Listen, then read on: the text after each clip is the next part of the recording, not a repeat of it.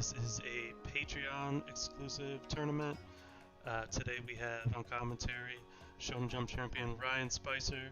We also have the Viking Goat Lucas and myself here, Scully. So we're starting off with Moxies versus. You tell me this other name, Lucas. Sarah is my guess. Zero Kaizen. So, as usual when Moxis is playing, the turn 1 play is reinforcements of the army, but this time not from the side of Moxis. Interested to use reinforcements and then not summon whatever you're adding. Yeah, we did miss whatever you grabbed. Yeah, did you get to see what he grabbed? No, we joined before. I was not paying attention. So one Yeah. reason to use reinforcements of the army when you're not gonna summon the monster is because maybe it's your last target left in the deck and you don't want to draw it because when reinforcements is dead. But a bit curious as to why they would use it there.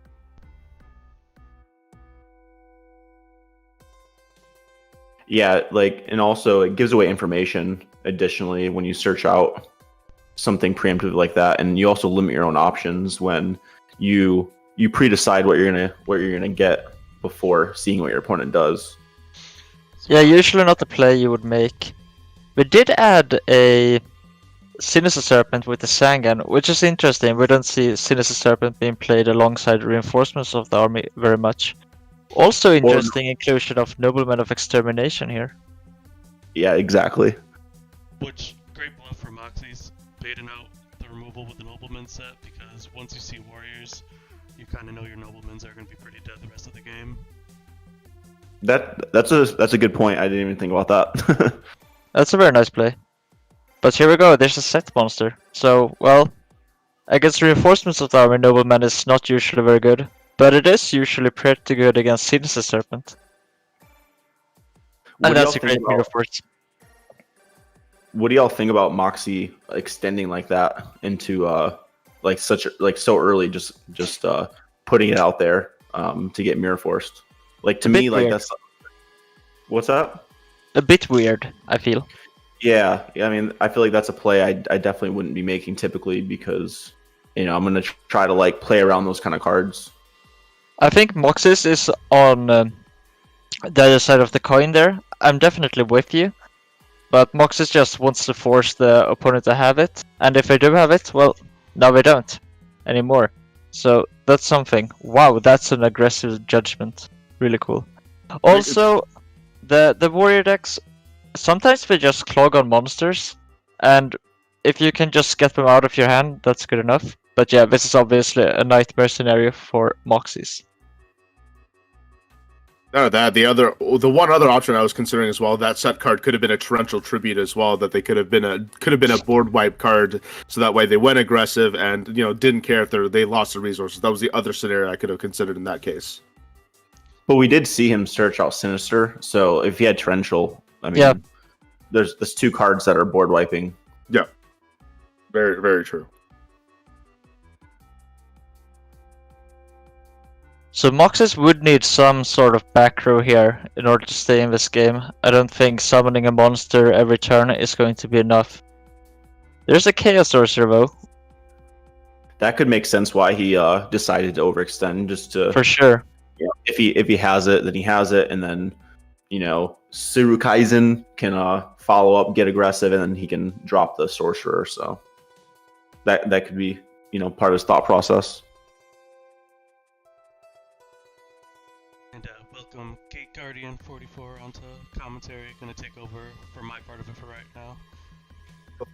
Gate Guardian. Gate Guardian. That name sounds really familiar to me. Why is that? Ryan Spicer. it's been part of the old guard, Ryan. It's been a while. You used to did you used to write articles? I did. Yep, wrote from. Still in it. You slowing everything down a little bit, but other than that, yeah, I still haven't quit. I'm still part. And sounded like a lot of fun. So happy to be here. Of course, and you've been a big player, Ben, especially back in the old days. So it's nice to get another recognizable face here on GOAT format. Yeah, I'm all about what's going on with it. I think it's really cool. I'm excited to see where it goes. I think there's a lot of potential in goats and retro Yu-Gi-Oh in general. So It definitely is. glad to support it. So Sir Kaisen's turn to run into the Mirror Force, but that's not as big of a deal, as the snatched stolen Chaos Sorcerer is quite fragile as it is.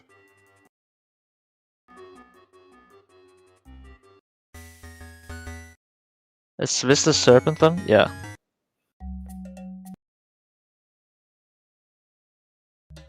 Chaos Warriors seem to have been performing really well in a lot of the tournaments lately. Like something I really like about the Chaos Warriors is like how tempo based they are, and I feel like they draw a little bit less cloggy hands. Whereas like Chaos Turbo, Chaos Control, sometimes you draw a lot of cards where they really do rely on other cards like Regeki breaks if you don't have your discard engine ready, or sorcerer stuff like that. There's a lot of hands where you can get kind of bricky, and it's kind of led me to believe that Chaos Warrior might be like a stronger deck than Chaos Turbo or like Chaos Control and stuff. Yeah, the Warriors have been performing recently, for sure. And it's true that it's by far the more consistent deck. It kind of reminds me of like Gladiator Beast versus like Lightsworn, where Lightsworn was like powerful and stuff, but it was just like way too inconsistent to be the best deck of the format. And that's why you saw like a lot of the better players using Gladiator Beasts. And it's kind of like the same parallel I draw with Chaos Warrior versus the Chaos Turbo, Chaos Control decks. Because you have a lot of cards in the Chaos Warrior deck, at least, or the Warrior Control, that have a lot of standalone cards that could just perform really well. They don't require any synergy with each other per se. They can just do really well with just like one card on its own, as opposed to other decks that need like 2-3 card combos to be able to get going, or at least have the optimum combos. Yeah, that's exactly what I was getting at. Wow! Double enemy controller. This deck is really interesting. Double enemy controller, Nobleman of Extermination, Sinister Serpent, along with the Warrior engine. Very cool. What do you think about enemy controller? I haven't seen it much, but people who are much better than me at this format are using it every now and then. So I think there's potential, but it doesn't see much play, and I honestly haven't used it much myself.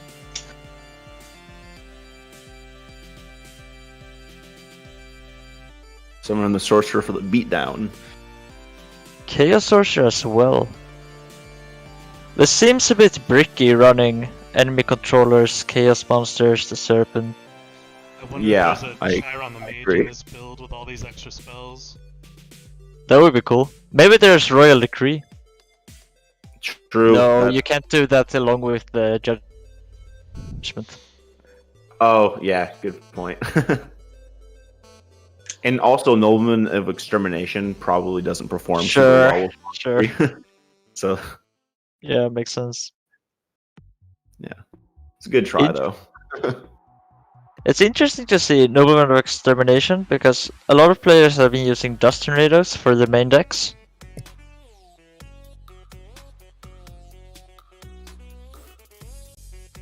I think Dust Tornado is a better card in general than Nobleman, just because it hits things like Snatch Steal, Call of Haunted, Premature. Yeah. I think there's a lot of issues with Nobleman of Extermination, even though I do like the card. I think it's really cool. But it is picking up in popularity. A few months ago, you wouldn't see like people play it ever, but now it's often in the side deck, especially so he's if it's going for a Warrior right. deck. I think Sirka hasn't got a BLS in hand. If he's no, oh. I guess he couldn't play BLS anyway. So why do you go for Ryusenshi? To dodge Sakuretsu, I guess. It's weird because he did have that set card last turn too, and he didn't activate on the attack of Chaos Sorcerer, so I wouldn't have read Sakuret's armor. If that was Saku, I would have played it immediately in that situation. So really odd to go to Ryusenshi in that case. Playing around Snatch Steal, Yeah, I suppose. I mean, it doesn't really make any sense though, because I mean, he could have got something to Level 5. Yeah. So You're with right. the level 6 Yeah, toolbox, you can't negate, right? I think Snatch Steel is the only card I can think of is for I, why. it's I not actually Snatch think Steel. I like the meta, because without the Serpent, it's not getting much better, you could argue. I don't hate it, at least. Wow, and it got there. Very nice. Yeah, I guess that is a good point though. It does dodge Snatch Steal, which is a top deck, and then I don't think Moxie had a light in graveyard. No, he didn't. So his chaos monsters off lock, and then Moxie probably runs like Solomon stuff, right? Yeah, definitely. So he negate can't use. Solemn with Senshi though. Right, Solemn- I know that, but I'm Solemn- saying if Solemn would have actually screwed him if it was set, because he would have had to offer he still would have had to offer the sorcerer, and the meta would be gone. that's exactly what I was getting at. Oh yeah, so I'm it's saying, very like, if risky playing that meta. Well, not necessarily, because Moxie might have used Solemn on the Chaos Sorcerer initially. So like playing the meta preemptively would be like basically dodging like a Solemn on a later turn if he was to wait to use it. So I think it kind of makes sense actually. I think it's fine. Just dodging Snatch Steal alone I think is cool if you do have the read that there isn't a judgment set as of the moment you use it. The issue though is, I mean, there was 2 Blade Knight already gone and a Rhoda gone, so you're looking at Snatch Steal, you lose the game if he does it. Maybe he gets to the Blade Knight with a reinforcements or draws a third and they crash. So yeah, But there's also Did War Lady, so that doesn't make much sense to me. but all of those cards, you don't lose the game like you do to Snatch Steal. Yeah, so I think the meta is justifiable, even in the face of Blade Knight. Yeah, unless the meta got Solemn, I think it was a pretty good play. Yeah, I like It's it. risk. Mox is on the play here. Goes for the 1 Graceful, which has been a discussion between Warrior players recently. Should you use the Graceful turn 1 or not? Some think you should dig to find your trap dust shoots. Others say that the Warrior deck is reactive enough that you want to wait until you actually need something, and that's when you use the Charity. But of course, every now and then you're gonna open a bunch of monsters and have nothing to set behind them. And Graceful is pretty good there. Could also be a result of a monster hand. I think I'm definitely on the train of using Charity immediately if you're running a deck that doesn't like interact with it, like, you know, Chaos Flip runs like flips and, you know, Thunder Dragons and stuff obviously, so you might want to hold off on it. But I think in a Warrior deck, like you're not really going to net the +1s, so probably digging for your dust shoots and also like fading duo and stuff is probably pretty nice. Another interesting question Although is, did Moxes keep the dust shoots? He likely sided him out. That's exactly what I was gonna say. Like, why would you Warrior? You know, in the Warrior matchup, like hands get down so quickly. You know, he probably took him out. Yeah, I would think so. But it's not obvious that Sir Kaisen is all that committed to Warriors. Maybe it's just a Warrior engine. But yeah, I think Moxes should have taken them out. Also really peculiar too, he discarded DD Warrior Lady and Kaiku with that Graceful Charity, a Light in the Dark, but then had no monster summon to open up the turn. Peculiar. Yeah, so Moxes was thinking that Kaiko is not an issue because we have the Mirror Force. But yeah, the Mirror Force was dealt with. And once again we saw Sir Kaisen use the reinforcement and not summon the Warrior. And I think this does mean that the Warrior toolbox is very small. And they don't want to draw their last target. The way that Moxie was playing, you think he'd top deck that Ninja Grandmaster Sasuke? I don't know, whether or not to play a Warrior turn 1 is also a very common discussion among Warrior players, and it's very hard to tell whether or not you should do it. I think the most likely scenario that happened there is Moxie has a cast monster in hand, and he wasn't going to use a Mirror Force on whatever Serukaisen summoned. He was just going to let the attack go through, and then he was going to drop the Sorcerer. But Serukaisen had the Kaiku, so I think that kind of like messed him up a little bit. Yeah, the MSD Kaiko was very unfortunate there, if that is what Moxis was thinking. So what do we do here? We set 3 and we summon the Blade Knight. This does look a bit weak. Do they have the Donsalug as well? No, nothing to follow it up with. So does Moxis just not have any monsters? Or are they all Chaos monsters? Like, He's fully. He's Still definitely. Sorcerer, Beeless. Is that the hand?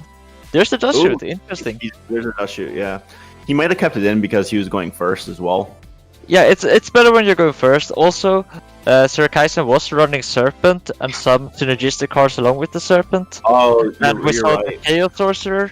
So Yeah. once you see Chaos Sorcerer and Serpent, you immediately start thinking Thunder Dragon. So it's not obvious. Oh, snipes the Beeless. Wow, that's huge. Really good. Yeah, that was good. That might have been the game. Are we gonna see the Excel Force there? No, the Blade Knight. So the last card in hand is the Excel Forceman. Unless I misremember. No, that's right. And Moxie still doesn't have Chaos. So that does Also interesting. Wow, that's nice. Ouch. that does shoot I wonder What what. in- let Zero get up to boost Blade Knight, and then Moxie was able to follow that up with a heavy storm. That was actually quite nicely engineered. And So we did see the double meta. and we know Seru has an exiled force in hand from the reinforcement of the army played after the first turn from reinforcement of the army. There it comes down now. So This is an example though of like why using the reinforcement like preemptively like that is kind of an issue because you don't really know what you're gonna need. You know, it's gonna depending on how the game pans out, it's gonna change on like what you want to search for. And right now, just summoning Exiled Force to swing is like a little bit weak in my opinion. Quite awful. Speaking of awful, this Nobleman of Extermination, definitely not what Sir Kaisen wanted to happen. Yeah. Agreed. So, I think Moxis has like Chaos Monster Snatch Steal. Wow, it uses the Torrential. So He's maybe desperate. not Snatch. He's got a sorcerer BLS for sure. So I mean, Yeah, you he's- could claim that there's a Nobleman of Crossout as well. Depending on whether or not You he think kept us in. I don't know. I mean, we kept the Dust Shoot, so. yeah, I mean, Zero Kaizen is playing meta, so we can probably conclude he's playing at least Magician of Faith for some flips. Yeah. So But we didn't see the meta last game. But we did see enemy controller Sinus No, we Serpent. So you would think that implies the existence of meta, but you really don't know, especially in these early rounds against lesser known players. he metamorphoses his Chaos Sorcerer, so we did see it. Oh yeah, he did. Cool. Sorry, my bad. Oh wow, that's so strong. And yeah, at this point, I think I'm convinced that it is Chaos Sorcerer, but Karibo. he left in hand. Ooh. You Wow. see his Karibo play? Brian, I definitely agree with you that there has to be some kind of chaos monster in Moxie's hand, especially with the first time we saw Graceful Chair discarding a light and a dark, like getting it Yeah. locked and loaded, and then didn't summon a monster for several turns afterwards, and using Premature Burial as kind of like an act of desperation is the best way to put it. And I definitely agree that there's got to be a chaos monster in Moxie's hand somewhere. And I think there's two, because the Blade Knight should have swung for 2000, if it could, right? I think, but I really think I really like Moxie's turn one play, especially like I mean I don't know who Zero Kaizen is, but he seems like he might be the kind of guy who would summon like a just a vulnerable creature like turn one, and being able to follow up with an early sorcerer like that could have been like super like crippling. Yeah. So I think it's really cool. I really like banish Moxie's her? turn one play. I think you banish here. Doesn't banish. Interesting. Well, I think Zero Kaizen kind of needs to like slow it down. So I think the wall is pretty nice. But I Yeah. don't think it's a very effective wall. Well, until Moxie gets a dark in the grave, it's I don't know. I would rather just trade it for the Blade Knight to avoid If this is a Sasuke, I mean, probably isn't, but if it is,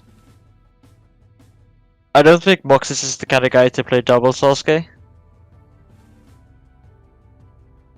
It would be pretty sweet though if you did.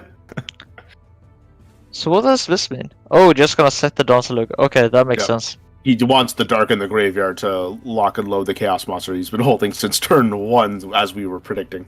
And the reason to set the Dancer logo rather than just holding it is also because eventually maybe this Blade Knight could get up to 2000. Tsukiyomi is great here, right? It's pretty nice. So Moxis has the judgment then, or Moxis maybe wants Surikaisen to think so. Oh, Wait, why do you switch the lady? Oh, they want to banish the Dansalug. I like that. That's really cool. Nice. There's no Mirror Force. So yeah. I mean, it's so awful if it's a Sakura's armor. Yeah. Okay. They got away with it. He didn't banish it. He did not banish it. So I don't think Zero Kaizen has made the connection that Moxie clearly has a Chaos Monster in hand. Oh. Oh no. Yeah, this is bad. This is awful. This is gonna strip that Tsukiyomi out of the hand with Danzlug. Now Blade Knight's gonna come down, and this still keeps Danzlug alive, and willing to hit the graveyard in this situation. So not a good look here for Seru. This is actually a really cool showcase of, I guess the skill that's available in Yu-Gi-Oh.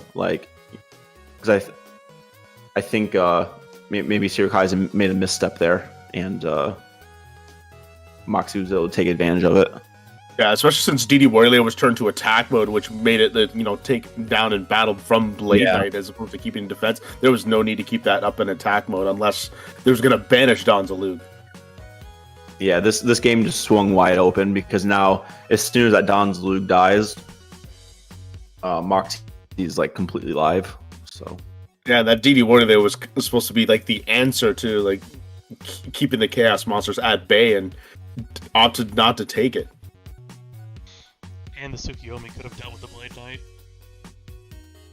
Yeah, absolutely, that too. That Swordsman level 2 definitely needs to be in the side deck in this match. It needs to be out of the main. Yeah, for sure. He kept Nobleman in as well. Yeah. I guess Moxie's is considering a Solemn right now.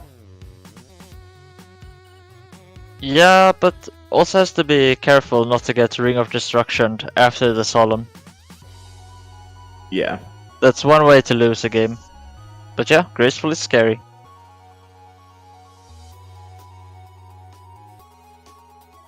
If I did have a Solemn, I would just let it go and then Solemn whatever the potential threat could be in this case. I agree, for sure. Because that card you draw may not be an actual threat at all, and you can save your Solemn Judgment for something else. Then, worst case scenario, it's going to be something. For sure. The difference between Gracefuling with 0 cards in hand, opposed to Gracefuling with 1 or 2 cards in hand, is so huge. I think if there was another card in Surikaisen's hand when the Graceful was played, maybe the Solemn would have been flipped. Yeah, this is definitely a case for Red Solemn here. Yeah. So, can Moxis beat the ring? That's the question. Moxis is known to have cut Book of Moons recently, unless he put them back in.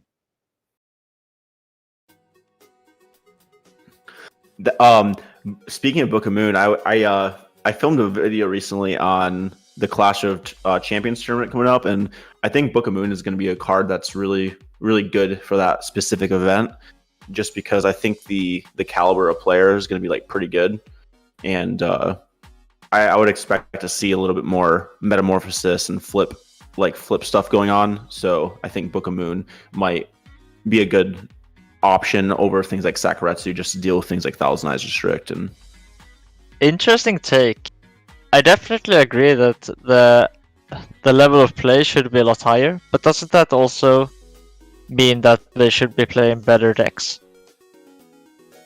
Yeah, and I guess like the reason, in my mind, better decks is basically going to be a lot of Chaos Warrior and Chaos Turbo / Chaos Control / Go Control decks.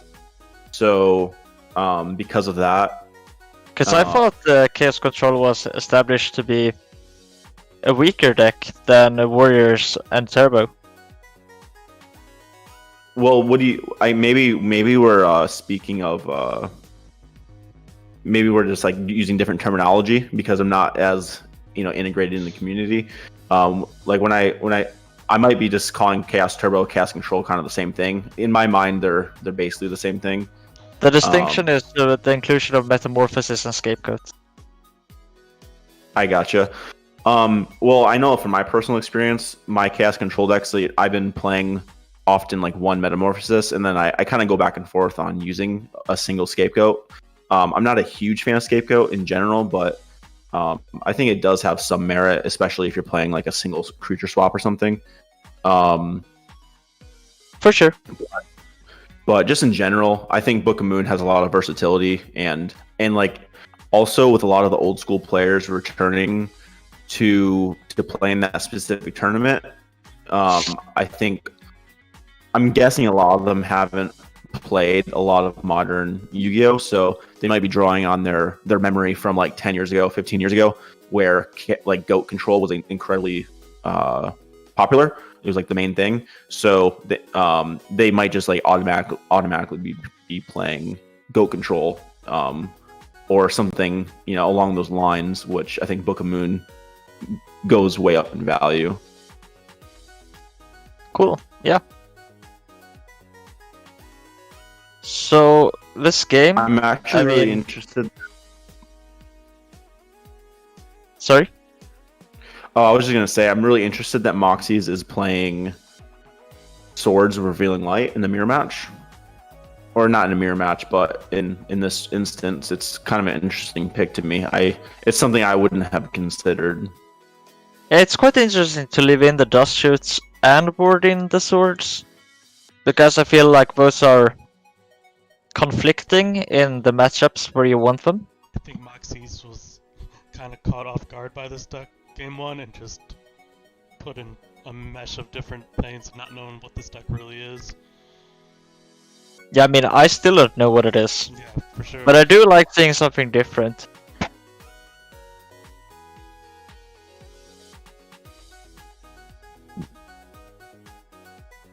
Alright, 1-1. So let's see if Sirakaisen can manage to pull off game 3 here. I would like to see an upset. I love Moxies, and I like to think that we're good friends, but I mean, seeing Metamorphosis win is a guilty pleasure of mine, for sure. Wonder how Moxie felt being able to drop that Chaos Sorcerer after likely having it in his hand like the entire game, and just had trouble just getting Light and Darks into the grave to load it up for him. Yeah, he had to work for that one, for sure. I think the turning point in that game was the DD Warrior Tsukiyomi play, where shifting that DD Warrior to attack mode and attacking Donzu but not banishing it. I think that was one of the turning points, because that allowed the Blade Knight to get through the DD Warrior Lady, and then Donzu able to strip the Tsukiyomi out of the hand. So yeah, that was really crucial. Yeah. Let's see if Sirakaisen decides to side out the Mystic Swordsman and the Nobleman of Crossout this time around. And maybe Moxie decides not to use the Dust Shoot now, being on the draw.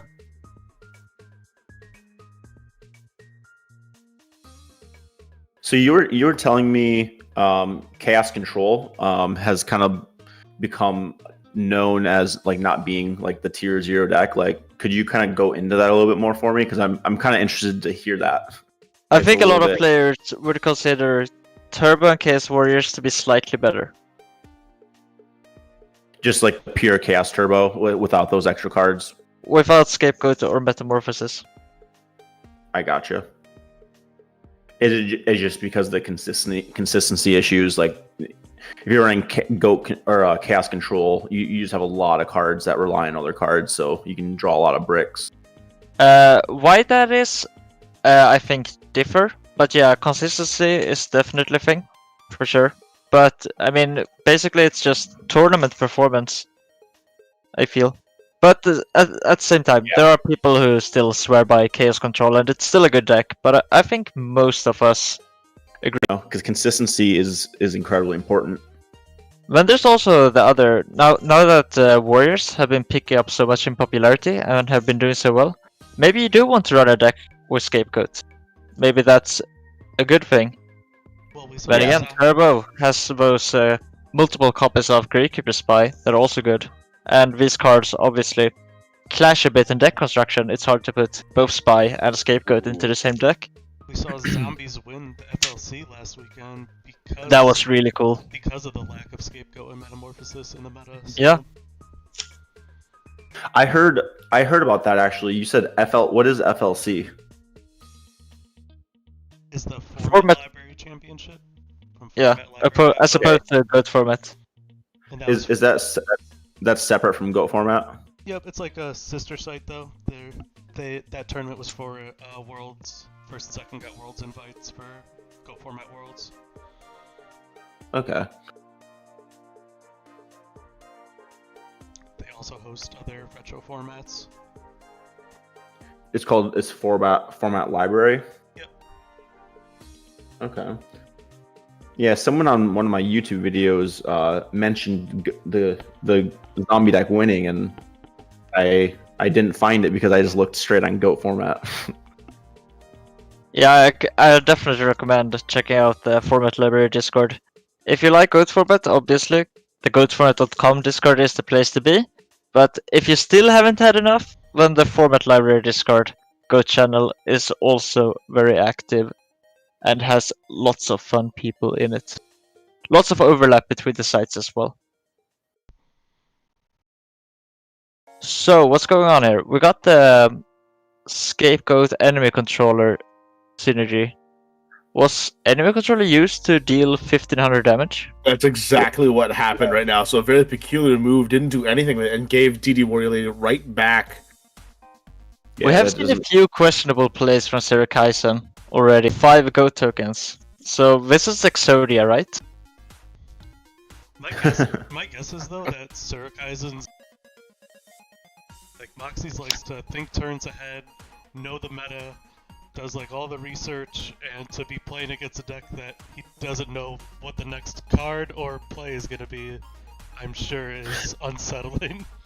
And here we go, another 1500.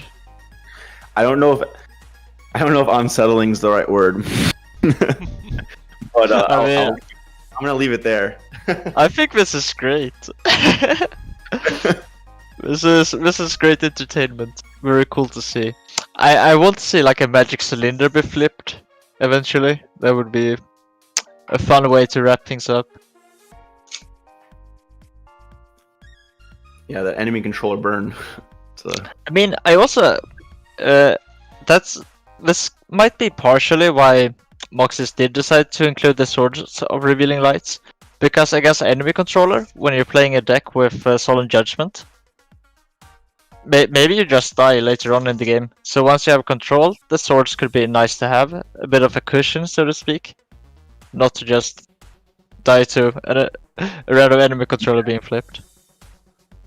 Yeah, it was actually something too I thought about with the swords on board is it's kind of cool when you're playing warriors and stuff, because a lot of times your warriors are like a little bit vulnerable because of their stats. Yeah, so if you have swords on board, like it's kind of tough if you can't swing over them. And there we see the nobleman once again, combining well with the Tsukiyomi, of course. Goes with the ring, so that implies that there perhaps isn't any secrets armor. Well, he did discard Or- one already off the Graceful Charity opening turn.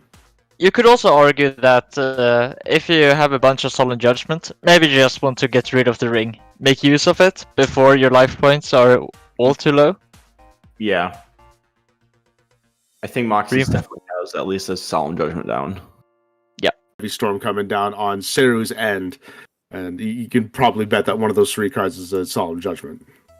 Unfortunately for Moxis, it appears we're not running Matassa the Sapper, which would be really good here.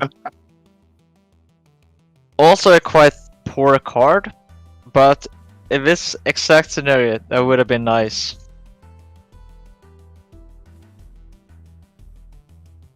So is this tournament is it a single elimination tournament or a double?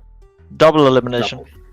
Okay, so two losses and you're out. That's kind of a cool structure. I like that. It kind of feels like how you are in the back in the days of playing a Shonen Jump Championship. It's pretty much 2 losses and you're out, with the very rare occasion that someone might get in on that. It's very similar to a Swiss tournament in that regard. It's double elimination and then it's cut to is there a cut or no cut? No cut. It's just play. Okay. So it's basically because of the administration is so easy because everything just flows. Yeah. There are no timing matches or anything like that. I like that a lot. Yeah. And then I guess the software takes care of like randomizing and matching people, or I guess there's a bracket or there is a bracket. Yeah. We seed it. What's that? We seed it based on other previous tournament games. So every player has a ranking. Oh, so your ranking affects who you play? Yeah, in the first rounds. So Moxis is a high ranking, so he gets to play someone with a lower ranking. Moxis actually does not have a high ranking. So well, he's 14th. Yeah. That's upper half, barely. But yeah, the people with the highest rankings got buys the first round as well because of it. The other advantage of doing double elimination, Ryan, is like say in Swiss now if you go undefeated but you can get to the finals of the tournament and lose to someone that's already lost twice, they win the tournament. In double elimination, if you get to the finals undefeated, then your opponent has to beat you twice before they can win the tournament. Oh, that's interesting. I didn't even think about that. Yeah, I do like that. That's pretty cool. I will say I don't really like the I lost my train of thought with everything going on right now. There's a solemn war going on. So this is quite cool. Sarkisian could steal this game still. Sarkisian is behind, but not by that much. Oh, I was gonna say that the BLS there would have been quite strong. My thought returned to me. I was just gonna say, like, I'm not necessarily a fan of the your ranking affecting on who you play. Like, I personally think like a random structure would be good, but you know, I'm not the one in control, so. I mean, it's basically random. That's the thing, because Mox is one of the top players, is still middle of the pack in the ranking list. It's just, I think it's a nice feature. You don't have the 2 best players knocking each other out in the first round. We'll save that for the second round instead. Yeah. I mean, there's definitely, it does create an incentive at the same time. But there's the Kaiku. Alright, there you go. Moxis did manage to finish this game off. And yeah, there was the match, though. very fun to see someone innovating, daring to go against the norm. So, are we moving into another match? Yeah, let's check out John Wick versus Nick Bai. For sure. I was definitely rooting for the guy playing Karibo. I will say that. For sure. So John Wick is Chris Ivan Flores. I don't know if you remember him, Ryan. I do remember Flores. Yeah, I remember that guy. He was fun. I have a good memory of him. Like first time playing in the Shonen Jump Championship outside of Texas. It was in Orlando, Florida. I remember running into him there, and he left a good impression on me. I liked him a lot. What's the match we're looking for? John Wick against Nick and Bai. John Wick. Got it. So John is doing very well here. Nick down to only 200 life points left. And it would appear we have another warrior mirror. Yeah. It's funny, like I was looking. Oh. And yeah, that's the problem with playing Trap Dust Shoot in your Warrior decks nowadays. With Chaos declining in popularity and the rise of Warrior, maybe it's time to move us Dust Shoots to the side again. Very interesting to see so many people on Warrior, apparently. Yeah, honestly, that's kind of where I've been heading to through my testing and stuff. Is like Warrior Chaos is kind of been the front runner in my mind. Like if I was to compete in a tournament, I would probably choose that deck as well, just for the consistency purposes. So I would expect, if you're a strong player like Flores, then I'm not surprised to see him choose that. Those who don't know, Christopher Flores, he is the Shonen Jump Durham champion, beating out Jason Holloway in the finals. Two very big names there back in the day. Yeah, Jason Holloway. Down with Texas. I actually was talking to him a couple days ago. I haven't talked to him in a while, and he called me up, and he's actually running he has a card store in Texas now called Limitless Games, and I guess it's been going really well, and he was always like a super entertaining guy. I grew up traveling with him, and I don't know how well y'all know him, but he was definitely one of the he's what you would call a cartoon. Like he is a cartoon human. He's a different breed, that's for sure. He's definitely a really calculated player. I've seen him play, live in front of me, and he's a dangerous player. Jason Holloway is. Bring you into the deep trenches of time. Ryan, are you still residing in Texas? He definitely had a reputation. Well, I'm in Florida. You're in Florida now. Left the Lone. Yeah, I left the Lone Star State about 7 years ago. And okay, now I live about a mile from the Gulf Coast in the ocean, so it's pretty nice. Big change of pace for you. It's I love it. Florida's a great place to be. Few states I would love to visit. I need to cross off my bucket list sometime. So what are those? Not a bad spot. To visit Texas and Florida. Those are two states I'd love to visit. You do not mind looking at a face down, no back row, playing Warriors. Usually is gonna have an answer for it. We'll see if he does. But in the Warrior Mirror, swordsmen and noblemen are usually sided out, so not as easy to answer a set monster as it would have been in game 1. I'm gonna drop a light and dark here too. He instant dropped the light too, so that's an interesting one. There's the 2k Blade Knight. Let's see. See if it's a Sangan, that would be probably the best case scenario for Nick. Warrior Lady? Yeah. That's a classic. Just as good. Game 2, playing with the Warrior Mirror on the play. If you open the lady, you set the lady, and you're so happy because you actually have a good turn 1 play for once. So, do we see the storm? Yes. Judgment. Yes. Start baiting out those back I rows, want the cliff. There is no hand. Usually, nowadays, people side out the Donsalug for the cliff in the side deck. I do like Cliff the Trap Remover a lot. To have another dark target. But it would appear Nick perhaps doesn't have either of them. Which I also think is a viable choice.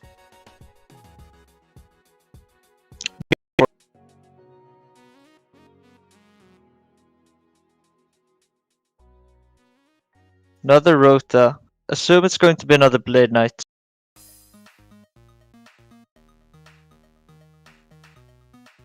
That'll be number 3.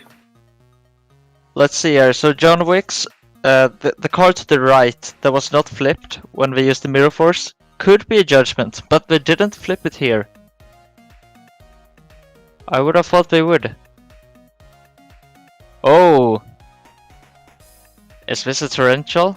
That would be sick if they held on to it.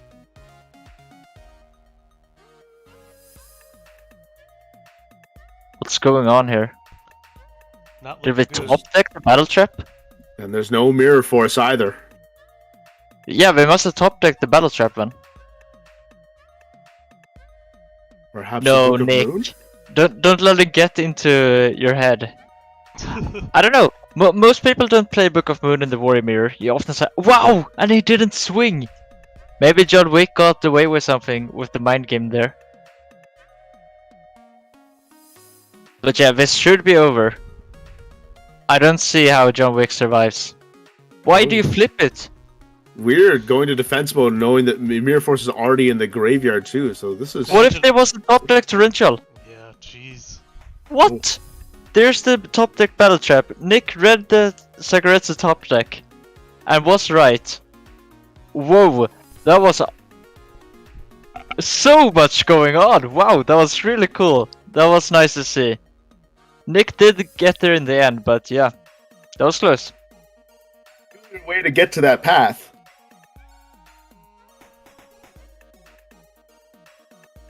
I mean, I don't see any reason to switch to BLS. But yeah, in that particular situation, yeah, I agree with you. Mirror Force was already gone at that point. Did get there in the end.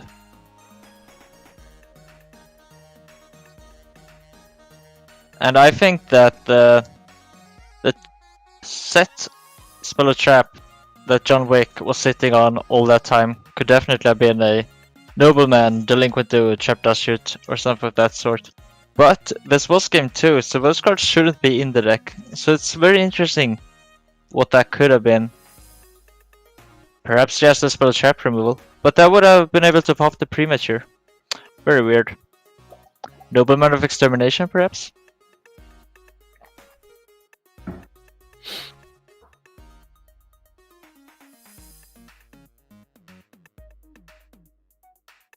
I'm curious to see what's going to happen in this game here. Those couple odd plays indeed, to say the least. But now we're going to game 3, and I wonder if Flores is going to be able to pull himself out of this match. Bet is definitely on Ivan. For sure. I think Ivan is at one stage was like a DJ or something. I saw on Facebook. He got busted into the music industry for a little bit.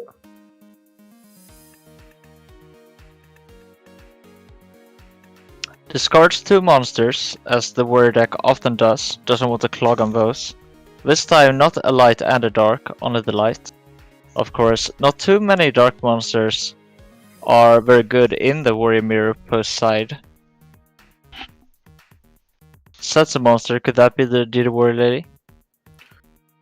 What do y'all think about leaving in the Ninja Grandmaster in the mirror match? It's often good enough, because you have so many cards to take out, and your Blade Knight is 1600, and you want to fetch something bigger, and then Sasuke is a fine one-off, so I don't mind it. Fair enough. It's my experience playing the deck. But I feel it's decent enough. You want to save us side deck slots for other matchups.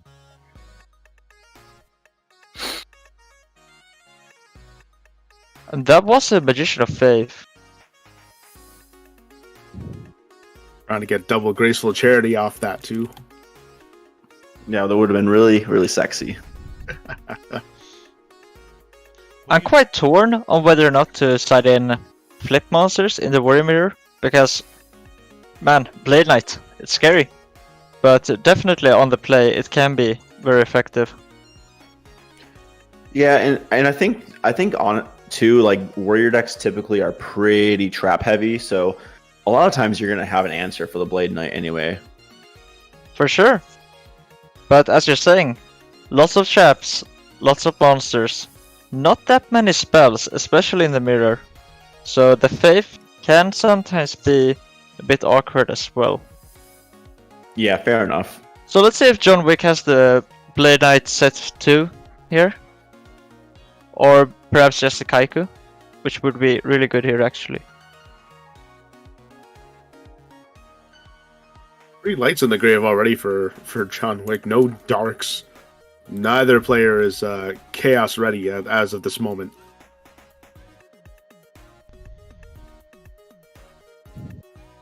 There's the 1800. Had to use the premature to find it.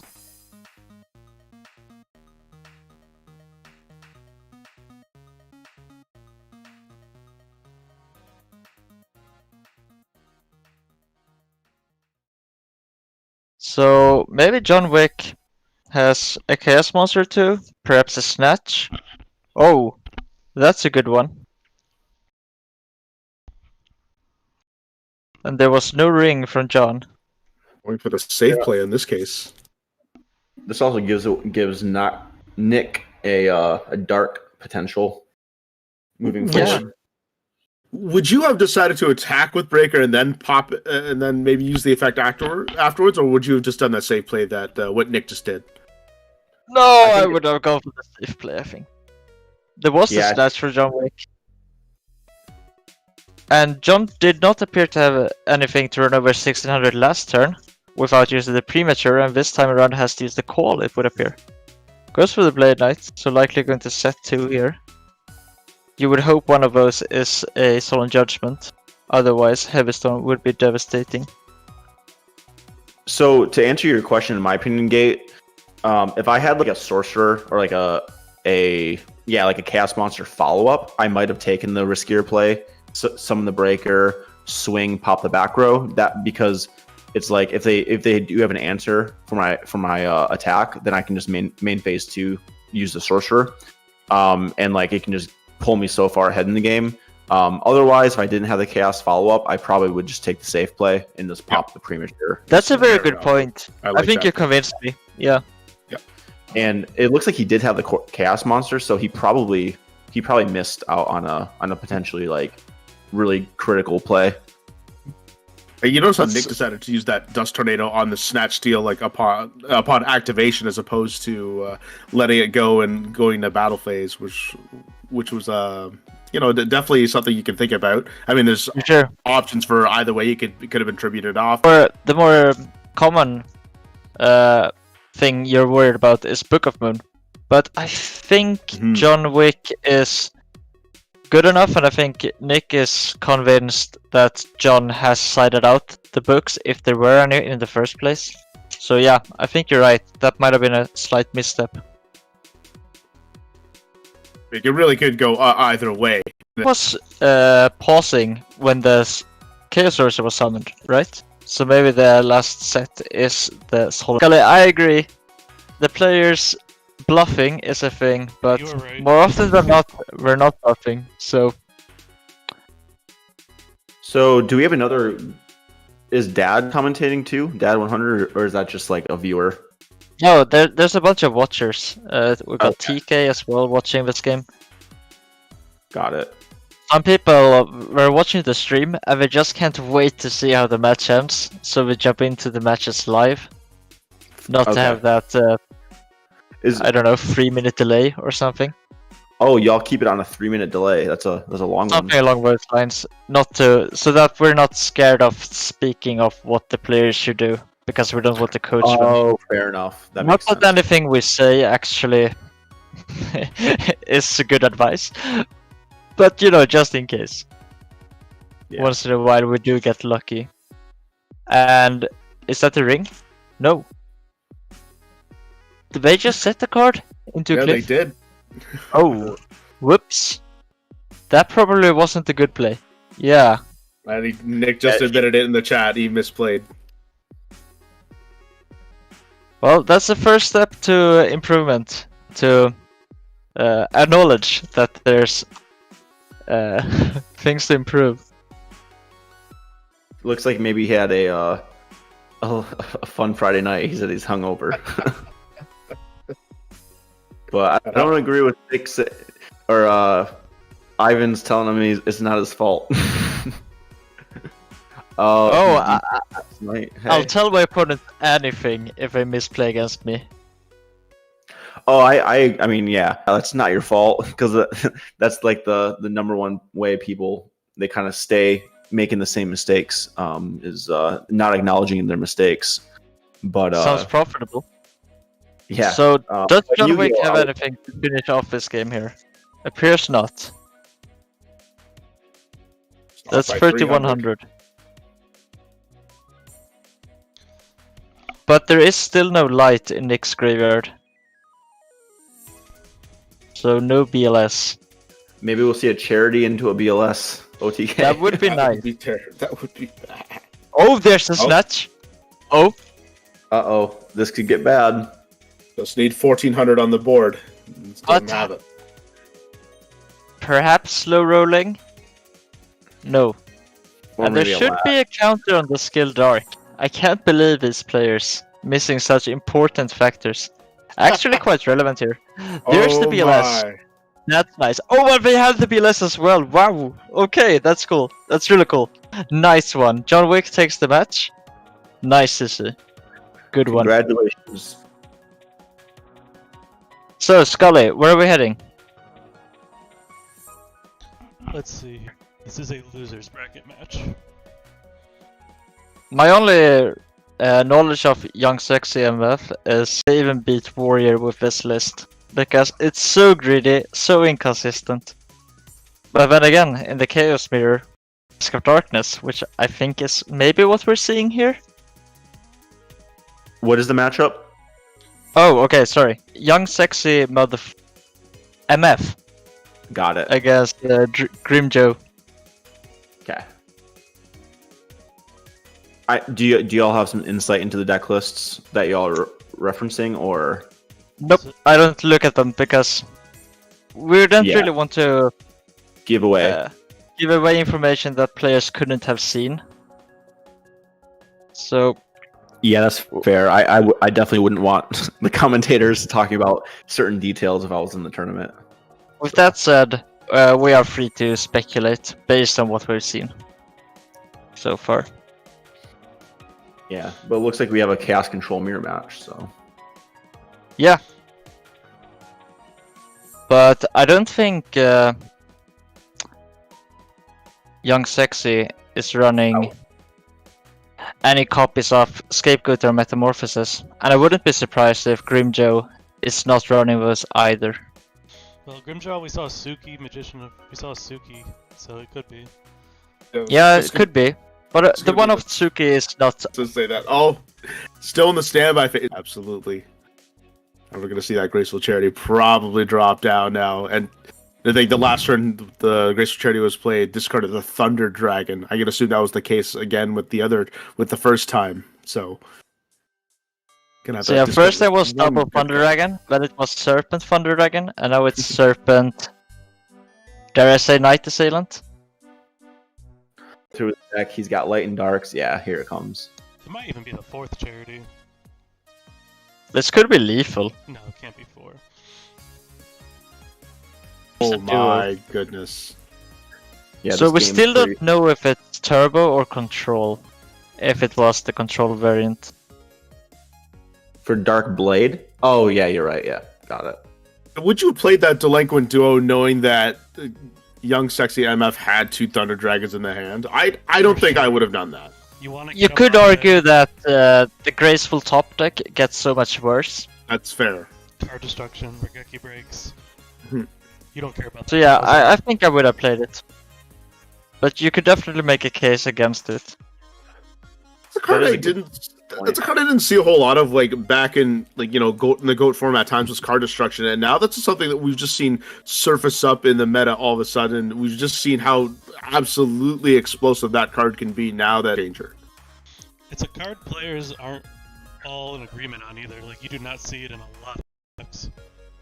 But that's It definitely now goes both with- ways, though. Yeah.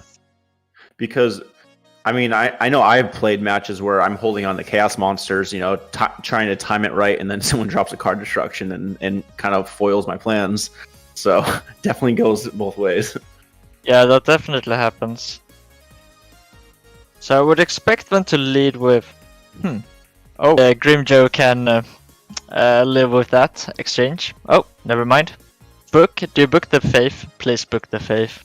Well, charity in there too, so I understand why I'd book a moon that. I Well, is definitely there a nobleman? No. He can flip the How- faith, can he? Or you flipped it this turn already? Flip it cross out, it would appear. In 23 cards. Slightly unfortunate. Night Assailant is good here. There's that Tsukiyomi. Some momentum on the side of Young Sexy. Yeah, of course.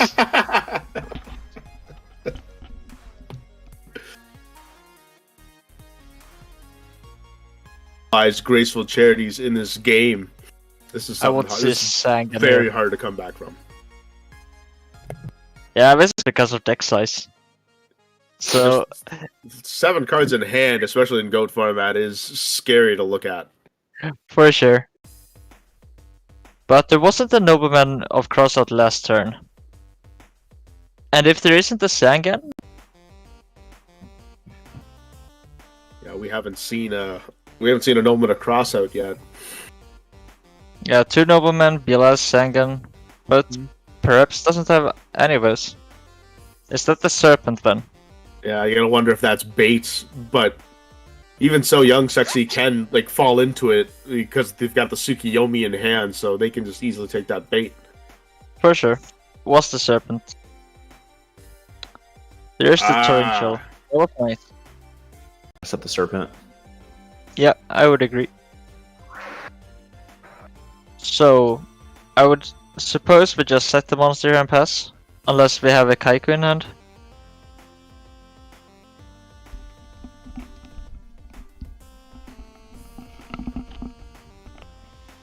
Expecting that to be probably a Gravekeeper Spy. Of course, we don't know what game this is. Oh, Bilas. So this is the And path BLS to is victory. so. Prio, no. Huh. There we go. He just robbed that game. I think Young Sexy was just thinking all or nothing at that point, just seeing if, just making a chink in that huge armor, but just to no avail, and I thought just way too far behind. maybe I misread it, but I thought Grim had more life points. I guess he was And okay. Got it. I think Young Young was and going for Vita like a get 3,000 in, flip a ring is my out to win in this game or something with that attack. I think they had 6900. Just want to have an excuse to press the button and get on with the next game.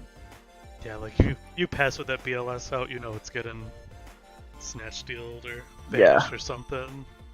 So, I think speak. Hit the Thunderdragon. pause. Yeah. All I was gonna right, say the- so this is a very typical Chaos Turbo match. One person just snowballs into oblivion, and the other person has very little counterplay.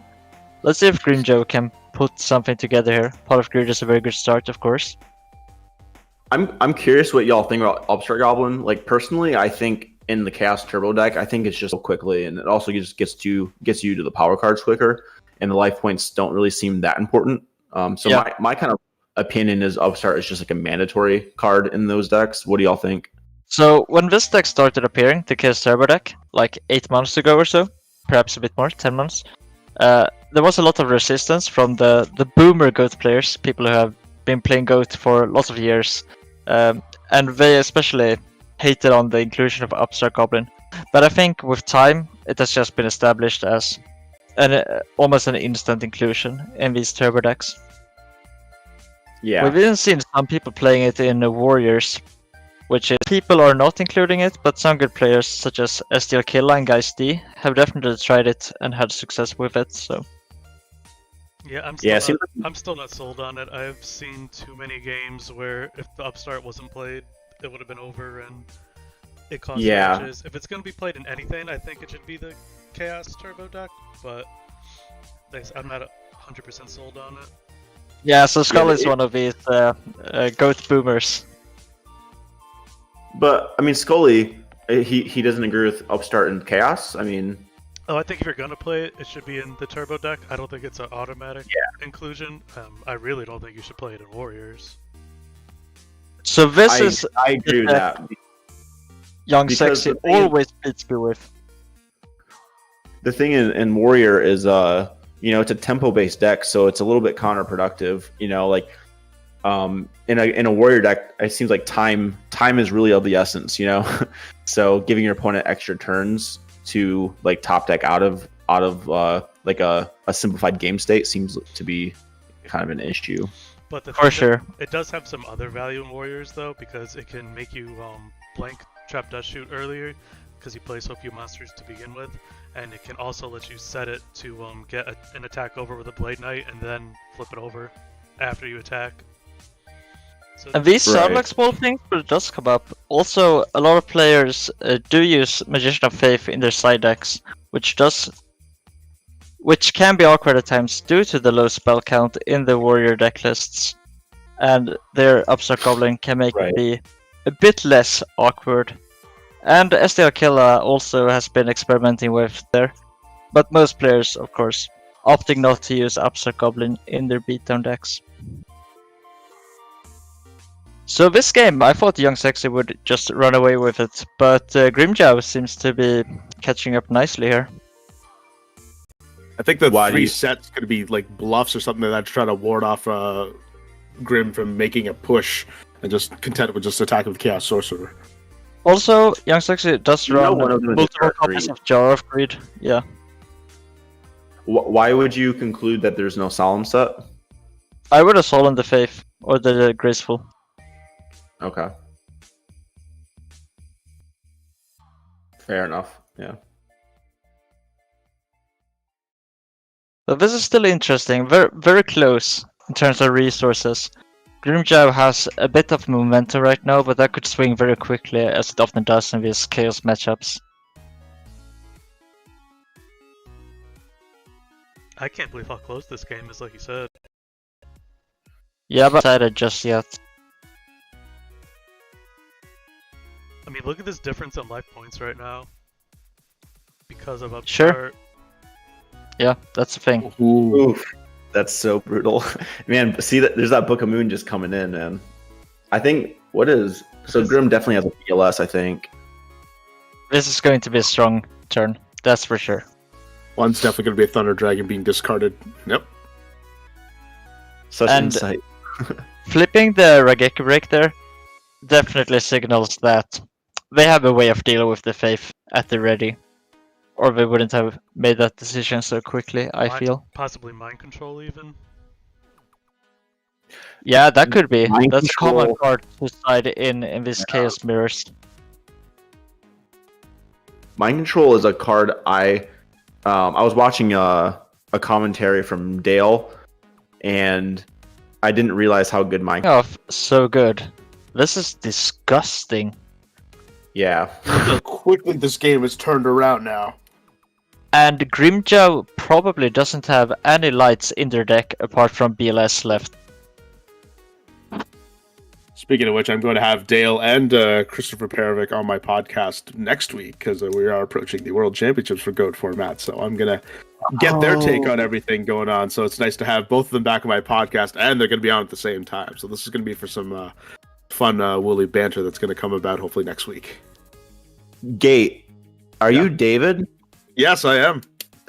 Oh, okay. It's all coming together now. There you Okay, go. I got it. We're Facebook friends. Oh, dude, we've met many times. Yeah, we have. We've been on. Just get that wave of nostalgia just kind of hit your face now. Yep, that's exactly right. Speaking of mind control, decides to clear the Chaos Sorcerer rather than the Kaiku. I Yeah, guess the Kaiku actually. Okay, there we go. Kaiku for Kaiku.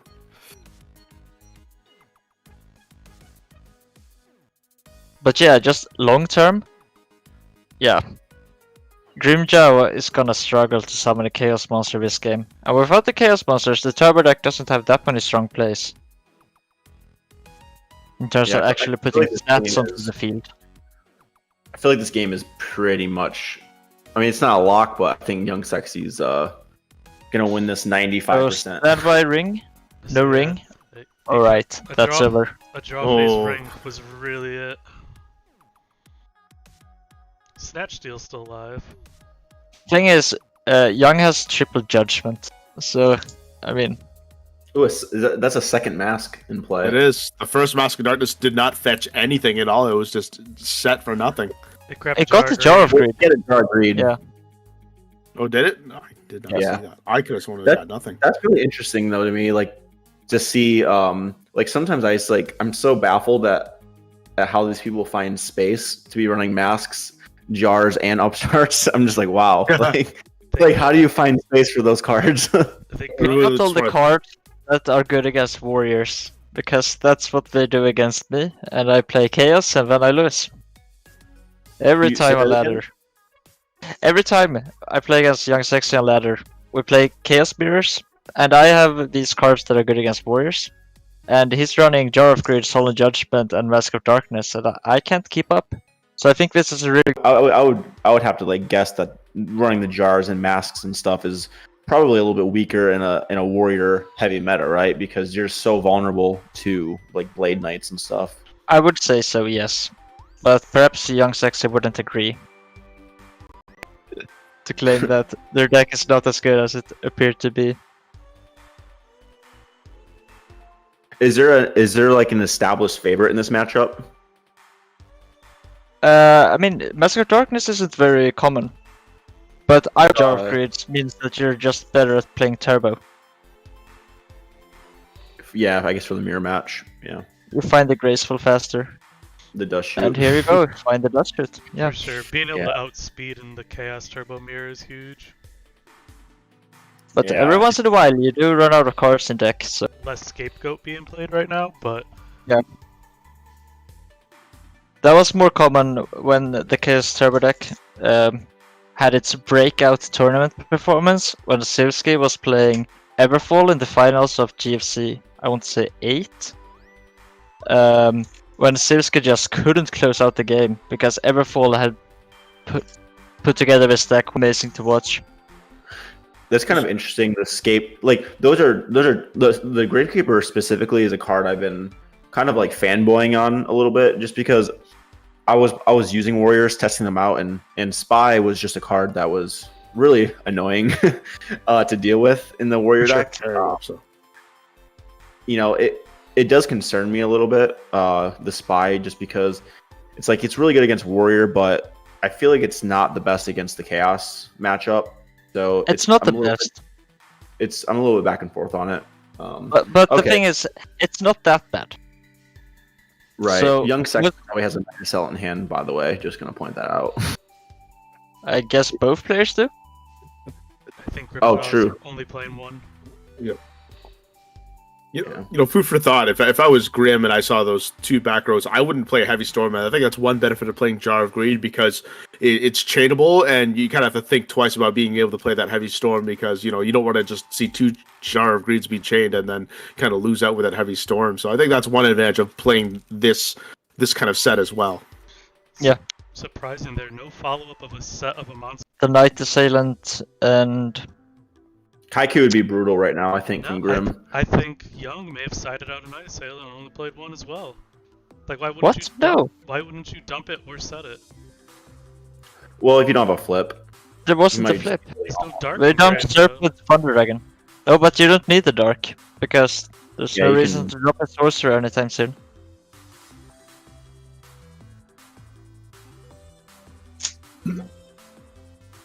I think Night Sun's probably an okay card in the mirror as well, because you can set it to peg like flips and stuff. So But it is risky because it's only good if you set it first, right?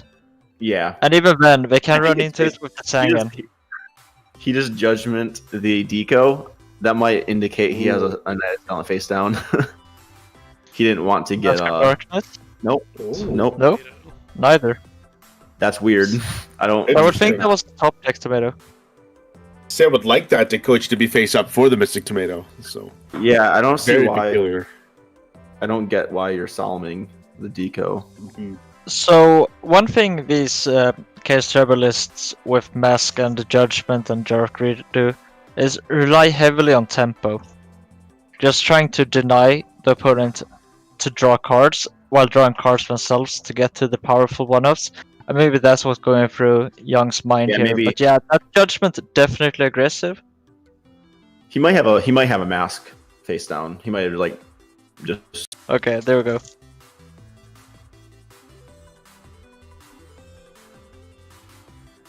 Mirror Force, another card that is not great in these turbo matchups, but you kind of need it facing down the Kaiku.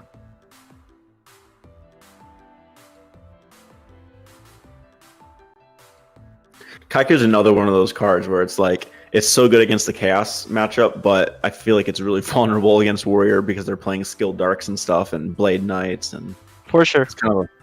it's kind of tough. It's interesting because like the two main meta decks are a little bit different, so it's tough to like main deck things like Kaiku, and because you're gonna run into So differently, even when it comes to Warriors and Turbo, we have a few cards different because it's so hard to metagame when these two polar opposite decks exist. You actually see Or the so Chaos strong. deck just trading Kaiku against the Warriors. Kaiku a lot just to be able to get it off the board. But very often when you're playing Turbo against the Warrior deck, the Warrior deck has double Sakuretsu armor set that they haven't been able to, and I pass and I pray.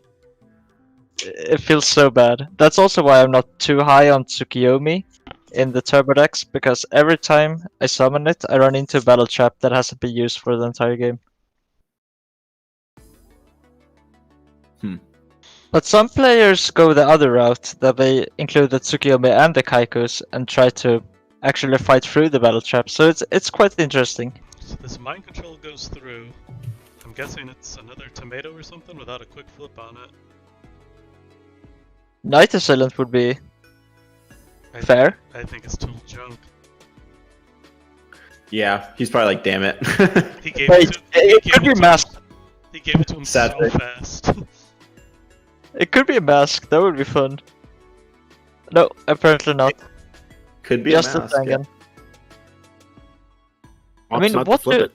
Why don't you struggle to see a card that you wouldn't Yeah, flip? that is weird, right? Even if it's a mask, it's definitely getting flipped. So, Yeah, and even if it's a non-flip monster, you want it face up for your Chaos Sorcerers down the line. Could have Torrent. Yeah, he might have just overlooked it. Maybe Grim is just feeling a little bit like maybe he's just feeling behind this game. In Nope, there's a reason What? not to flip it. yeah, I mean, It it's makes still sense. strictly better to flip it.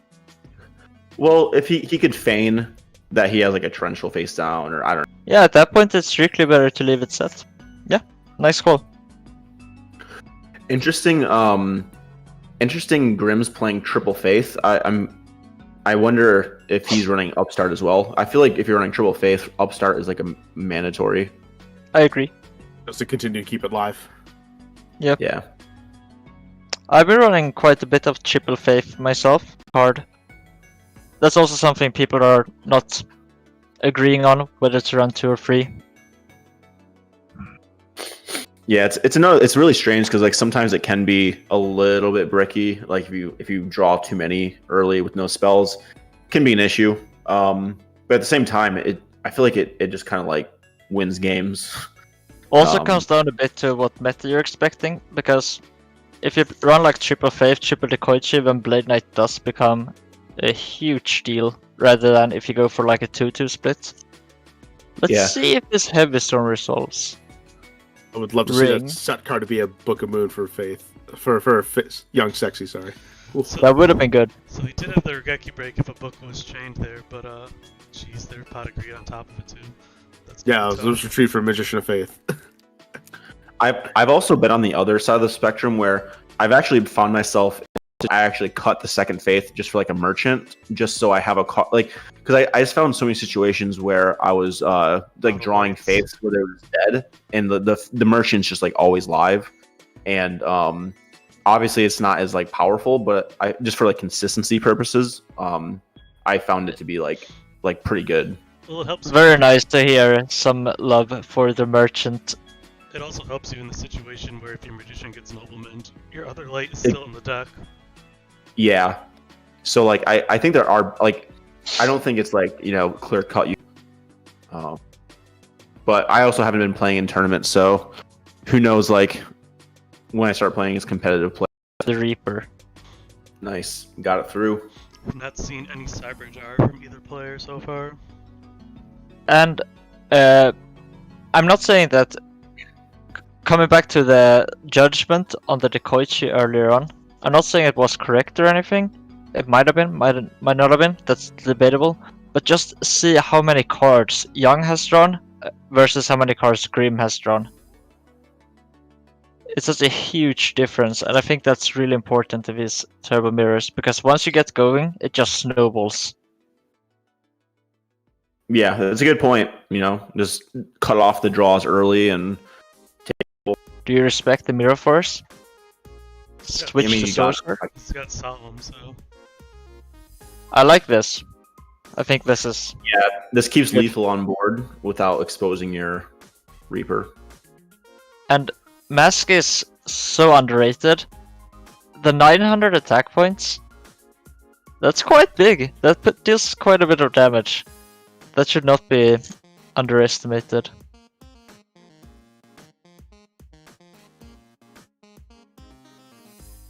But yeah, Young could be running out of steam here. Does need to keep up the pressure. Feels inclined to summon a Chaos Monster just to attack with it, in order to finish this game before Grim starts drawing their powerful synergies. I mean, BLS Yeah, is Grim perfect still has board. the light. There's a book, Oh man, yeah, that's a sign of defeat right there. but maybe there's That's a nobleman. Maybe, but No, there's not. And now the That's- BLS is gonna flip, banish, and this game is looking yeah, not very good for Grimjow. I think Grim's pod is already gone too, right? Oh no, he still has Pod of Greed live, so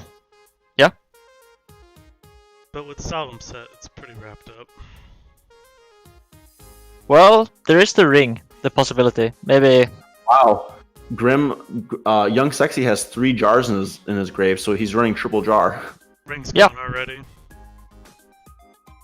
Yeah, true, ring is gone. Yeah, Young has been using this list for a while. And it's good in these mirrors, I do believe. Has Young, like, I guess has he won some tournaments recently online that I'm unaware of? No, but So- he stays on top of the Doom Book bracket.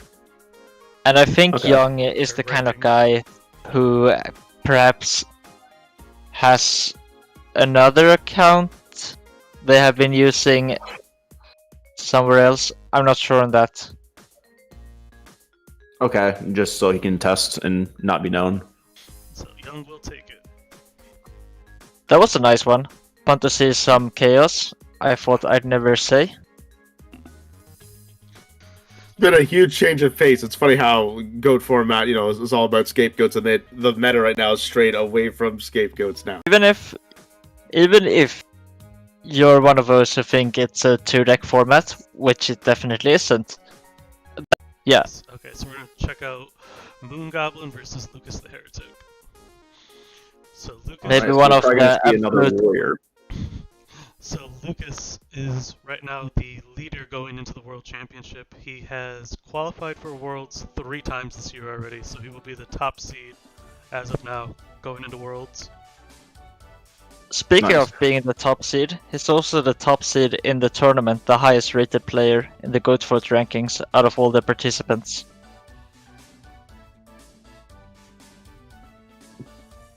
Also has a very nice name, of course. The Goes for the Kaiku here. Oh, playing as Angel. Wow, so long ago we saw Angel doing well. Props to Moon Goblin for always bringing something different. And for once bringing something proper. Yeah, you never know what deck you're gonna see against Moon Goblin. If it's gonna be Burn, Chaos. FTK library. Yeah, you really don't know. Yeah, Do we know if we're in game 1 or not? we don't. We don't. Okay. So if I know Lucas, State.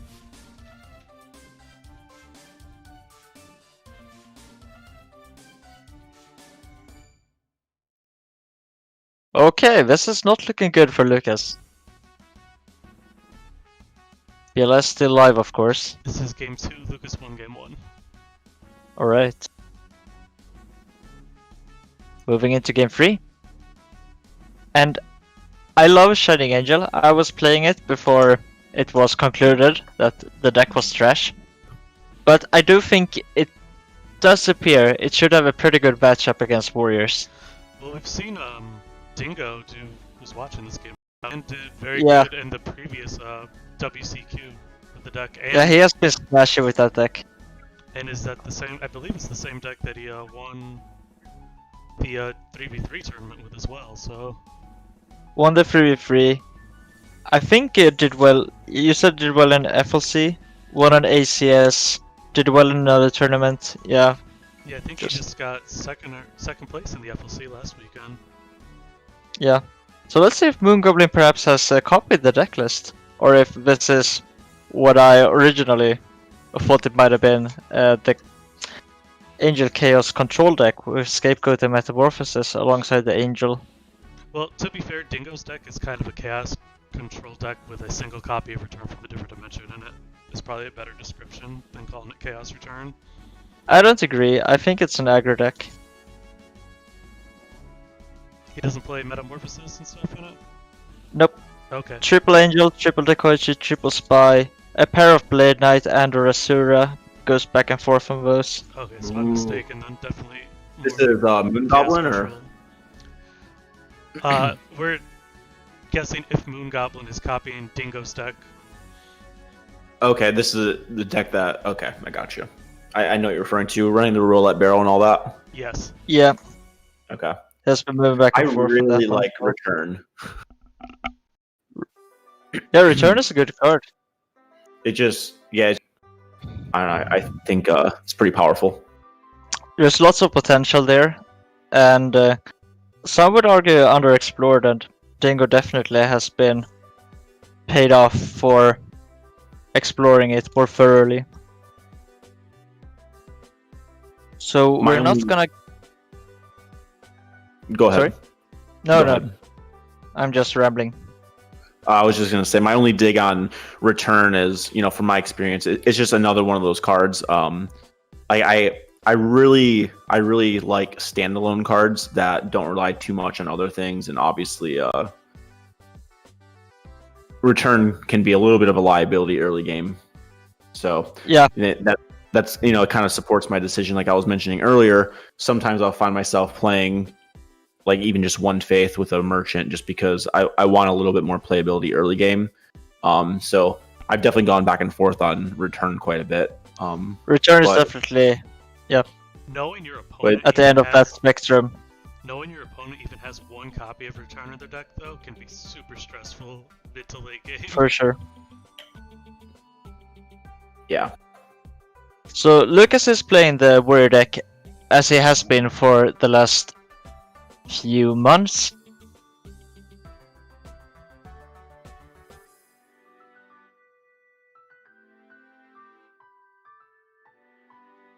I've actually been I recently became aware of the Horus Turbo deck that runs Royal Decrees, Reasonings, Monster Gates. Yeah. I was unaware of that.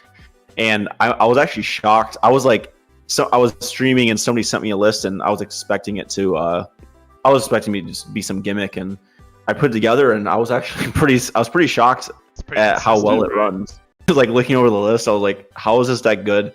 I put it together and I was like, wow, it's a lot better than I thought. Yeah, it's actually a playable deck, and I think that's a lot better than most people think it is when we first see it. Yeah. I run into it a few times, and yeah, every now and then you just lose. There's not much to do. There's the anti-meta combo right now of Decree Kaiku that can shut down a good half of a lot of decks. So then it's being able to be splashed into like these different little engines. Like that's how we saw the zombie deck get first place, was having those in there, and the Horus deck is able to employ the same tactics. So we're still not sure what exact archetype Moon Goblin is playing. Of course, think it's Lucas pretty- probably knows.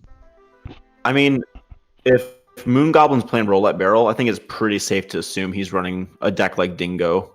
Yeah, now that we and- see the spy, it's confirmed. But Roulette Barrel could be in the side deck of, or should be in the side deck, I would even say, of any Angel Chaos list. But yeah, now that we've seen the spy, I'm convinced.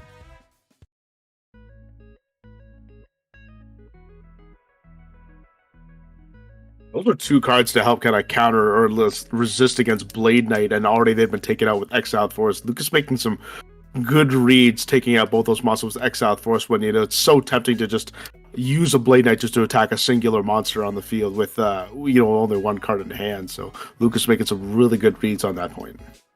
Yeah, and Lucas utilizing his knowledge here, he knows that it's specifically designed not to lose to Blade Knight with the Shining Angel and Spy, and Lucas correctly, as you're saying, is adapting to that. I think Lucas is the best Go format player right now. Like, compare him to Reclair's run last year, where we just saw Reclair be like the most consistent and non-stop, just always playing Goat format. Anytime you looked at Dueling Book, there's Reclair grinding, playing, and I think Lucas has taken up that role this year. Yeah. But you've got some other names that you also could make a case for. You got the James Ark, the Moxies, the Oh. Dingo Sig. There's contention, for sure. Yeah, for sure. But yeah, Lucas right now, head of the pack. Let's see if they can keep up the pace. A third Exile Force being used here. It's going in for the kill at this point. This is a kill shot. Said really the heart of the cards. Moon Goblin with his trademark tilting comment just before flipping the Mirror Force. There we go. Solemn. Wow. That call should still be on the board. Speaking of heart of the cards.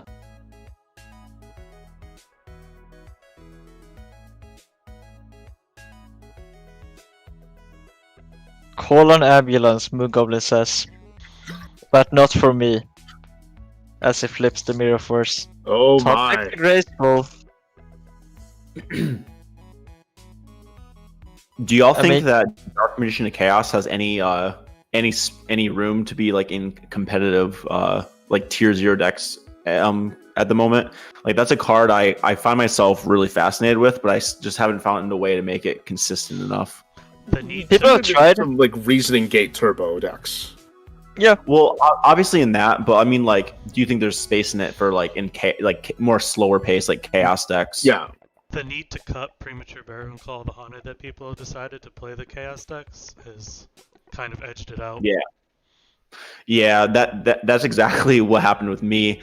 I was like constantly wanting to play it, and I was like, but playing it forced me to play things like Prima Call, and then sometimes I was even experimenting with like return and stuff. But I was like, but constantly like those were all liabilities at certain stages of the game, and I was like, it all kind of stemmed from having the Dark Magician of Chaos in the deck. It's like, Yeah, you run that card, you have to run those other cards, and it can kind of create some issues. it's like bricks that encourage you to play more bricks. Yeah, it's a compounding downward spiral. Oh my. That's we're in top deck mode. huge. So this is really close, but that Oh. Kaiku is definitely very good. That's the second time we've seen a Kaiku get top decked right off the top for Lucas and strike Moon Goblin directly. But Moon Goblin does have quite a lot of draws, like Skildark, Shining Angel, Spy. Big traps are all gone though. Return would also be very good. Can it get over? Yeah, it can get over the Kaiku too. Yeah, flip return game. That would be. That would be nice. Did Lucas Pretty get sick. to the Solemn? But if I know Lucas, he has the ring. I'll just be a return. Oh, it's a. No ring. Alright, this is a game. Oh, why did we check the grave? No reason, I guess. This is so tense.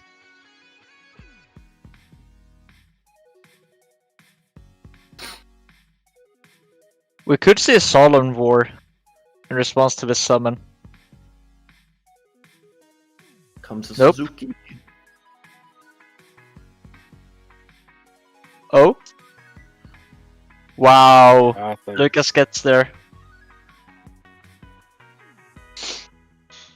There we go. And so far, the higher seed has won every time, I think, with spectator matches.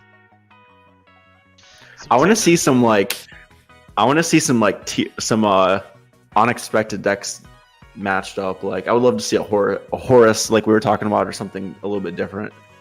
If you want that, we gotta go to the losers bracket real fast, because we're dropping Oh, like yeah. flies down there. Okay. We should feed one of The enemy controller. I don't know what to call it, deck. Let's see, is the Nano playing? He's probably our best bet.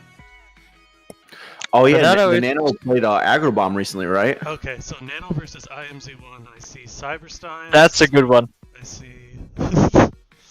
That's a good one. Is Nano a pretty strong player in the pool? So Yeah. last year Nano was, I think, won back-to-back or topped like 3 tournaments, major tournaments in a row. And just also known for being a very innovative deck builder. Is And IMC is Nano the one that is he the one that played he got like 7th with Agrobomb recently? No, I don't believe so. Okay. But you've probably seen Nano's decks before. And IMZ1 has also won a GFC before as well. So, IMC1, I think one of the more underrated players in our community. Looks to be. I mean, this game is so close. I can't tell who's ahead. Last Will Cyberstein and IMZ1's graveyard looking like they're on a Chaos Control or Chaos Turbo deck. I see Wing Blast, Regeki Breaks, and Wing Yeah, Blast. he might be playing a copy of Zaborg as well. I think Zaborg like works really well with those cards because Zaborg can open up the field and put a ton of damage on the board. Could be. That is another brick though. I see Toon Cannon Soldier though as well, so that's different. So I think it's fun to see people experimenting with Last Will. That's also an underexplored, a very powerful card. Cyberstein as well, of course. Who we just posted a ruling, updated ruling for on GoFormat.com for Last Will. If anybody listening, if you want to check it out, see the extensive research we did to figure out how that card worked in 2005.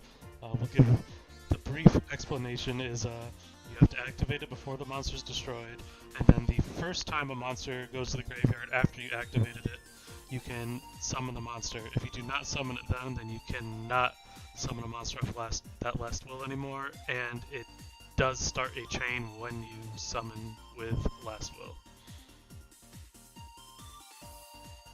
But if you want to see I think they did a very good job, and I think this is definitely how the card should work. I've been experimenting a little bit with Last Will in Chaos lately, like Chaos Warrior and stuff, and basically I was kind of like looking at different formats, like specifically SGC Austin, the one with the GOAT format. So I kind of took his deck list and then made the switches, took out Confiscation for Duo, put in Pot of Greed. But he was playing kind of like Chaos Warrior deck, but with Cyber Dragons. So I dropped the Cyber Dragons for Sorcerers. I kept the Last Will and Cyberstein, and I was really impressed at how well the deck functioned. And it was pretty cool being able to poke people with tomatoes, and then later in the game drop a Zaborg with a Last Will to OTK them. It was pretty nice. Yeah, there's lots of potential there for sure. So here I think the Nano is pulling ahead slightly at least. And I would assume IMC1 does have a few bricks in their deck in order to accommodate this Cyberstein strategy. It looks like the Stein brought out Ryu Senshi as well. Yeah. Since IMZ is playing the Toon Cannon Soldier and not just the regular Cannon Soldier, is it safe to assume he's running like Toon table contents too? Yes. Yeah. Sure hope so. Yeah. Often these Last Will decks are going to run the Toon Table Contents to Cannon Soldier engine to trigger the Last Will. It's not rare to see reinforcements of the army be included as well to get Exile Force.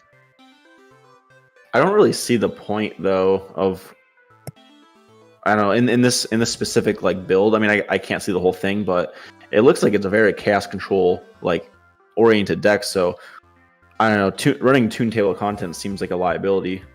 It's another. You card could also can draw. argue that in a deck that runs so many cards causing you to discard, it's not that bad drawing dead copies, as it would be for other decks. But yeah, the Cyberstein engine does look a bit gimmicky, but we haven't seen the full picture just yet.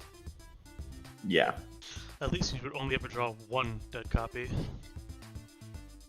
So, Chaos Sorcerer was probably a must draw here. Decides to attack? That's pretty interesting to me. I think he's Gonna go just for game. Oh, that's right, 1700. And IMC1 is known for taking a popular deck and then playing it with a twist. IMC1 and P-Tranks P was very active in the early days of Chaos Turbo. Imagine if one has return. That could be it. Hey. Like you attack into this, okay, whatever happens, flip return and tune cannon it out. That would make sense. Yeah. Sounds That'd make a like lot of quite sense. optimistic deck building, because once again we've got this bricks upon bricks. Yeah, I mean, But I feel like yeah. I have no idea what this deck is doing or what it. So. It's cool, that's for sure. Nano decides to use the Judgment. See if we got the return for game. I suppose Judgment is not that great in combination with Cyberstein, so IMC1 probably is not running that card.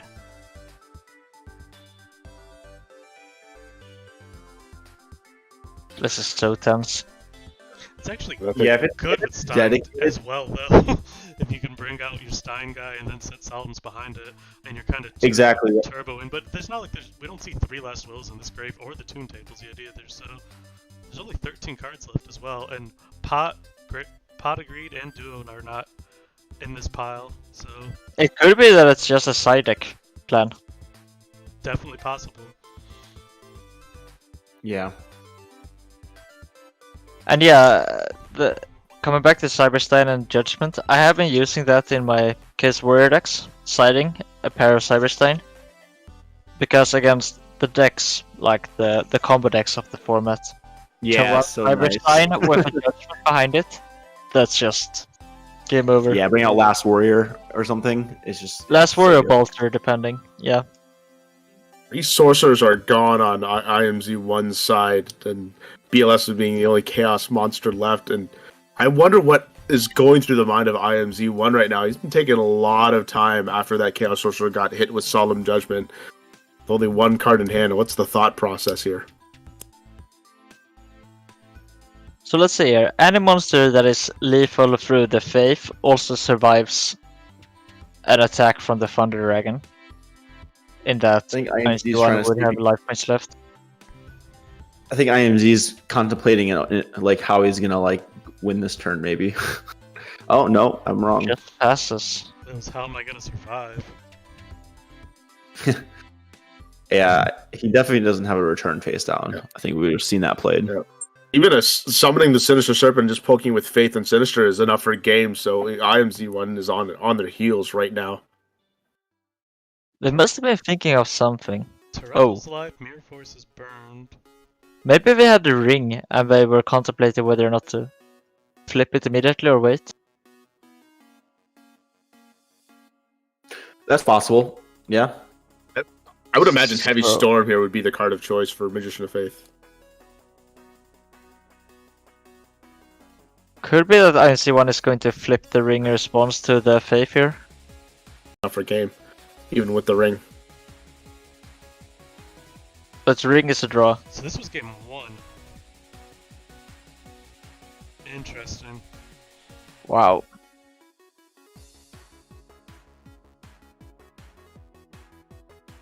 I'm gonna be right back in 5 minutes. Okay. So Ryan, what got you to pick up goats?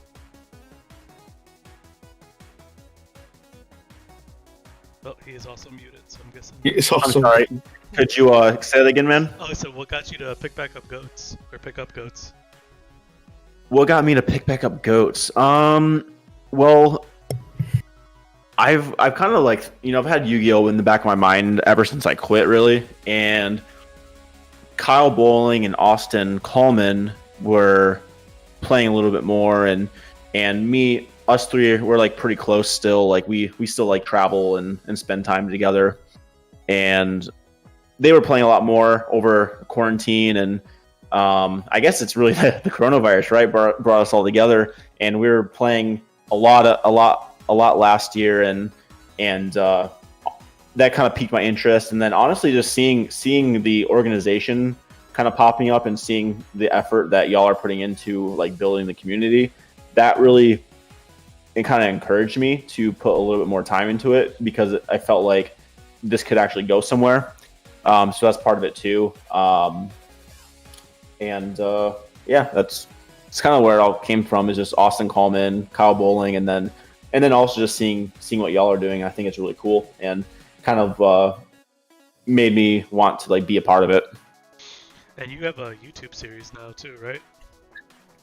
Yeah, so just seeing if people just want to hear what I have to say about things, and I'm really interested in like content creation and all that stuff. So right now I've been producing, like, my goal right now is just to put out at least 2 videos a week, indefinitely. And lately I've been doing more just like me playing, or like commentary or predictions, and just like pretty like straightforward stuff, nothing too intense.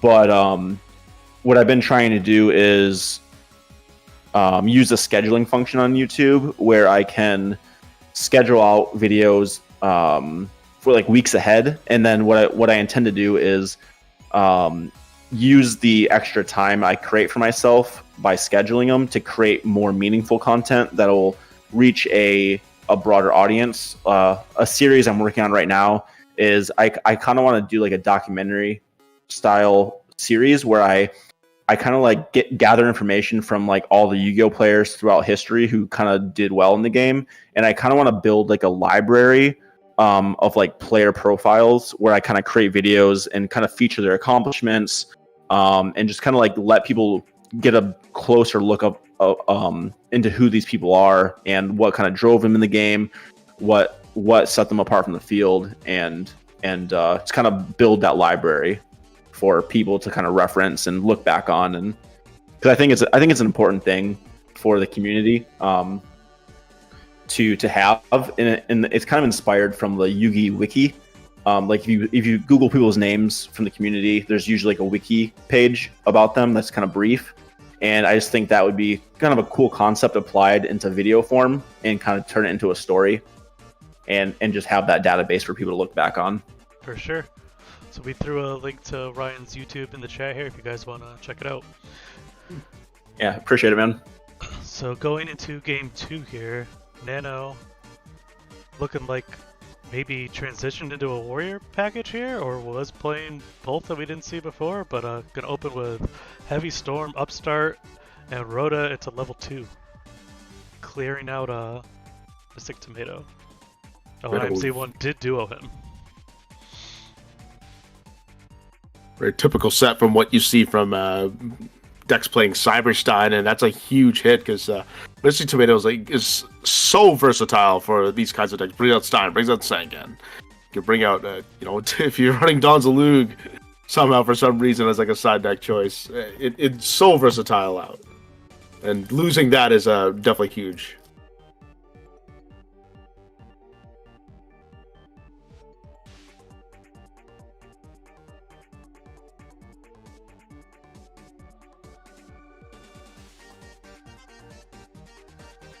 I think the Nano was very content. Was content with Mystic Swordsman. Did its job. Took out a threat and a set card. Didn't mind with Tribe Infecting Virus taking it out.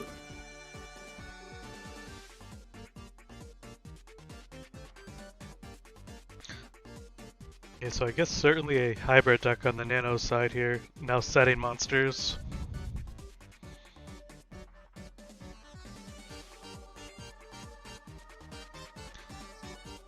IMZ1 just taking some thought.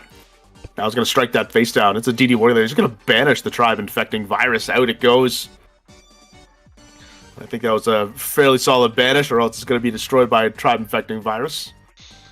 Even in cards here, so nobody really has the footing edge yet.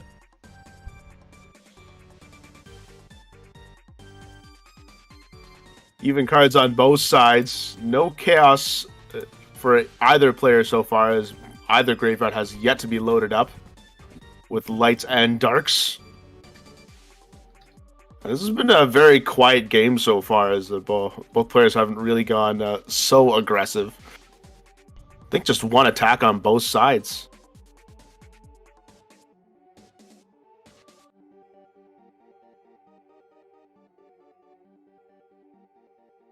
I hear a lot of people they complain when they first come back to Goats or start playing Goats, Delinquent Duo was like their biggest complaint. And I think the more seasoned players will kind of argue against that a lot. Like even in a situation here, IMZ won Open Duo, and you would almost not even know it based on the cards that both players have. There's so many cards to offset it now too, with like Thunder Dragon, Night Assailant, Sinister Serpent. Now, right? There are a lot of cards that kind of go against it now, so it's not as bad as it seems. But of course, when you use Delinquent Duo at the best time, of course, it's going to be a very crippling move. I would say that's one of the like stronger arguments for decks to run like the Thunder Dragon and like Night Assailant engine, is because it does mitigate some of those power cards. It does. But yeah, it's pretty annoying even to me still to get duoed, but you just got to accept it. I mean, it is what it is. I mean, it is what it is. It's kind of like Trap Dust Shoot. If you get it hit with opening turn, I mean, yeah, it sucks to be, right off the bat kind of hit with a negative. But I mean, that is the nature of the game.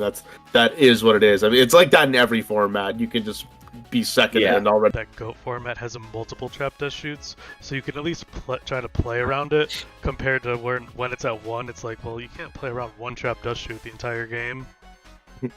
I agree completely, and also in deck construction, if you put triple dust shoot into your deck, you're gonna draw dead copies later on, and that's going to come back to hurt you every now and then. So I think I like allowing free copies because of the format is not gonna be decided in a couple of turns most of the time. It keeps the flow of the game going too, because if you have 3 dust shoots, you're thinking, okay, I'm gonna get hit with it eventually, so I'm gonna start maybe have a higher sense of urgency to maybe play cards and at least advance the game a little bit rather than just having like a stall fest between the two. And I think that's something that at least on a viewership standpoint, people don't want to see. It's just like this huge defensive game where nobody's doing anything. You want to see a little bit of offense at least, and that goes with like anything you watch, like any sport, any game, whatever. You want to see like some offensive action. And in that way, I think we can almost be somewhat happy about Metamorphosis and Scapegoat seeing a bit less play, because when I started playing, everyone was on Chaos Control, and those mirrors, a game could take almost an hour. Like that was. You could sit until deck out and have 2,000 eyes stare down each other for ages. And while that was very interesting, and those games were very hard to pilot, it was a slugfest for sure. Yeah, that's actually something I've been contemplating too. Like, with the Clash of Champions tournament coming up, is because I'm just kind of coming back to the game a little bit, and I wouldn't consider myself like top of the field as far as like technical play goes.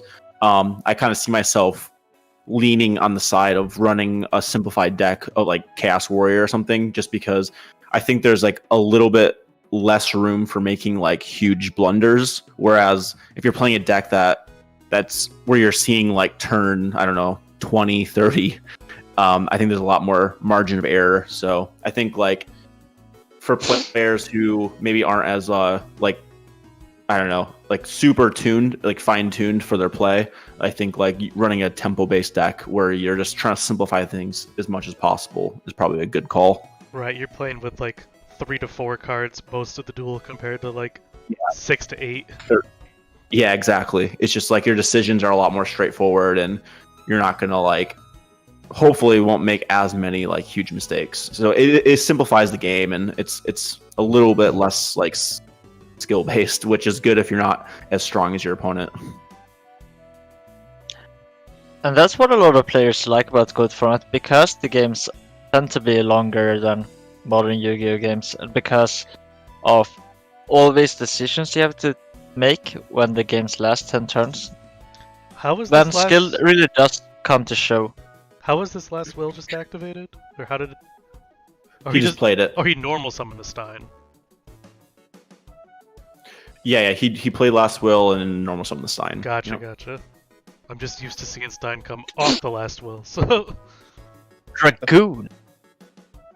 Yeah, he must have a follow up here. What's he Well, gonna we do? saw a lot of targeting trap cards from the Nano, so Dragoon, even if he doesn't have a follow-up, could be a great play here. There's Mirror Force, there's Torrential, Which there's the, Tribe. which the last will go around. What? The Mirror Force into Oh, he's- Torrential. Yeah, he wants to trigger last will here by ramming the Saberstein. Oh, fair. Okay, because you can also you can use last will in the battle phase, right? Yes. So Yep. yeah, that's so I see that. Was a cool play. Oh! The book And out. they had to go for King Dragoon, they couldn't go for Senshi, because the battle damage would put them down to 900. So the Senshi wouldn't have been live for the Mirror Force. So they had to go for the Dragoon. And the book of And the now there's the Koji is book. great. Denying the last will to trigger. Does IMC1 have something here? Can they perhaps pop their own Stein? Actually, running Phoenix Wing Wind Blast, doesn't that seem worse than Raigeki Break? When you're running last will for these scenarios, perhaps? Yeah, that could make sense if you're really desperate and you need to trigger your last will. At the same time, once you have summoned something like King Dragoon or Ryasenshi or even Master of Oz, you just don't want your opponent to get the draws to draw their out, and that's when Phoenix Wing Wind Blast can definitely shine. Oh wow! So the Book of Moon does resolve, combat damage is dealt. But he did it on his own to Koichi to get the extra draw. That makes sense. And it leaves this Stein in attack mode to possible lethal. Yes. So does IMC1 have any way of utilizing the will? They do not. Yeah, just a hard minus. Too bad Stein's not a dragon. How so? Has Stein OTK, like a dedicated I guess Stein that would've mattered. OTK, seen any success? No. Stein OTK is a deck, and I think it's not as bad as people think, but no, can't say it has had success. Almost everything it wants to do, Rescue Cat OTK does better. Yeah, and if you go to the more extreme lengths to differentiate from Rescue Cat, then you're a worse version of Library and MTR. So it's kind of in between those. Also, Reasoning Gate I would think is probably a better deck. I mean, there are other options, but I think the deck is playable. I've lost to it before. I liked it when Scapegoat was seen everywhere, because you could play Token Thanksgiving. Yeah, And, that was cool. That was really cool, because you could pay for Stein twice that way. Yeah. Yeah. Does not flip the break. Wow, really values the last card there. Down to 400. So what are you holding on to? Could he have a heavy? Could also not have wanted to go super minus against a Solemn. He top decked a Thunder Dragon, it looks like. It definitely has to be the top deck, or else that would have been discarded. So BLS, and we just knew they would draw the Thunder Dragon. It is IMC1 we're talking about. I mean, no. Dragoon attacks the Breaker, I would assume.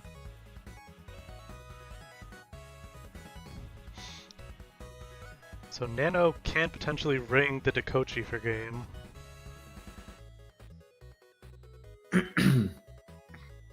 It's interesting too because he has just enough life points. If he has a Solemn, he'll still be alive. If he The has, ring like, would have been Solemn or flipped by now. DD Warrior Lady is one of the outs to Dragoon and is gone already, We don't know if Nano plays Tribe.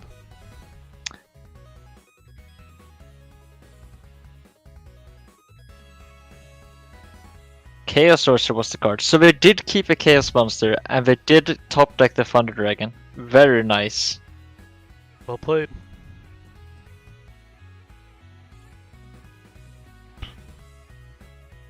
Really risky too, but if you think about it, by keeping the Chaos Sorcerer, you know, there's probably going to be some kind of bait with it. Like one of the backers will probably use, and you obviously didn't want to use the Regeki Break on one of the monsters because it would really not provide any like real utility or any sense of getting so much advantage by taking out a monster. So holding that Chaos Sorcerer, just hoping that something comes along, seems to be working so far for IMZ1, and a great top deck with the Thunder Dragon. And like Ryan said, Solemn played, Ring's still live for game with that 25 life point Yeah. difference. Well, we can conclude he doesn't have Ring unless he just drew it though, because he would have definitely used the Ring on his Dekoichi with the Solemn for protection. Yeah. So King Dragoon has the effect of once per turn you can special summon one dragon monster from your hand. Thunder Dragon, however, not a dragon. But it is Thunder, so you can't really blame the name. We always made that joke back in the day where Slate Warrior is a fiend, and yet the Fiend Mega Cyber is a warrior. Always a funny joke way back in the early days. Huh.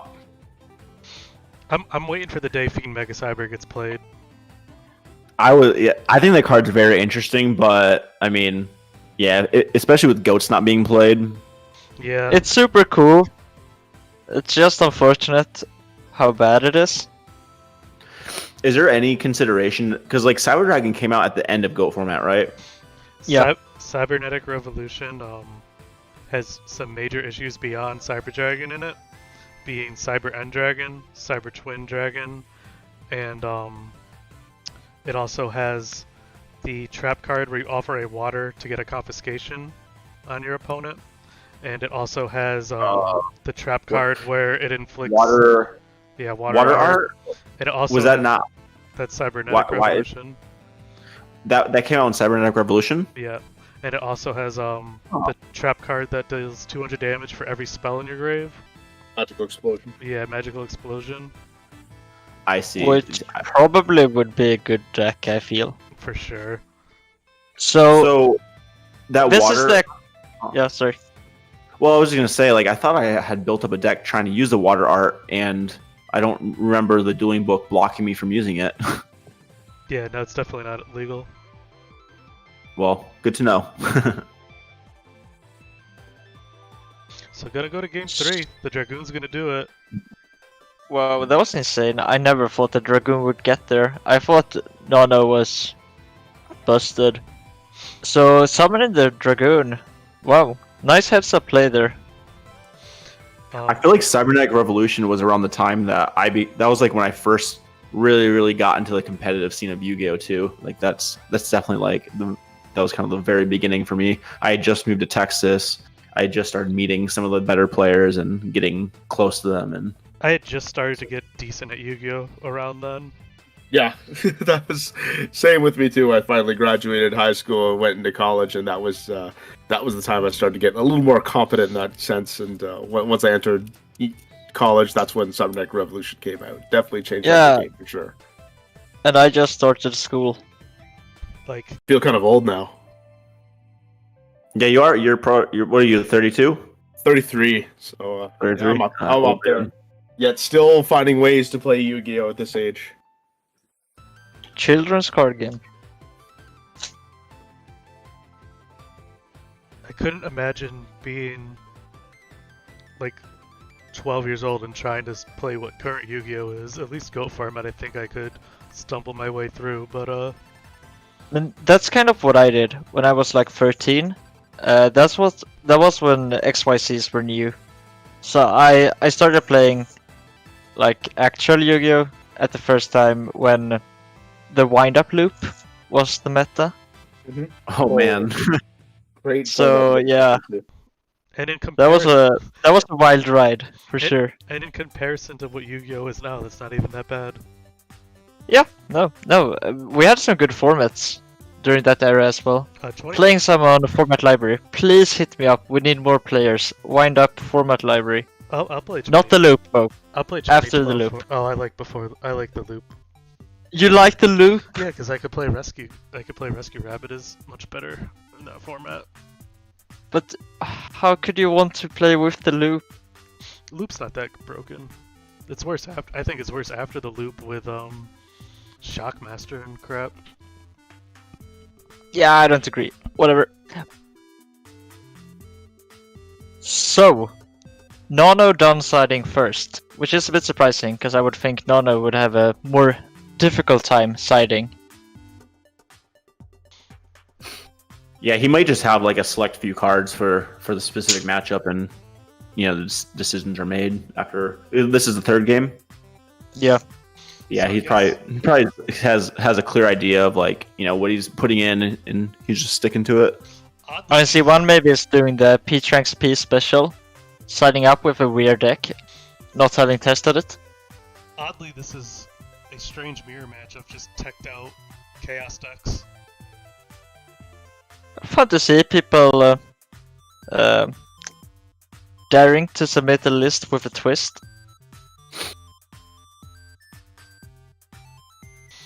Although more standard cards from Nano than. Well, I don't know. He's playing Warrior and Chaos stuff, and like Chaos flip cards mixed together, so that's pretty different.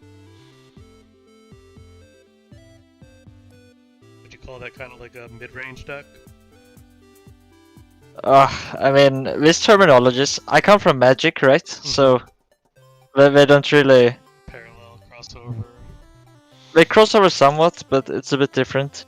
But yeah, I guess once you're playing Chaos and Warriors, you're a bit more mid-range. I agree, yeah.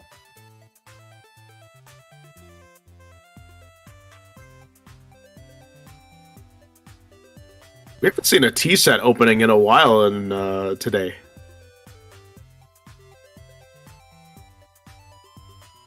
Yeah, and that used to be the most common, or pretty much the only opening.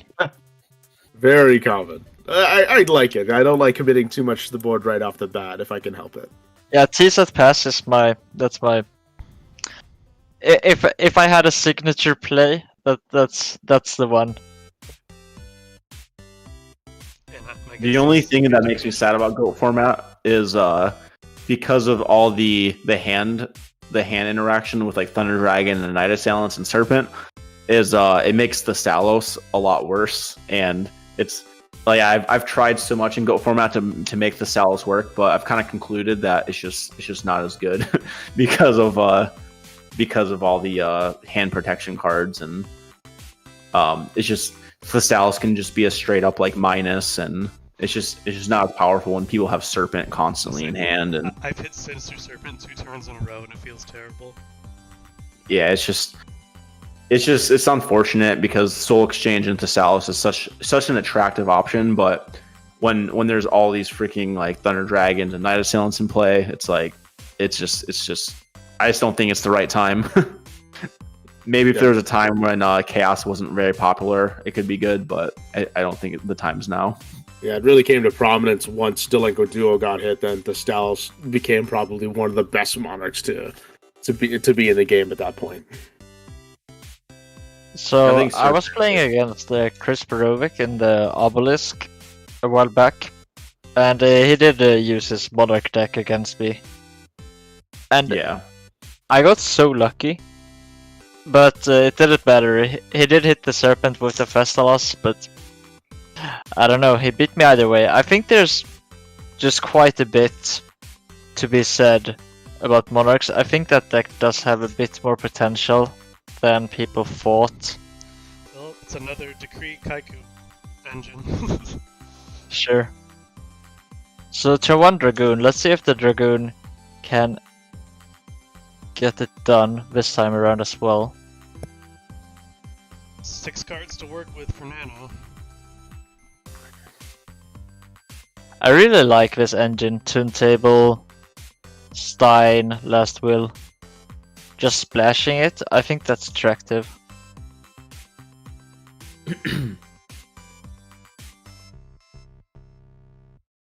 Of course, Upstart being played does make it a bit better. I think Cyberstein's definitely an underrated card, though. Very versatile. So powerful. You think the Nano's hiding a couple of bluffs back there to try to scare off Iams the One with Dragoon and Stein being out there? Could be. It's possible he has, at least one face down for sure. Yeah. Well, if he's got the Mirror Force, he's going to want to try to hide it to a Mystical or Dust Tornado, too, so...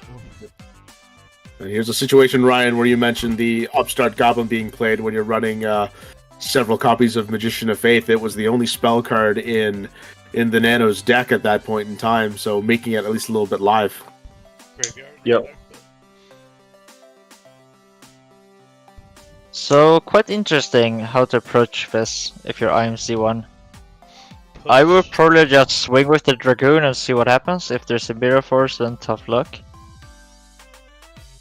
That's what's kind of cool too, is like this whole deck isn't just based on Cyberstone, so like if this Dragoon goes, it's not the end of the world. Yeah. Although it's definitely back to an even game. Yeah, it's kind of like sometimes you win.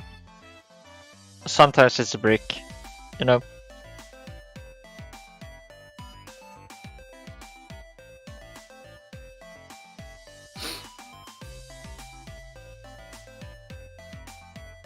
And it won't be a kill shot for Iams at 1 if both these attacks go through, because Toon's Cannon Soldier attributing all 3 isn't going to be enough. Just leave him just a little bit short. By 300. And Toon Cannon with the drawback of it cannot attack the turn it's normal summoned.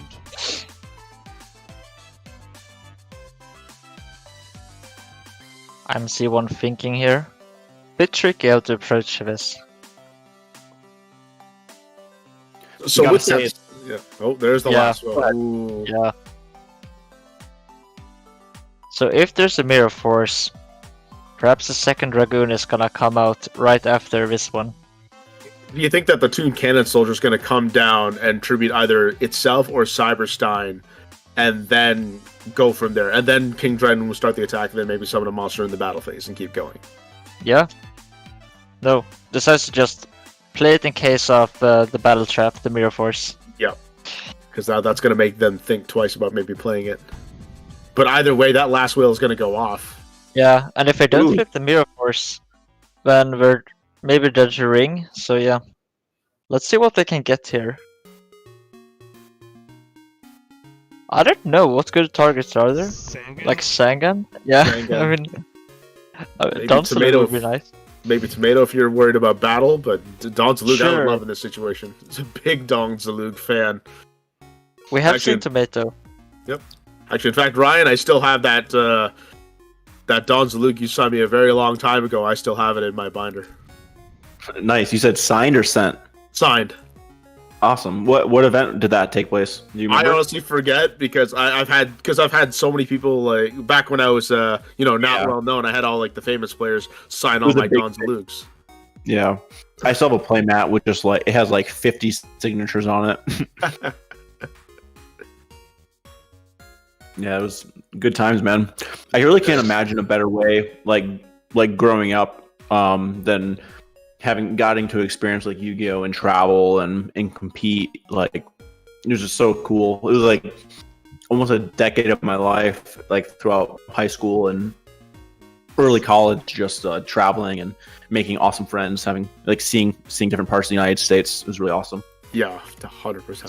So when is this happening? He's main phase 2, second last world, and then tribute summoned for a Thunder Dragon. And you can use double last will, right? Yes. Nice.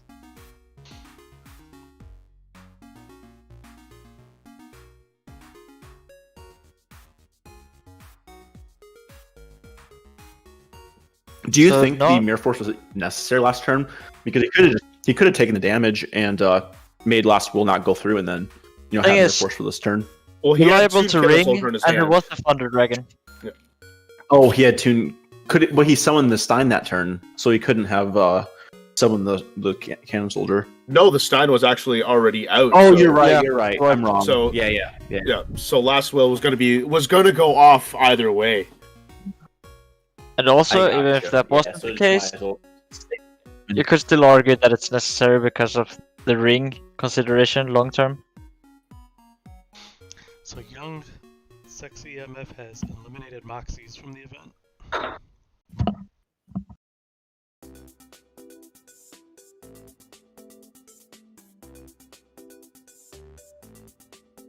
Nano has to be really patient because they know that IMZ1 has a Toon Cannon Soldier in the hand, so virtually almost playing with 3,400 life points in a sense that the Toon Cannon Soldier can go off and burn for the rest of it and make sure that they can't allow too much monster presence on the board to be able to get that cheap damage in. Or flip a solemn.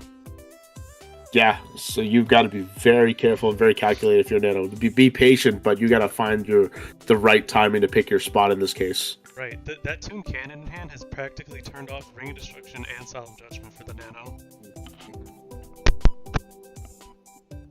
Yeah, burn damage is quite oppressive. When you can't afford to use your life total as a resource, you have to play so much tighter I mean, and make plays you don't want to make. back in 2005 Nationals, we saw Rymus Lizo top 8 Nationals with a copy of Toon Cannon Soldier in the deck, or regular Cannon Soldier in the deck. Oh. This goes Thunder Dragon Serpent, very strong of course. I know, Lucas, with you having a Magic background, there are plenty of cards out there that do like just very minor burn damage. Especially when you play red decks. But here in Yu-Gi-Oh, we don't have a lot of cards that really have like burn cards on the side. So like being able to score effect damage in this game is almost a premium in a sense. If you can especially like terrorize your opponent, at least in the psychological sense, and keep them on edge with it. For sure. I mean, at one point, Magic Cylinder was considered a staple. It really was. There have been so many times where I've just refused to attack just because Magic Cylinder just existed in the game, and I've had to make so many reads playing around it. But then again, I feel like that card's also helped me become a better player because it's taught me, when to have some restraint, when to push, when not to push. It's really taught me to help not overextend in plays, and Magic Cylinder's a big part of that learning process in my mind. So INC1 is putting a lot of pressure here. The Nano does not appear to have much action going on. And the last devastating one that I think eventually we're going to start seeing, because there's Solemn Judgment has just become the meta at this point, is when does Ceasefire just become a card? Yeah, Magic Cylinder as well. I mean, you could get someone with it, especially out of the side deck.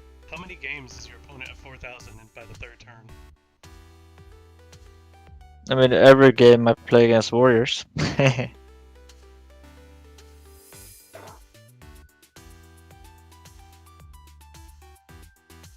that Toon Cannon Soldier threat is now gone.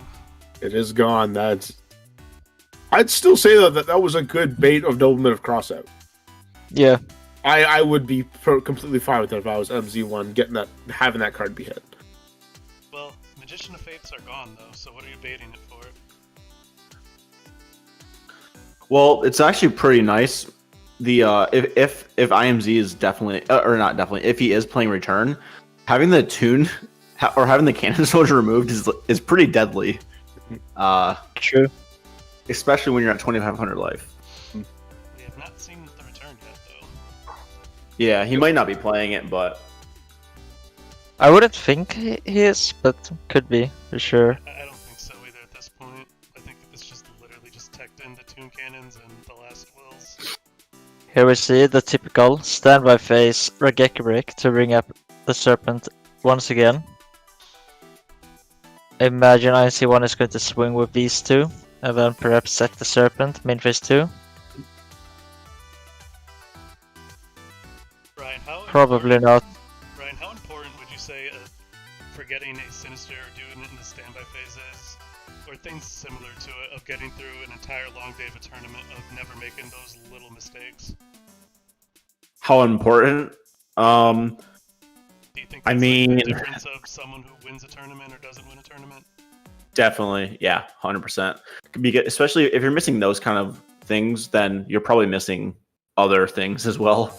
And over the course of, like, I don't know, 10 rounds, I mean that's probably going to cost you at least like 1 or 2 games, right? So, well, could think of cost it. you- cost Well, you think of it tournament. this way. Yeah, I mean, think of it this way. Like there's so many cards that are discarding right now. When you see like Reaper the Hit, Don's Lug will be able to strip out of cards in, Delinquent Duo. Those are cards that you're stripping out of your hand, and cards are being able to have like card advantage is a premium. And then not to mention when it's in the graveyard, it's going to be vulnerable to a very common card like Kaiku the Ghost Destroyer, which is meant to shut down Chaos decks. And being able to banish a Sinister Serpent, it really puts the other player. behind the Whoa! Second Toon Cannon. Oh wow! Whoa! Wow. Oh my this gosh. is so sweet. Nice. Is this That's good. the undefeated bracket or No, this is the catch the Oh. decks while we're still in tournament bracket. gotcha? Okay. Heno needs a monster here. And even so, does IMZ1 have something to stop it? It's, Wow. So Nano is still alive. Man, I did not expect a second copy of Toon Cannon Soldier. yeah, So that's something I was going to mention, why did they use the Wind Blast on the Tomato and not the Thunder Dragon? a good question. Oh, That's going to provide that's some probably insurance. game. It's going to provide insurance. Wow. I wonder if that's a nice. torrential tribute set. That's what I think that is. Oh, it's a solemn judgment. Ooh, Oh. that was the judgment. Nice. IMZ's took it down. Wow, one that was card too so late. close. Great game. That was a ridiculous game. Very cool to see. Seeing that second Toon Cannon really shows you how fast that deck was built to get out the Fusion Cyberstein turn 1. So winner's bracket is coming along nicely. Oh, Lucas is playing as AJT BLS. Yeah, we're gonna get into that right now. I love AJ. AJ is like, yeah, he's AJ has been on the fringe of getting a Worlds invite for about a year and a half now. It was very close all last season, has come close this year, and maybe this will be the tournament. and he's such a good guy. Yeah, I love the guy. Fun guy. He's great. I feel like I've heard AJ. It's more of a cat and or a warrior player. A cat. A cat. What do you mean? Like Rescue cat. rescue cat with like death koalas and secret barrels and stuff. Yeah, and Last Will. Milus Radiant.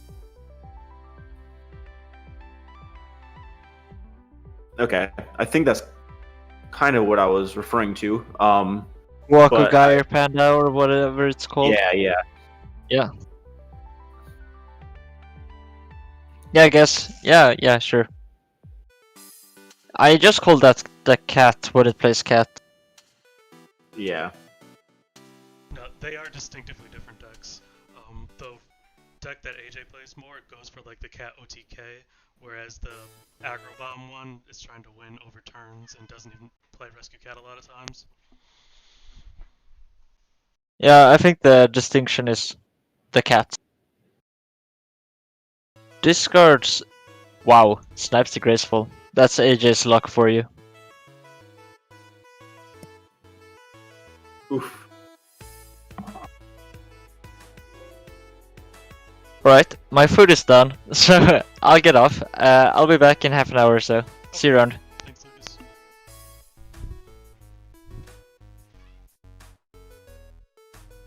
So 3 back rows and a Blade Knight for Lucas. After that, Rippling Delinquent Duo. Got the Drake card sleeves. Yes, sir. So game 1 was a draw, and AJ won the last duel. So I was unaware you can upload custom card sleeves, huh? If you donate to Dueling Book, you can, yeah. I think it's like $1 a day. $1 a day. Yeah, so if you buy like for $10, you get like 10 days of custom. Interesting. Okay. That's a way to monetize it. That's cool. Definitely a way for sure. So I was seeing 4 back rows to 4 back rows. Now is a Delinquent Duo of AJ's own. Coming down on Lucas. Wonder what 2 cards are going to be stripped here. Oh, Lucas saying Misplayed. Such a bad misplay.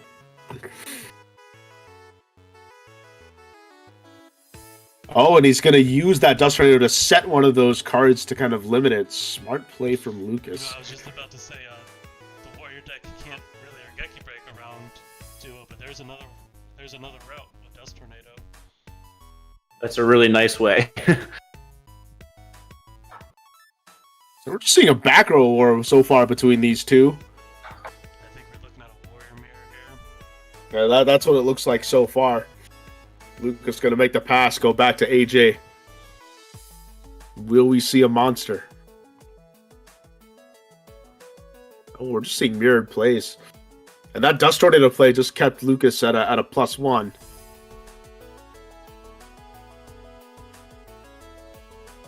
Late Night coming down, finally he's going to see some offense, and that's going to be maxed out. Torrential Tribute's going to clear him out. Play is just quickly turning between these two players.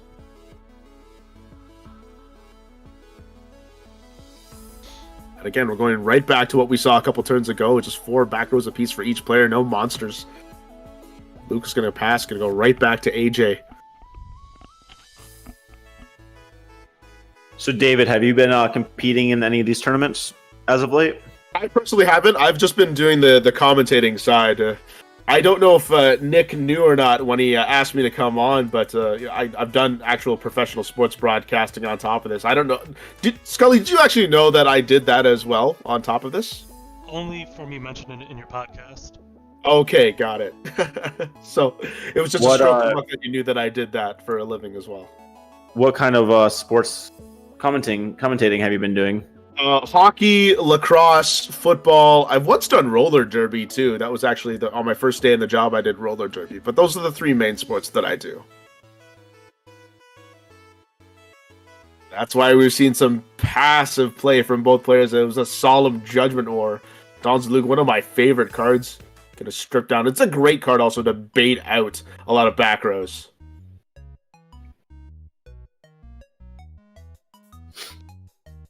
Is there anywhere I can see your commentating? Is it like video commentating where you're on camera, or is it more audio? Both ends. So I can definitely show you some, and if you ever want anything on that. Yeah, definitely. Let's connect and just talk. It'd be cool. For sure. I'd love to have you on too in a few weeks' time as well, Ryan. Yeah, absolutely. Yeah, it'd be good to get some of your perspective on things. So. Yeah, I mean, I'll have you on my podcast too in a couple weeks. Awesome. I would love to have you on.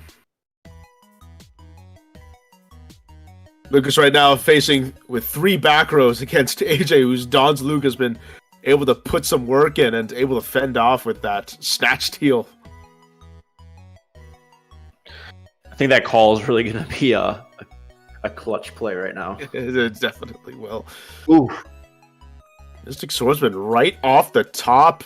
It's going to try to contend with that face down card, which could be DD Warrior Lady. It's the most likely scenario, considering it's a Warrior Chaos deck, or at least a Warrior deck.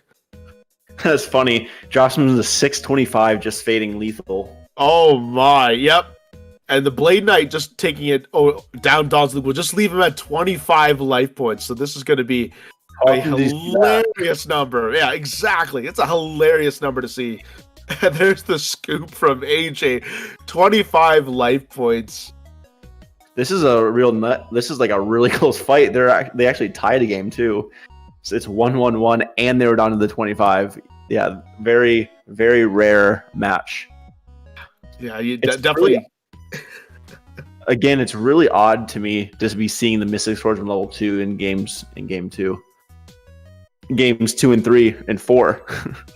Yeah, especially when you go against like a warrior kind of chaos kind of deck. Like, you don't really see a lot of set monsters, so I wouldn't side in a Mystic Swordsman level 2 against those kinds of decks. So, I mean, but that's just me in that sense. Moxies is gonna hop on commentary. Hello? What's up, Moxies? How are you? Moxies? Hello, I'm good. Yeah, we've seen quite some play from you that have, I don't want to say raised eyebrows per se, but definitely different and unorthodox, but it seems to be throwing everybody for a loop whenever you get those duels in. Yeah. I don't know. I think I had a bad day, but it's fine. I mean that happens. Are you out, Moxies? Yeah, I'm out. Okay, cool. Yeah, I've seen your name around a little bit. Haven't really met you personally, but just kind of getting more involved in the community. I have definitely seen your name, heard your name, so I'm guessing you're one of the stronger players in the field. Over the last couple months, yeah. Still relatively new. Love your channel too, by the way. I've been watching it all the time. Really? Okay, awesome. I'm glad to hear that. Sorry, I haven't been watching this game very much. Is it game 3, 4? I guess I see a draw. So Game 4, 1-1-1. It's been very back and forth. The last game, AJT was down to 25 life points at one point. Oh wow! Before he lost, yeah. Lucas getting a DD Warrior Lady off reinforced from the army to AJ's 3 back rows and a set monster. Warrior Lady's going to come out to play, going right in, no hesitation. See if there's a response from AJ. Oh, a DD Warrior Lady of his own. So now the question is are either of them going to make the choice to banish both of them? It's like, man, Lucas has made that answer for me. So in that situation, it's been a while for me. Does the player who has like the turn, do they decide first if they're going to remove? Yeah, so in that case, Lucas is going to be able to decide if they want to make the removal first, and then it'll be on AJ. Okay, yeah. It'll be the turn player. Turn player has priority and then passes to your opponent. Yeah. Yeah, they'll have the first to make the action.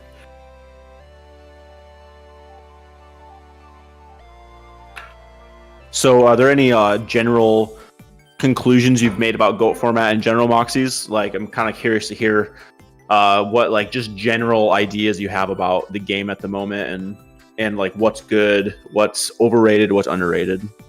I think Warriors are the best deck, and honestly, I think it's by a substantial amount, to be honest. And I think at the moment, Chaos Control is super overrated. Personally, for me. Jing Shenhu gonna lock down the 2 back rows for AJ. Oof. I wouldn't say I disagree with that. Those are some of the same conclusions I've been finding myself. So, well, the Warrior cards, just in general, especially for the meta we're at right now, is they're just super consistent at doing what they do. And if you give a strong player a deck that's super consistent and will continuously like do what it's built to do, you're just gonna win a lot. Yep. Yeah, and I think one of the advantages that the Warrior engine has is, I mean, a Rhoda, it can give you an answer for a face down, a face up. It just gives you outs. You can go for their hand, you can go for their spell and trap, games 2 for a cliff. So, I mean, just one card being able to like answer 4 different scenarios is pretty powerful. Yep. Whereas you just don't see that kind of versatility in chaos decks. Looks like we've got a chain going on. Breaker targeting Jing Shenhu. Dust Tornado being chained to just take out Call of the Honda, which is attached to Don's Lug. Oh, one of my favorite monsters is primed for destruction. Just so that way there's no Book of Moon or anything to help save it afterwards, is my presumption. So AJT just took a strong lead there. That was an interesting Dust Tornado, just because Don's Lug honestly is one of the weaker cards in this matchup. Like in the mirror, it's a really weak card, and almost all of your monsters are going to be bigger than a Breaker without a token and Don's Lug. So it's kind of interesting. You wanted to get rid of that really badly. Yeah, the Don's Lug factor of the life point situation. Yeah, he just doesn't want to get ringed.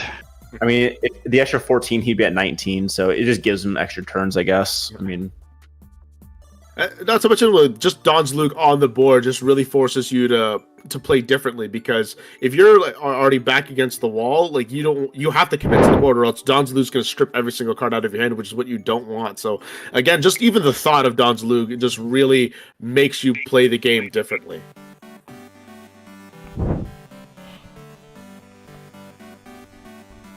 And there was a Book of Moon set that was targeted by Jing Shenhu, so it was a good call by Lucas to play that Dust Tornado right off the bat before Jing Shenhu got broken. Or else that Don's Lug could have been saved. This game's just going to be over right now. So that Book of Moon on the breaker was a great play from AJ's part, beating the snatch steal. Yeah. And a smashing ground, worst case scenario. This should just be game. Yeah, there's got to be a chaos monster here in my mind. Oh no, it's Kaiku. That's going to be enough. 34. Well, that's crazy. Good for AJ. And match goes to AJ. Great job taking down one of the Well played, bigger AJ. players of the scene. Yeah, Lucas is definitely, arguably, probably the hottest player at the moment. So that's a huge win. Big feather in his cap goes to AJ. That's crazy for AJ too, because like Scully was saying earlier, that AJ's been really close for a long time now to get a Worlds invite, and this win puts him into the 1-win spot. Like he's 1 win away. We're gonna go into Taz versus Mr. Big Noodle. Taz, Mr. Big Noodle. Taz X Taz versus Mr. Big Noodle. And if you're just joining us here, this is Gate Guardian 44, aka David Bowie. I'm here with Moxie's Ryan Spicer and Scully, and aka Nick Palermo. And Lucas Gustafsson is out on a lunch break right now. It is about that time. Thank you for joining us here. Is the bracket on challenge being constantly updated? Yes. Okay, so I'm gonna take a look at that. Yep, See like it's there. who's remaining in it. There'll be no graveyard touching here with Necro Valley and Kaiku, the Ghost Destroyer out. Mr. Big Noodle.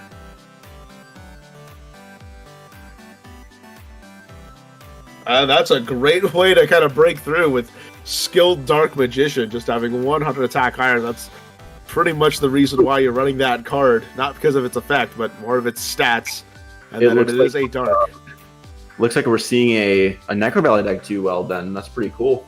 Control, yeah, just anti-chaos in the sense. Yeah, With, from what I'm hearing, Mr. Big Noodle teched his deck out really, really badly to stop chaos decks.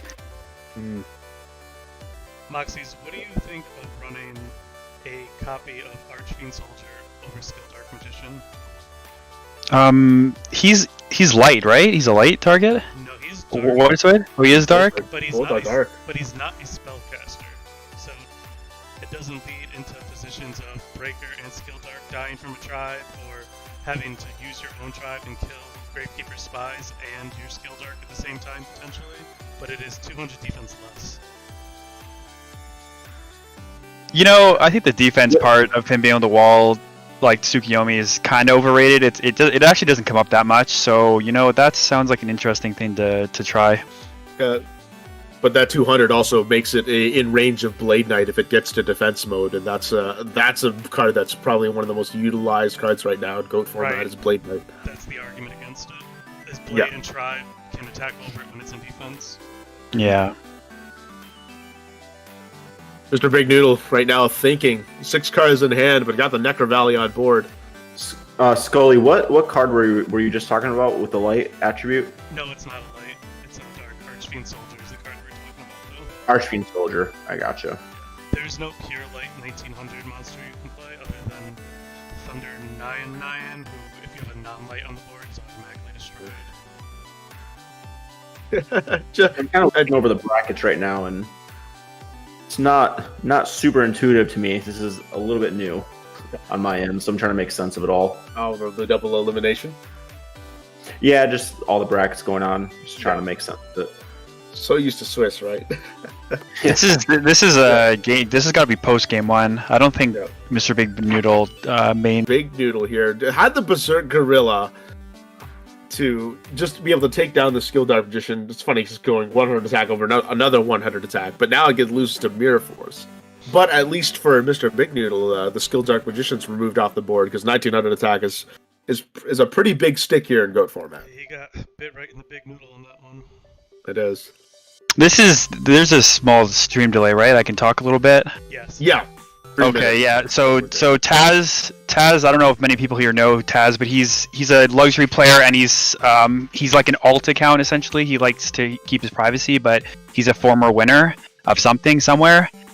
He plays a really interesting deck too. It's like a warrior that sides into monarchs. It's a fun deck. Ooh, quite an interesting combination.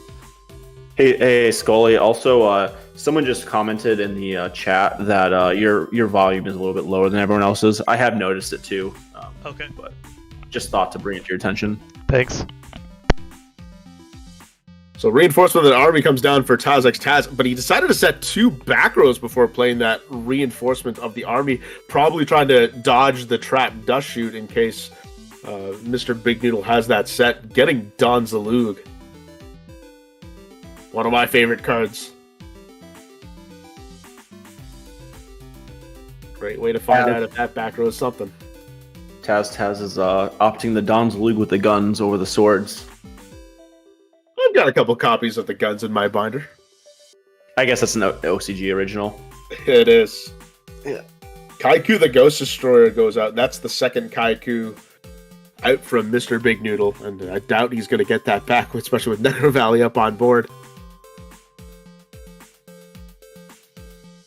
Cards are even, 5 for 5 to each. Mr. Big Noodle with 3 in the back, 3 in the hand, 1 back row, and a Necro Valley up.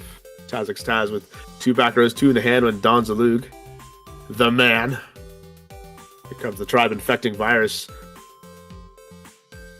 asking to see if the summon is going to be viable. Now, I wonder. It will opt for it, with the second Necro Valley in hand. Brian, do you approve of the play of Tribe just discard Necro Valley just to get rid of the Don Zalug? Just summoning the I mean, probably, because if the swing doesn't go through, he's in tough shape. Yeah. So you just got to get off the field, unfortunately. Yeah, at this point, I wouldn't care if I took that 1600 if I was Taz. Now he's going to respond with his own Kaiku, the Ghost Destroyer. Yeah, I think the big me, so he's just kind of in desperation mode, I'm guessing, at this point. And if he does have Spy in the deck to go, yeah, he can get saved. Is a pretty Yeah. huge wall. Yeah, he definitely does. Giant wall. Oh my. Ring of Destruction is going to take out Kaiku. And now Taz firmly in control of this game. 3 cards in his hand to none for Mr. Big Noodle, only with 2 back rows and a Necro Valley. But how many of those cards are actually dead because of it? A Ring of Destruction back.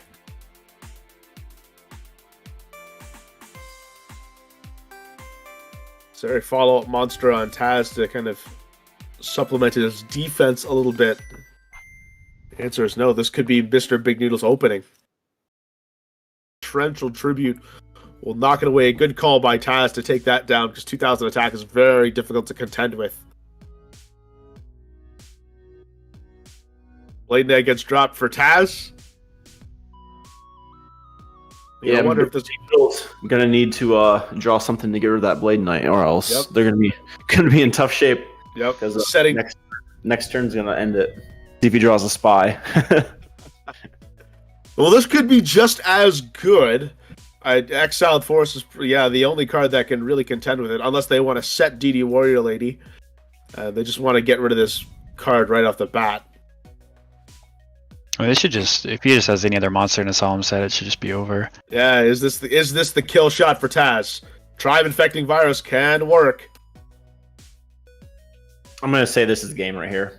Is He hasn't it used game? that back row yet. That's probably a bluff face And down. that's Damn. going to be It was game game 1. 1. Interesting. Yep, and it turns out that the Snatch Steal, after all, on the Skilled Dark Magician, was the turning point in that, and I think Mr. Big Noodle maybe could have been on tilt from making that move, as Taz able to take game 1. Yeah, you definitely think you got a little greedy there, because like both the other plays were, like in my opinion, safer and give you just as much value, like snatching and forcing out the back row, or just trying to attack over it and holding the snatch, because he wasn't really in any danger of losing next turn. Seemed kind of like pretty The Berserker Earl to at least have some kind of like monster defense in that sense, but just decided, let's go for the life points, and that's going to cost him dearly. This is Big Noodle's first time getting this far in an event, so possibly some nerves or. Yeah, no, that's true. That definitely happens to the players. Yep, we've all had it before, and I've definitely had it, and so for sure the nerves can play a role in this. There's a lot of psychological games that can be played here in GOAT format, for sure. I wonder if he keeps the Necro Valley in, and it's not great versus Warriors, but it does stop the revivals, and if he's playing the Chaos Engine, it can hurt that, so it's not the worst card. I don't know if I'd keep it in though, but he might.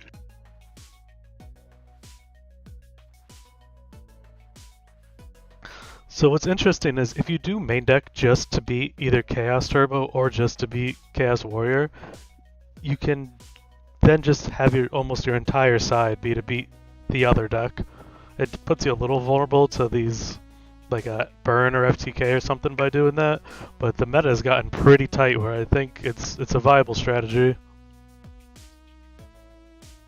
Yeah, no, I like it. I like the a lot more of like hedging for certain decks and then just playing your side deck for something else, because you're right, yeah, it's really become less common to even run into these random decks now. Which we saw last weekend with Zombies taking first place. Yeah, is Petron still in? Petron was using his deck. He is. Oh, sweet.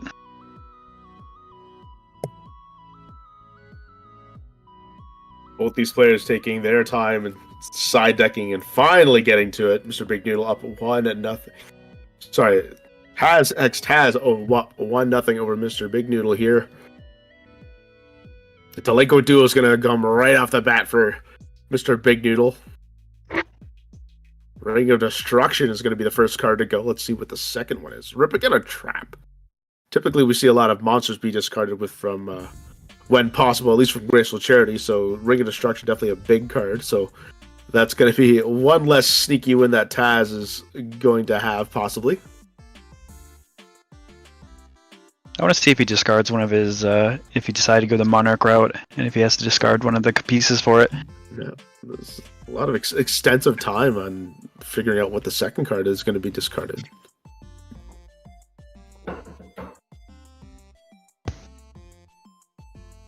So DD Warrior Lady is going to be the second card. Now let's see what follow-up Mr. Big Noodle has here to supplement this giant turn of discarding two very powerful cards out of Taz's hand. Wow, so Big Noodle is in winner semis? Yes. That's very fun to see. Oh, welcome back, Lucas. Back from his lunch break. Thank you, thank you. I'll relinquish the play-by-play back. Figure out what his play is going to be after discarding with Delinquent Duo, hitting the DD Warrior Lady and Ring of Destruction. I don't wonder what kind of play are they thinking? Monster set right at the bat, and a Necro Valley right again, which we saw from the last game as Necro Valley went down right off the bat. So will we finally see Gravekeeper's Spy on Mr. Big Noodle's end, and that could spell some trouble for Taz if they don't have it the first game. So this is a little off topic, but I'm having trouble finding the format library zombie deck you're referring to. I just want to take a quick look at that while we're all here. It's formatlibrary.com, right? I don't believe it's been posted. Yeah, they haven't. Jazz hasn't updated since the last FLC yet. That makes sense. Okay. And it is the Gravekeeper's Spy. Great combination with Necro Valley. Great way to stop the Blade Knight. Yes. It's going to be a tough one to get around for sure. Yep. And he likely doesn't have smashing since he's set 4 back row, so. Gravekeeper Spy, popularized by both Max Suffrage and Lazaro Bolito. That has been a popular card, especially with Monarchs too. 2000 defense was absolutely huge. Should Big Noodle have any kind of counter? I remember just kind of getting into the Yu-Gi-Oh competitive scene around like the GOAT format era, and I remember seeing Max Suffrage's deck and coverage from like the TCG magazine. I forget what magazine it was, but I think it was a subscription I had. Yep. And I just remember reading about that, building up his deck, and just being so blown away at how good it was. And I took it to my locals, and it performed really well. And it was like one of the first like actual competitive decks I built up and started like doing well with. So definitely memorable. Blind MST hitting a Solemn Judgment. That's actually a tremendous hit, and that'll give feel a Mr. heavy Big coming. Noodle some. Yeah, so Mr. Big Noodle now will have a little bit more room to play with. Here comes a Berserk Gorilla that must attack during the battle phase. Ryan, that wouldn't happen to be Beckett's magazine, would it? That might. It It is. kind of sounds. It sounds right. It's but It's the one with the 3000 attack Earth guy is on it, the machine. What's his name? Oh, Ancient Gear Golem. Yeah, he's like hollow on the cover of that magazine. Ah, I see. is it that a Beckett or Yeah, it's a Beckett. okay? Do they still make those? God, No, they stopped that a long time ago. So Mr. Big Noodle has opted to put a Gravekeeper Spy in attack mode and has ran the Berserk Gorilla into the Blade Knight and Spy going direct. I wonder if there's a Book of Moon that's hiding behind Mr. Big Noodle. Someone's got to tell him that's I'm 17. I'm already on this. You guys, you're on it already? Okay. As we all jump to get that extra 500 off of there. 17 got tacked off of Taz. I think they're just making that adjustment, and there it goes.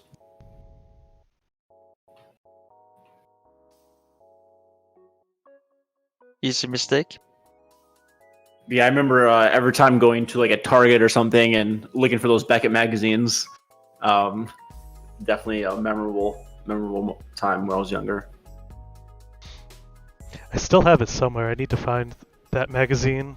I kept it because Labani top aided that Nationals too, so he was in it. So Okay, did you grow up with Labani, so you knew him personally? yeah, we're all from the same city. Me, him, and Ivan Flores. Okay. Yeah, I've definitely met Labani a few times, but I don't think I've really talked to him a ton, just because I think he kind of left the game at a certain point, right? Yeah, around Yeah, he did. 2008. Yeah, so he left really early, like a couple years into the competitive scene. You will have your chance to talk to him because I hear you accepted to join my podcast. So Your friend messaged me last Cameron. night. Cameron, okay.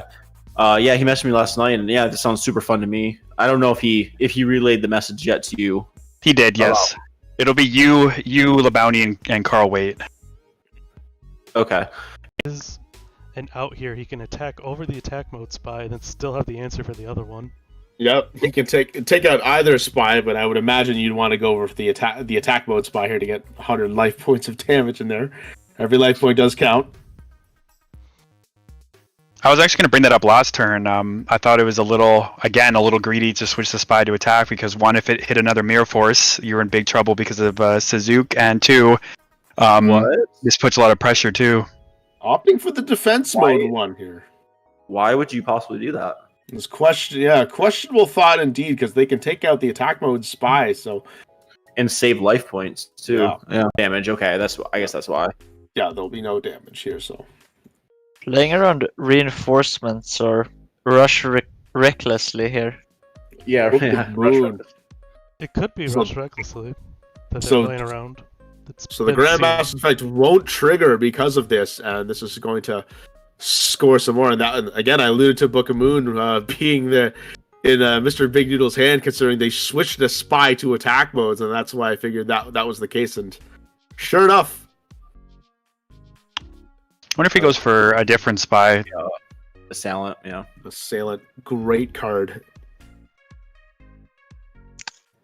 I guess Assailant is even better because when you run it over through a Sakaret's armor. Oh, because he can declare it, put it in defense. If they Sakaretsu it, he can still swing with the spy. Exactly. Funny enough, if you go with Gravekeeper Assailant against the Berserk Gorilla, that'll trigger a replay, and Gravekeeper Assailant can attack again and still declare its effect. That's Oh, pretty that- cool.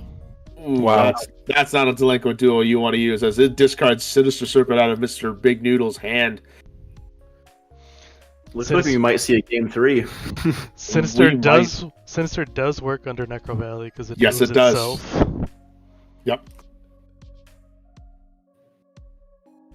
Yeah, and if you're Mr. Big Noodle, you're feeling pretty comfortable because he didn't mirror force you last turn on a board you would probably mirror force if you had it. So like you can feel pretty confident in attacking. Yeah. So you gotta wonder what are those back rows that Taz is hiding. I can probably assume that Mirror Force is not one of them, and this is not a good board to be seeing here. Are you Yeah, guys it's kinda odd confident? to see the. It's odd to Now Spy can't run over either of them. That's huge. He could clear both those next turn. Yeah, it's going to come out. This draw phase is going to be incredibly important. Yeah, so that's definitely going to put a clock. Now they're going to remember the Sinister Serpent here.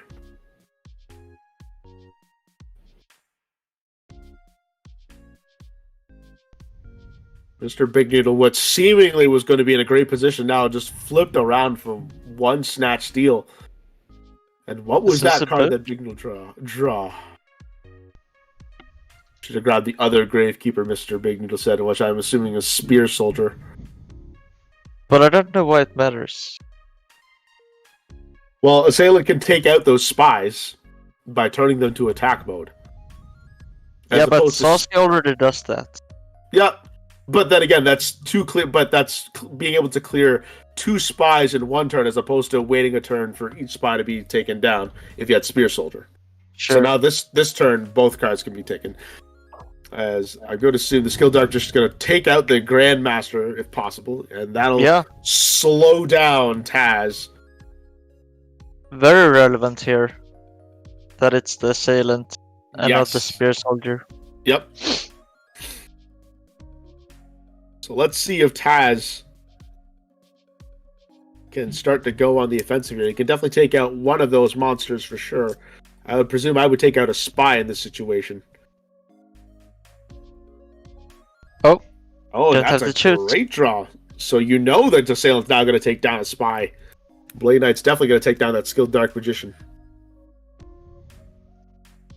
And now Heavy Storm does not answer this board anymore. Blade Knight will swing the Skilled Dark Magician, take out 100. Assailant's going to put that spy into attack mode, and Mr. Big Needle will take 300, dropping down to 7,600. So Tastas is in a good spot here, but Noodle has some time to draw himself out of this. And that snatch still is quite fragile. If there's any form of spell trap removal here on Mr. Big Noodle's end, is really going to turn this duel around.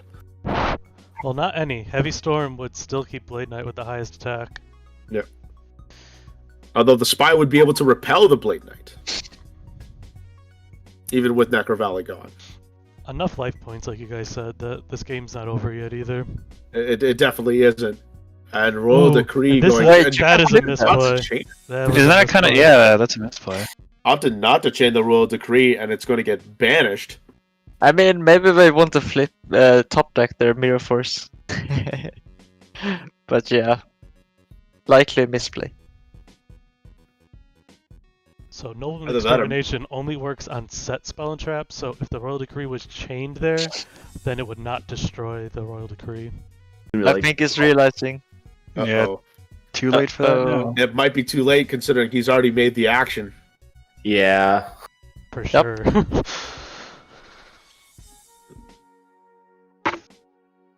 But I could have chained. Yep. It looks like Mr. Big Noodle is just realizing this now, but it's going to cost him because we can naturally assume that the set card Taz has is probably going to be a trap card, and that would be one less card Mr. Big Noodle would have to worry about. And that could be like, if that would be a judgment. Yeah, that could be a very crucial mistake. Triple Decree. I mean, I know Kyle Duncan did that with when he had his Shonen Jump Championship win in Philadelphia. He played Triple Royal good. Decree and one Mirror Force, and then when he went to Hamilton, I believe he changed it up, took one Decree out, and replaced it with a Sakuretsu Armor. So it's not like Mr. Big Noodle has no more traps left in the deck. It's hard to assume that, but nonetheless, that's still a big blow. But also, against these warrior decks, it's not unheard of to silent triple decree, but still leave the torrential and the mirror force, or at least the mirror force, because it's just so strong. Show that Mr. Big Noodle really doesn't have much, and they're probably gonna have to set that Sinister Serpent. But Taz has got Mr. Big Noodle right where he wants him now. But No Noodle mix for- still has a lot of time. That life total is a big buffer, but that Kaiko is. Wait. Whoa! What? No! Well, I guess it Oh, doesn't yeah, matter the 'cause of Kaiko Necro can't Rally. target. Necro Rally's on the board, so he can't banish that Sinister Serpent. And Noble Extermination on Taz's graveyard should be banished, because I was hit by Noble Extermination, funny enough. No, that was Smashing Ground. Yeah. Oh, Smasher Ground, sorry. So Sinister Serpent comes back. So Lucas sent me the zombie deck, and I took a look at it, and yeah, that's something I definitely wouldn't have anticipated seeing it built like that. That's way different than I was anticipating. Credit to Pui, a viewer of the stream, who sent it to me to send it to Ryan. Set monster, which we know is a Sinister Serpent with a back row on Mr. Big Noodle's side. Taz got 3 menacing monsters. Man, gotta get rid of that Snatch Steal, and that would completely turn the game in Mr. Big Noodle's favor, but can't find that spell trap removal. May not have any. That's true. He's also already burned through 1 Mystical Space Typhoon and an Omen of Extermination already. Might not play heavy. Yeah, you might not just because you have that, and that's I assume it's always the Breaker's in case. there though, right? Yep. And that's always the case if how much spell trap removal do you actually want to play with, considering you have Royal Decrees in there as well. You usually want to wear that down a little bit. And Blade Knight Graveskeeper saying, we're going to go directly. Mr. Big Noodle just now lamenting, saying, man, I should have got Spear Soldier instead of Assailant. Now that's starting to come back and bite him. But yeah, definitely punished him in this scenario. It's interesting to see Nobleman of Extermination being played so much. I haven't really seen that too much in the past tournaments. But I guess maybe it's a response to just all the warrior decks running around. And It's actually really good against Turbo too. It's really good against Turbo. And they're just going to T-set, so you want to make your Blade Knights and your MST and your Nox or whatever, you just want to power through their back row, and if you hit like a Regeki break on their back row and they can't chain it or use it, then they just have to banish all of them, and that's like a really big loss for them. You just want to force 1-for-1 trades. Yeah, I've been swearing by Dust Tornado, but when you're on the draw against Turbo as warrior, Extermination is just better. Reinforced with the army now. We're going to get Exiled Force with the tribute to take out Gravekeeper's Assailant. Threatening lethal here. Yes, both these cards are going to get Taz game if they score. I'm going to imagine that's not the case, considering they didn't scoop. But maybe I could be proven wrong here. Does Mr. Big Noodle have? Just giving Taz a moment to perhaps disconnect. Nope, doesn't happen. You gotta play to your out, kids. It's going to be game, and the match goes to Taz x Taz as a well-timed Snatch Steal completely turns the game in his favor. Interesting to see the mind control sided in against the warrior. Yeah, that's questionable. That's Yeah, not it's very questionable. advisable. We check out Noodle P-Chanks. seems just as surprised as we are. P-Chanks He actually versus talked about Don't it, yeah. Copy. Meant to side them all out. Sorry, what did you say, Scully? P-Chanks versus Don't Copy. Oh, that's a great one. Oh, we're already seeing what this zombie deck does. It's just he just tribute to the doomed and try going for a really big power play. We do Yeah, see he some- makes really good decks. Some changes from Delinquent's deck here, as Spirit Reaper was not included in Delinquent's list. In that regard, we always bring a twist. Scully, do you have another match for us? P-Chanks versus Don't Copy. All right, thank you. Oh wow. Oh, this is really powerful. Oh, that's busted. And he's gonna attribute it probably, right? Yeah. This Oh, is, that's a crazy good play. disgusting. It's down a lot of card advantage, but that's a pretty good play, getting some of it back. And now we get to see these zombies in action. Oh, nice. We get to see the zombie deck play him. The Tribute to the Doomed is a card I've definitely thought a lot about. Just the fact that it can hit face downs. Mm-hmm. Man, Yeah, Chaos Monsters it's are actually so pretty strong. Like, that was so much stuff to go on to end up with that Ryukoki out, and then it's just like one Chaos Sorcerer completely swings it. I'm gonna message Magical Yata now. He always swore by Tribute to the Doomed. Who is it? Magical Yata. Everyone was Yeah. always making fun of him. We're But gonna go he into insists that a it's Louis tribute to the here. Doomed. Oh, we're gonna go into a. So- he's gonna go for a bigger guy. A misplay by Don't Copy of putting the Chaos Sorcerer in attack mode against the zombie deck. Yep. Yep. And that's going to get Giant Rat into Pyramid Turtle. Pyramid Turtle's going to ram it. You're going to ram Ryukoki that just has 100 more attack. Take out Chaos Sorcerer. And again, Don't Copy's right back to where he was a turn ago, having to deal with Ryukoki, but has significant card advantage. And it looks like 2 of those cards are Thunder Dragons, though. That is to be the case. That is correct. And now Kaiku the Ghost Destroyer will come down on P-Tran side. Magician of Faith will get back Graceful Charities to get rid of those 2 Thunder Dragons in hand, I'm going to presume.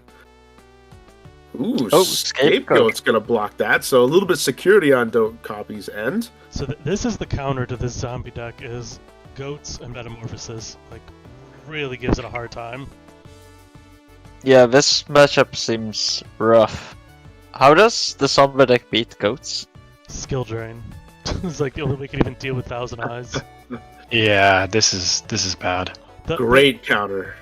The historic issue of the zombie deck is it has no zombies that can deal with Thousand Eyes Restrict. Yeah, it's kind of the rock paper scissors of the format. It's like as goats and meta fall out of favor, zombies gains power, but then it shifts back the other direction once the zombies become popular. And a great turnaround for Don't Copy now, firmly in control with card advantage.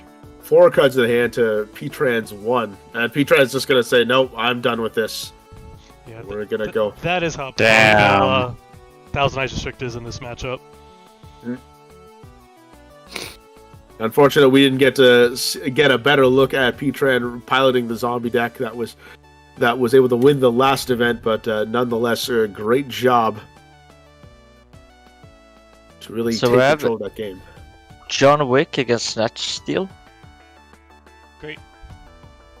That sounds like a fun match.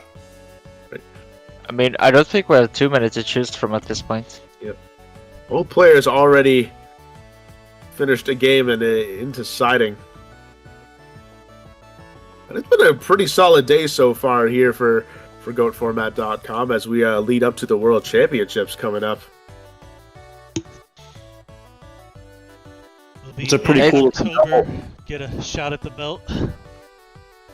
It's so Yeah. nice to see so many people supporting GOATFormat.com as well. Yeah, shout out to 38 players, that's a every lot. tournament entry here today. It's all Patreon paid tournament players, so that does go towards supporting the on the website. I don't think I'm American enough to appreciate it fully, but it's pretty cool. Well, we got a former professional wrestler on here with us, so This is true. Is that a threat? Because that I'll David? shut up. No, that would be me. Were you in wrestling in high school? No, he's talking about professional wrestling. I was, but he's talking about professional wrestling as in like the TV wrestling. You were a TV wrestler? Yes, I was. Where can I see? Where can I see? I am on YouTube around there. My ring name was Mr. Saki. Saki spelled Saki. So you can just type that up on YouTube. You'll find me around there. I'm 100% doing that. I'm AKI. My character is based off of Mr. Chow from the Hangover series.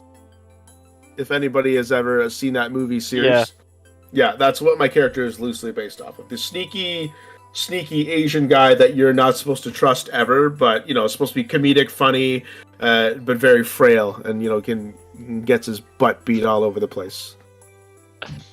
So if anyone is wondering why no one is talking about the game, I think we will pull up the same YouTube clip. And if you want to hear more Yu-Gi-Oh! Wrestling crossover, check out Gate Guardian's podcast where he interviews Thunderpants. Yeah, at Thunderpants on a couple weeks ago. Yeah, it was Alex Vance. I think he's celebrating his birthday either today or yesterday. Happy birthday, Alex. Yep, and Alex now also in the professional wrestling ranks, doing of how like wrestling kind of you develop a persona in wrestling, and how that also translates into Yu-Gi-Oh! As where we see like a lot of like the popular Yu-Gi-Oh! Figures today have like some kind of persona or some kind of like character that they kind of reflect upon themselves, maybe like an accentuated version of themselves, and how that plays, and also how it gets yourself recognized a bit more, because nobody really gets recognized if you're just stale, unless stale is your gimmick, in a sense. But you're just really good. What's that? Sorry. If you're really good, you don't need personality. Yeah. But if you're not, Alex had an outsized personality for sure. He was definitely like one of the characters of the game for sure. Yeah, but he's also a great player on top of that too. I would say early on he was very gimmicky. And then later on, I think he just a tough player in this. Also, Scully was also on the podcast. He was the first one to kick off 2021 before we great podcast if you want to listen to them. And of course, I'm having Chris and Dale back on next week, so there's a sneak preview. I haven't broadcasted that out to anybody yet except here, so now you guys know. So this is Game 2, John Wick 1, Game 1.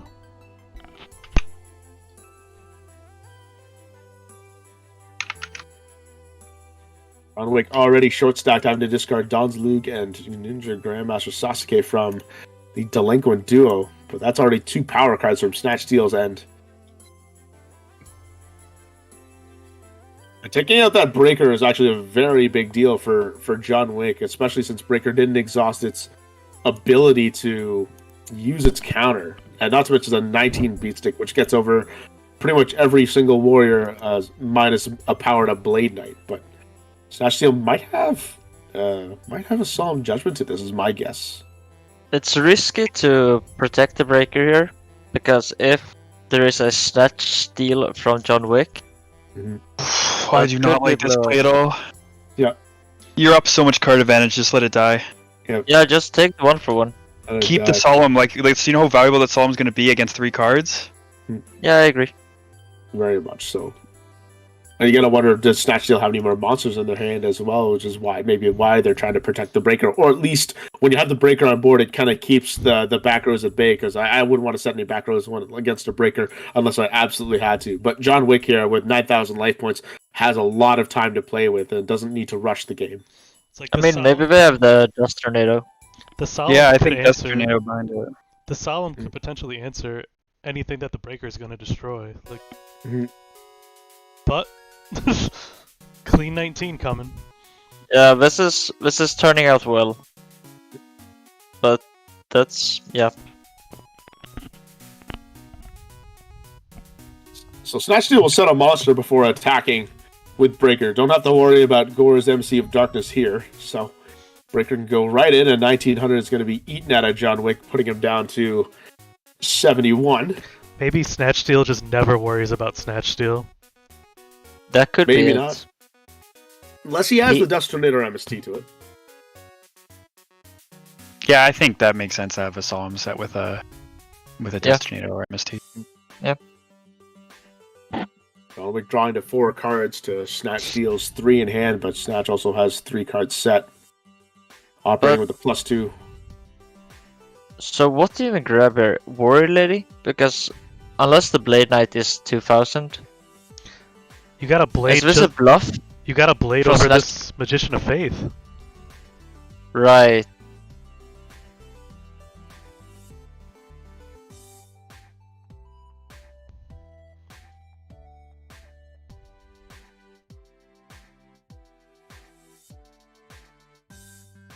Snatch Steel informing John Wick has to wait maybe There could be another solemn judgment coming down on this one too. It's the same one. He's just So that's actually a snatch. Telling John Wick to protect themselves because John Wick is revealing information, and Snatch Steel could base their decision off of what they add if that happens. So Now, what is Blade Knight going to go after? You guys are predicting a Magician of Faith set. I'm not. I want to kill the Breaker if I can. Yeah. Yeah. Blade Knight powered up to 2000 will go after that Breaker. So Breaker is going to go down without popping a spell or trap card. Will this come back to, bite, snatch, steal? Sequencing.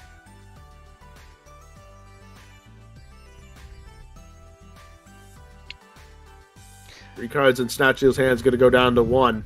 if it is Faith, it's possible that John Wick can solemn the flip summon as well. But I don't know. Snatch Steel has kind of alluded that there might be a Dustin or MST set, right? Big hit with Blackluster Soldier, and that would be really critical too if that set card is Magician of Faith, because that would be the light target.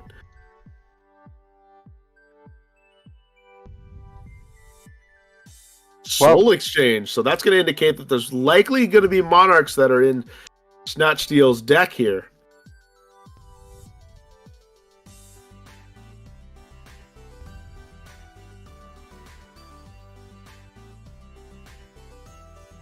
Yeah, the Faith is just looking all the more likely. Yeah, it's looking like it. And that Dust Tornado also probably potentially Yeah. less likely. No, you wouldn't chain Dust there. MST though. So it's an MST, so pretty much the same card. So it Takes was the out MST all judgment set. Yep. Yeah, the judgment makes more sense. Out Snatch Steel playing with 2 cards in their hand, 1 set monster to John Wick's Blade Knight, and a 1 card in the back row. Sorry, 1 card in the hand. Is that going to be a Magician of Faith? I would assume a Pot of Greed would come back to the hand if so, but they haven't flipped it up yet, so perhaps it is not. Yeah. Alright. Briar of the Dark, the hard counter to Blade Knight coming out with 2100 attack, gonna take it down, 100 life points out. What a huge card to use against John Wick. So what's set? Yeah, that's a very good Serpent? question now. Gotta be Oh, it's not Serpent. Sangan. Could Yeah, be Serpent, I Sangan, guess. yeah, Sangan could be too, but you think he would just go for damage? I would Yeah, be yeah, fine now. Yeah, Yeah. you would. That would be the other one, or a DD Warrior Lady. Those are the 2 cards that you'd not want Sangan to be face up for.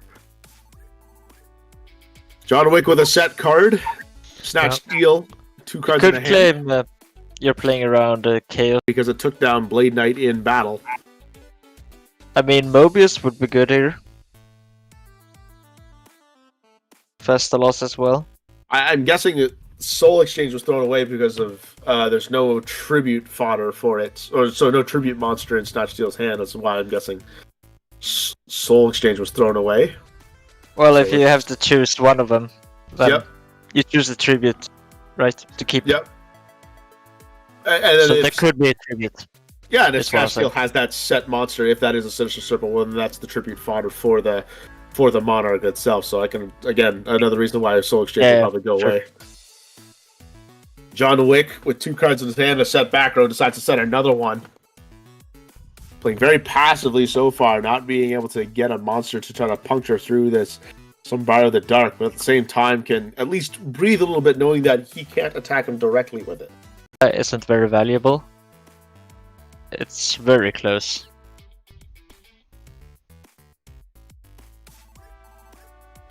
Risky probably not- setting 2 Yeah, that is into the risky. Soul Exchange deck. Yeah, scary. Under Dragon gets discarded and going to add at least 1 more copy, presumably 2. So I would want to summon a Thunder Dragon here. This wouldn't be a bad idea to push the issue and at least put John Wick on a clock, especially if that set card is Sinister Serpent. That's been moved in a while, but that might be an even better option is Graceful Charity hits the board. Is I mean, this Solemn is a Judgment. bluff. Well, that means that he had either TD or Graceful in his hand last turn that he held. Yeah, it's true. Graceful. They Yeah. have And he graceful, does yeah. Solemn Judgment, and that probably would be a wise decision on John Wick's part. But Thunder Dragon is scary here.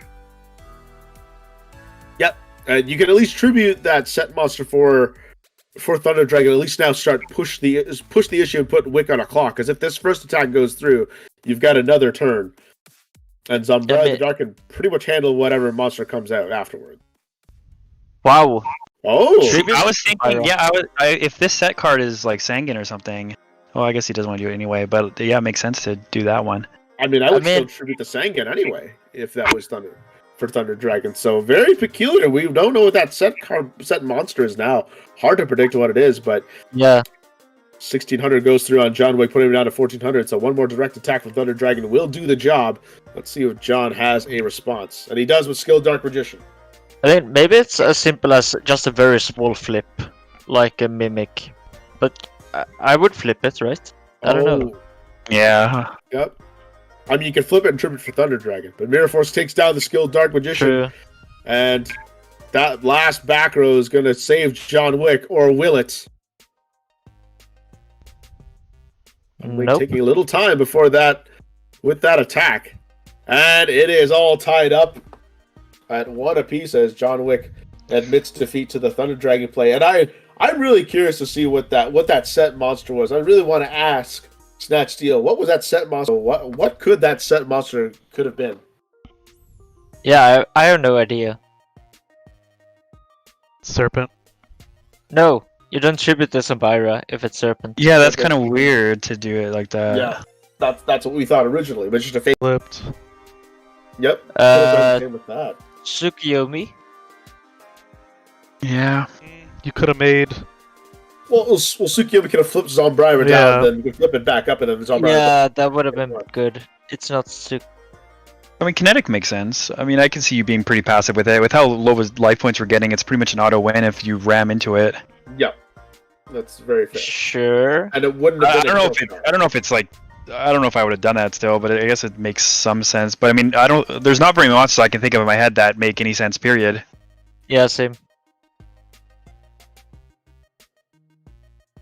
Yeah, because normally Karibo. kinetic explosion wouldn't be kill shots.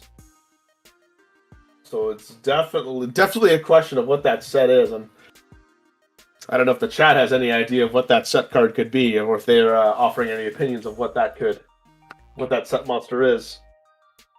Nonetheless, it will remain a mystery for a while. We're headed to Game 3. Both players 1 game win apiece. Dave Bowie, Gate Guardian 44 here, along with Lucas Gustafsson, Moxies, Ryan Spicer, and Nick Palermo, aka Scully. Thank you for joining us here on a Go Formats for our Patreon tournament. John Wick will start off with 2 back rows and a set monster to open up his turn. Scully, can you hear me? Do you want me to hold the Taz AJ game until we finish watching this? Yeah, because this will be over soon, so you might as well. I'm gonna tell him to do that just so we Good can call. match in. Trap Dust Shoot comes right off the bat for John Wick.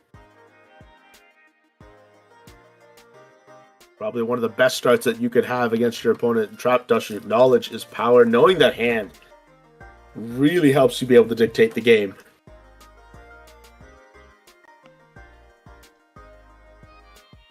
So John Wick, maybe typing it out for us.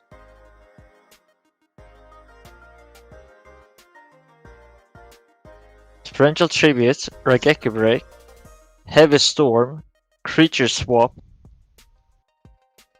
The zombie goes back, and SOL means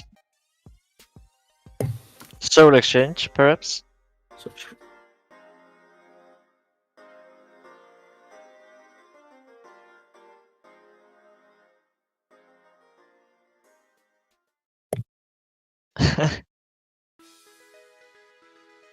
little banter going on between the two before card finally goes back. I mean, looks like there's only one monster, so... Unless Sol means something else.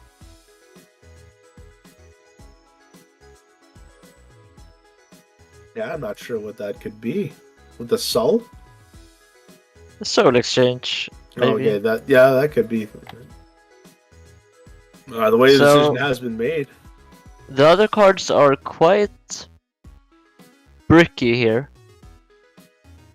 This is a typical spot where you have multiple back row in the Storm.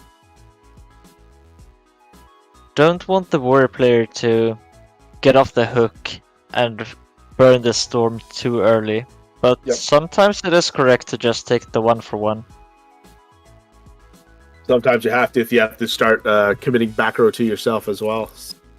But let's see what Snatch Steal is going to do. I mean, they can also set the Heavy Storm and then make John Wick think it's a Torrential Tribute so it doesn't go anywhere. And then if they commit more back rows afterwards, knowing that they don't want to get rid of their own Torrential, thinking it's a Torrential anyway, but really a Heavy Storm. So there are plays. That's a typical thing, especially in this exact scenario, as you're saying. Setting the Storm when your opponent knows you have the Torrential. Mm-hmm.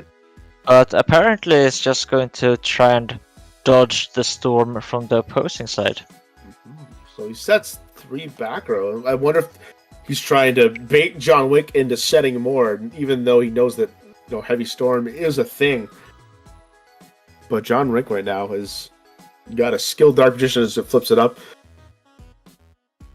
Thinking, do you get the Torrential here? I would guess not. I wouldn't, but it also depends on what Snatch has in his hand. Can he contend with the skilled Dark Magician or not? Is the real question here. Do you have the Raigeki break and the creature swap, if I interpret John Wick's notes correctly? Yeah. But those aren't clean answers as of right now. Also, if there is a Soul Exchange, I don't mind them having one monster. John Wick, I wouldn't summon another monster at all at this point. I'm just keeping it skilled dark, so it seems advantageous not to play Torrential Tribute at this point and just eat the hit. And that's exactly what's going to happen here. So you could claim that this is a fine standstill for Snatch Steal, but eventually John Wick is going to draw a Storm. And at that point you want to burn the back row, make use of them, especially Torrential, before that happens. So it's not obvious. It just really depends on what clock decides to tick first for Snatch Steal. Or see if he just has an answer to be able to contend with skilled Dark Magician in this matter. So John Wick indeed will set a second card, knowing that it's going to be a 3-for-2 if one of those set cards are Heavy Storm. It could be the case that they set like something absolute. That's not going to be the case. I mean, my guesses are it's Raigeki Break, Torrential, and Heavy Storm set. Those are my guesses on the set card. Most of those likely. Yeah, ram it with skilled with dark, ram right into skilled dark. I pop a back row and then I play the creature swap. Oh yeah, that is very possible. Not popping anything.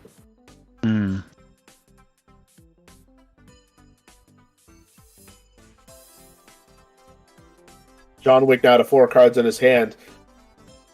Is one of those? And it's a Snatch Steal. Oh, that's. Oh, and it was discarding Soul Exchange. Oh, CS is Chaos Sorcerer, not Creature Swap. So My bad. So Torrential, Heavy Storm, and Creature Swap are the set cards. No. CS meant Chaos Sorcerer, not Creature Swap. That was a misinterpretation from my side. Okay. Oh, I see. I got it now. So we still have the Soul card set. Whatever that is. This is Torrential. So he has to Torrential. This has to be Torrential. So we got Sol and the Storm.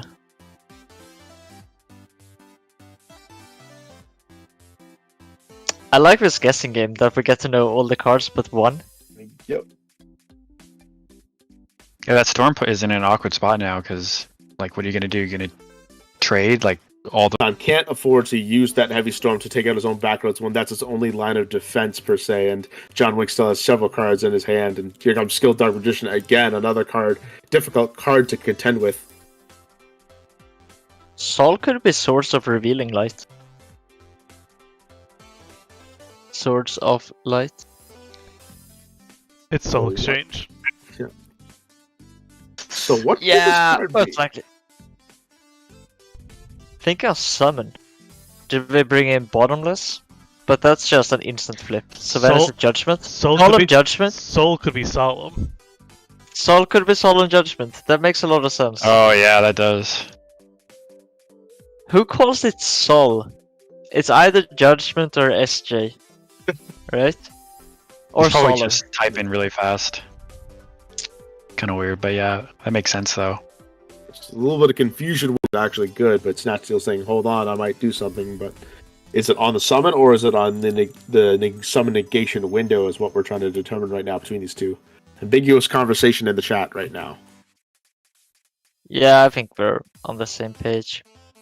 I think they're just trying to So- sort it out.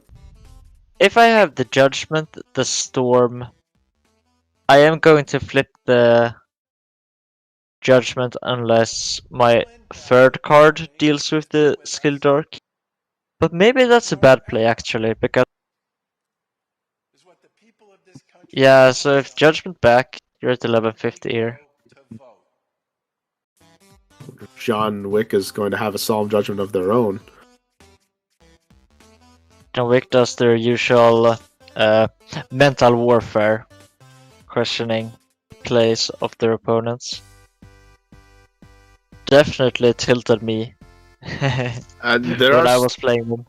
And there are psychological reasons to take your time with making plays, even though they seem like blatantly obvious. For sure, and John Wick does understand that.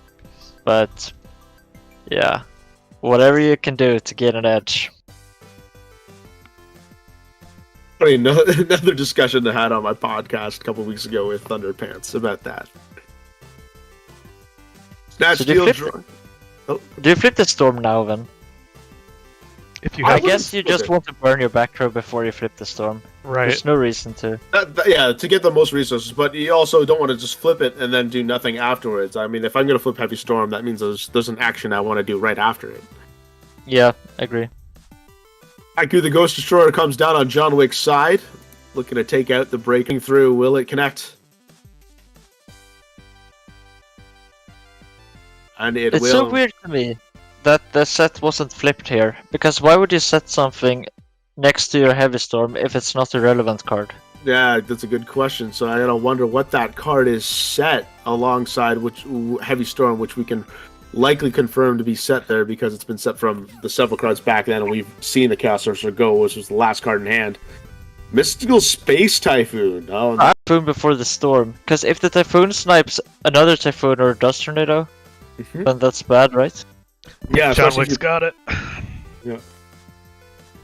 I think that was weird timing on the Typhoon. And especially if you play Heavy Storm, and then you can chain Typhoon to the Call of a Honda. That could come out too. But we'll see what kind of follow-up play Snatch Steal has, and might justify the reasoning. And one back row of his own to match it up. So 3 cards to 4 in favor I mean, of you John gotta Wick. make a move here. Yeah, considering that back row is we know is to be Heavy Storm, or at least we're deducting that it's Heavy Storm. Yeah. The 2 cards in hand, one of them's got to do something, or else it's going to be game over. So there's that Heavy Storm. Because even if you're just setting a monster passing, there's a slight possibility that the set card from John Wick's side is going to be the second Nobleman.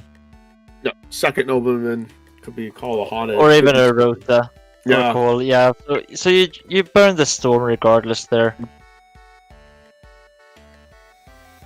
So Snatch Steal, I think, drew that conclusion. Oh. Oh wow. Pyramid Turtle. So he's going to sacrifice 600 of his life points, which is almost half, just to bring out Ryokoki. Or I wonder if he's going to go with Vampire Lord. We know Vampire Lord is in the deck. He does shoot at it. True. Vampire Lord very strong against warriors. Yes. Blade Knight and DD Warrior they do it. This though, you gotta just hope they you can't even put the Vampire Lord. You can't ram it into a trap because then you're open to just lose the game. Vampire Lord can be taken down with a Blade Knight as well. A powered up Blade Knight. So Kogi definitely the safer play in this situation in my mind. With 650 life points. Not attacking the I can't Kaiku. attack. You're in battle phase, okay? Oh, really? Not going to attack it. You're gonna snatch it? That's going to be my guess is a snatch steal just because he doesn't Wow. want the banish for chaos, which is the only. There's no scenario- light. There's no light. There's no light either. Yeah, it's true. So that's the only scenario I can think of. But why is he not attacking? Is the question. Maybe just wanted another moment to think this through. Or is this more potential mind games that Snatch Steal is playing on John Wick? Who knows? Yep. But he's got it anyway. So this could be a bluff. Though It's too bad John Wick's snatch is already in the grave. wow, John Wick with the mental warfare, harsh words. Exiled Force is gonna eat up Ryu Koki here, tripping it out, putting it down to 2 cards in his hand. So back again to a very simplified game stage. John Wick saying you're a joke for that, bro. Saying that to Snatch Steal. Wrong, you're. Get out of here. And now we're down to 2 cards apiece on each side. John Wick the back row, 1 card in hand. He's gonna Snatch Steal, discarding a Thunder Dragon.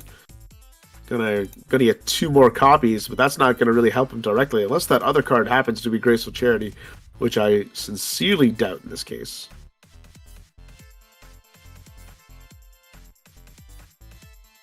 So this The pass. That's it.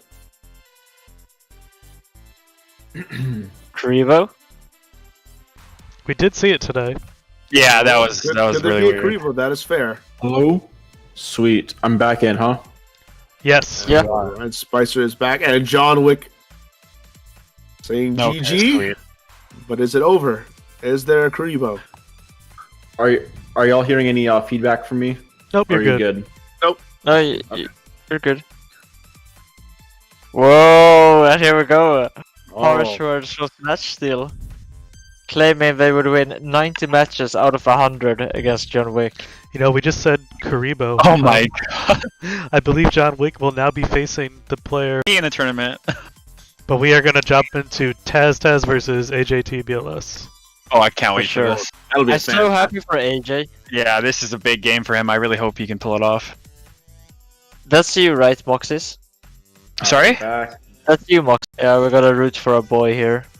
Yeah, and we're gonna catch the start of the game here. I think we held them off. Yes, this We're is just letting winner, them know now that we. winners finals game 1. A mirror match, too.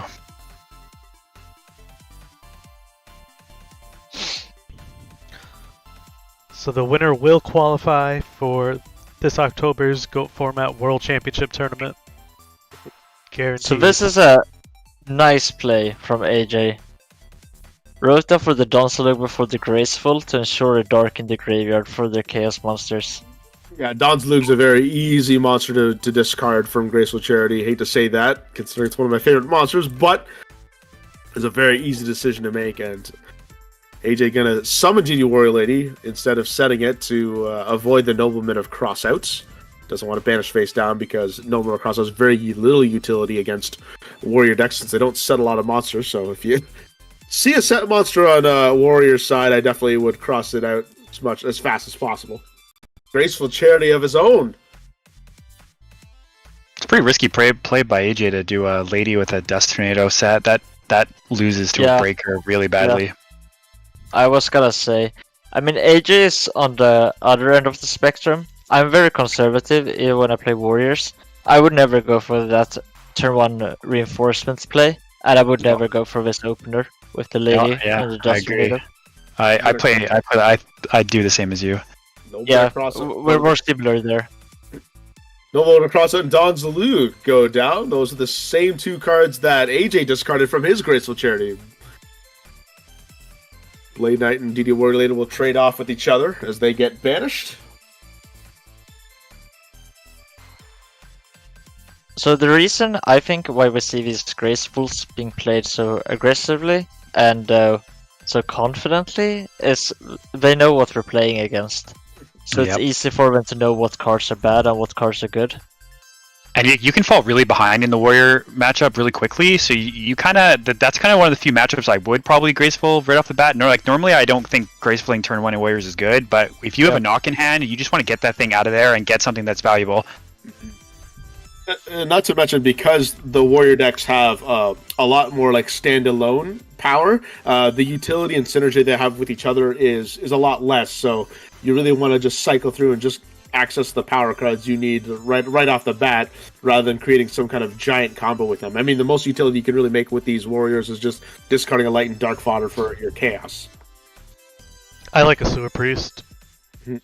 It's very cool. Wow. So Breaker takes out MST and then swings directly for 1600. Great use of Breaker there to get rid of MST for any kind of threat. Asura is a clean answer. Yep. But Taz was wise to it, because he did know that Assure Priest was there, because they did use it last turn. So in the The warrior PLS match, is aggressive. in warrior match, you do want your cast monsters in attack mode, avoiding the Grandmaster Sasuke. Yep. Very aggressive move there from AJ, as now Taz has 5 cards in hand to play with against a BLS and a back row. Tribe Infecting Virus comes down. So outside of a Solemn Judgment, we're going to presume Taz will call priority to activate Tribe's effect. But let's see if the summon even gets through. The He's players going are to allow keeping it. a blistering pace here. Yeah, that's a really aggressive BLS too. Holy. Yeah, So notice that Blade Knight was discarded, and that's the light target now for Taz. And now he's got a light and dark engrave ready to go for any chaos monster he wants to throw out. But he'll score 16 and set up back row. It'll turn to be to AJ with 3 in hand. Here comes Sasuke of his own. What strength do y'all find that Assure Priest has in a warrior heavy format, though? I don't think it's a card you should be main decking quite yet. I It's definitely a feel card the that should be in the side for sure, in the side, but I wouldn't main deck it. I feel the same. Maybe his beta exhausted against Yeah. Speedy Warrior Lady, but that's about it. If you had 1800 attack, maybe, but 1700 just dies to literally everything that warrior can put out, so it's just it's pretty bad. I mean, at least gets it over DD Warrior Lady regardless of its mode, but I think that's probably the best you. Whether or not to play it. But if you're expecting a warrior heavy meta, yeah, I wouldn't run the Asura Priest. Definitely. Here we see Blade the Knight. Blade Knight. Very strong. Best card in the matchup, apart from all the obviously better cards. Blade Knight taking on Ninja Grandmaster Sasuke, and now AJ gonna fire back with his own Blade Knight, gonna ram them together. 2 back row, very even field, very close. Taz with 61, AJ with 45. From a spectator point of view, I love watching warrior mirrors. It's a Johnny- fun matchup to play too. It's you have to. It's so different. Like when normally you're always like trying to get Blade Knight as early as possible and attacking, but like in a warrior matchup, Blade Knight is your value card. You want to play your 1800 monsters first, and then finish off with Blade Knight. Yeah, I love it. The biggest blowout you can get is running over something with Blade Knight. That's that's a power play. And Don's Luke rips Blade Knight out of the hand, showing that AJ doesn't really have anything to stop an attack. So that's huge. Main phase 2 gets reinforced in the army from Set. And that's a big play. I'm actually feeling nervous because I couldn't care less who wins, but I really want AJ to get this one. Could you imagine? Now, just think if Taz has a heavy storm in his hand to kind of cap it all off. He would lose the Don. Yeah, that would be really rough. So it's just back row. Now AJ knows. Yeah, you think so, right? Because you can use that to stop the Call of the Haunted, but Skill Dark Magician will get through Don's Luke, and Exiled Force will take out Skill Dark Magician. It also makes sense that you wouldn't have a battle trap, right? Because if you're going for it like that, then you don't feel comfortable. Like you want to have an answer for a monster. It's very valuable information. Ooh, nice. Breaker will succumb to the torrential tribute, and Here we go. Solemn. And now It did not imply. It Now did not imply. Breaker is super powerful. This Breaker. Oh my! Yeah, There was a heavy storm set, so that definitely could have been played. Didn't want to lose the Don. Okay. Come on, AJ. Double Nobleman. Nobleman does shoot. But I think if he could have played that heavy storm beforehand and triggered that solemn judgment, he may not have been in this situation. He would have lost the Don. Yeah, he would have. Yeah, he would have lost the Dawn, but the Dawn Damn. didn't do the job. And that was his last card in his hand. So his value kinda goes it might have been worth it. Yeah, I think it would have been worth it. Lose the Dawn, flip the Judgment, and then use the Storm. Maybe, I don't know. AJ gets there. I love AJ's playstyle because he's the opposite of me. He doesn't care. He just goes for it. I think it's so interesting to watch because I don't agree with all his plays, but every now and then he proves me wrong for sure, and I think that's very fun. There's also AJ to the top. Yeah, He's the type of guy who'll set 5 in a heavy storm format, and none of them will be solemn. Yeah. Going first, you can just blow someone out if they don't have storm. Like if you don't play conservative, you'll just win. I mean, I've had AJ come to me with math problems, and he's not good with math, but he does set 5, so you know. I mean, what's the percent you draw Heavy Storm first turn? You draw 6 out of a 40 card deck plus the draw cards. I mean, it's actually pretty low. probably The math more is based on like a long run of a tournament. If you keep committing to doing that, you're gonna lose sooner or later to a blowout from a storm, and then in a tournament it's gonna cost you. Like one single match it might not, but over a tournament it will. yeah. So I mean, of course, it sounds like it's probably not the best play I mean, to do that. more than 1 in 6, but it's less than 1 in 7. But still, I mean, 14% is pretty often. And then if you add the Pot of Greed and Graceful and Upstart, you know. Ooh, AJ's got it. Exactly. This has been going really strong for AJ right now. A duo in a war matchup's good, and then getting Breaker to not get any value. Like, people speak of card advantage. That doesn't matter in the Chaos matchups. It's in the Warrior matchup. And this is where we play for card advantage. Every 2 for 1 is huge. Yeah, So I could definitely see that because in simplified game states, just having like 2 or 3 extra cards is pretty brutal. AJ Yeah, loves doing it. nice duo. Yeah, he's been doing a lot of the flip side lately. Yeah, I'm quite high on the Koichi. I think it's better than Faith in these decks. Oh wait, what? Night of Sail. Yep. What a god, Night Wait, Sail. what kind of side is it? This is insane. Oh, and he set a storm. This is oh my god.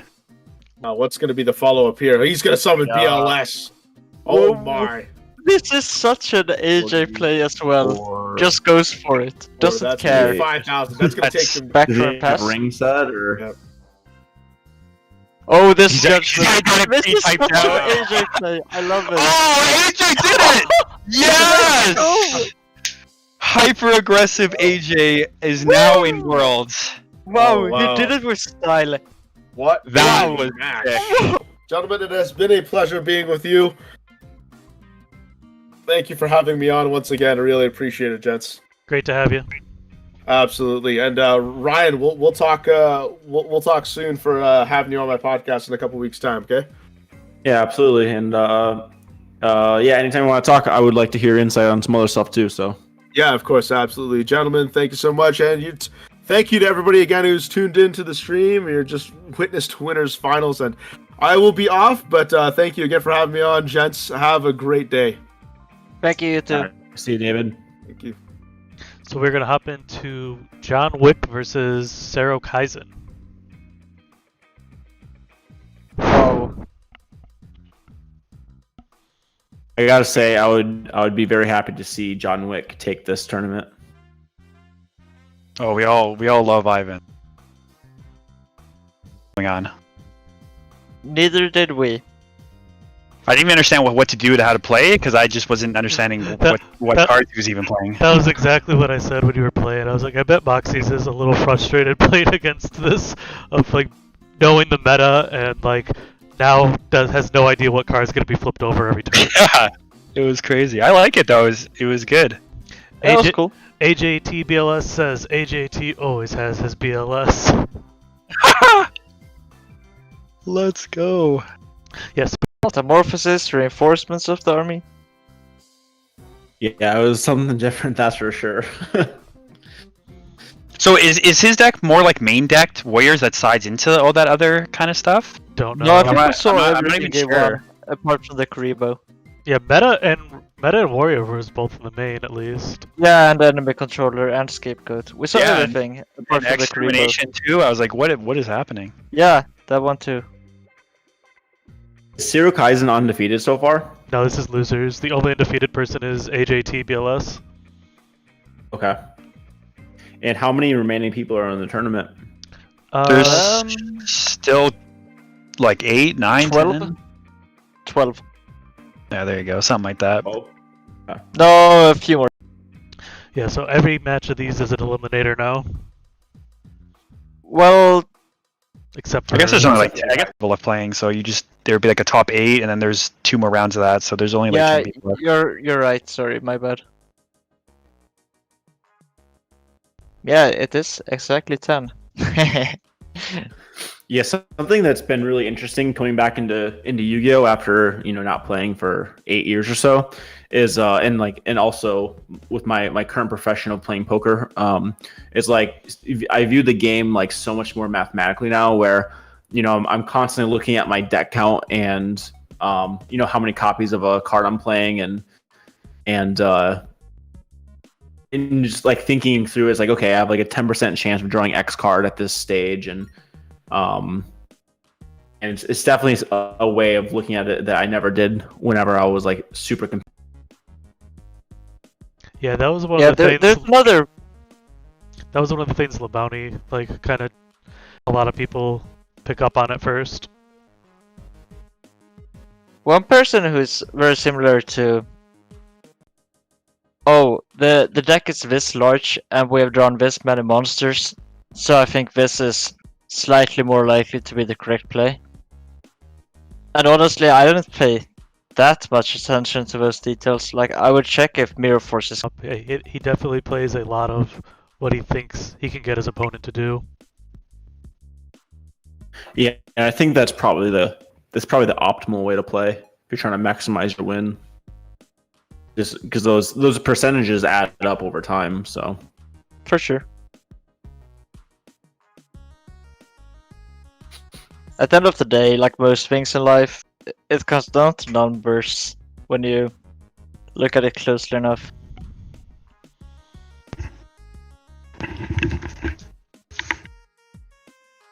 So summon is okay. I mean, you use the effect, right? Yeah.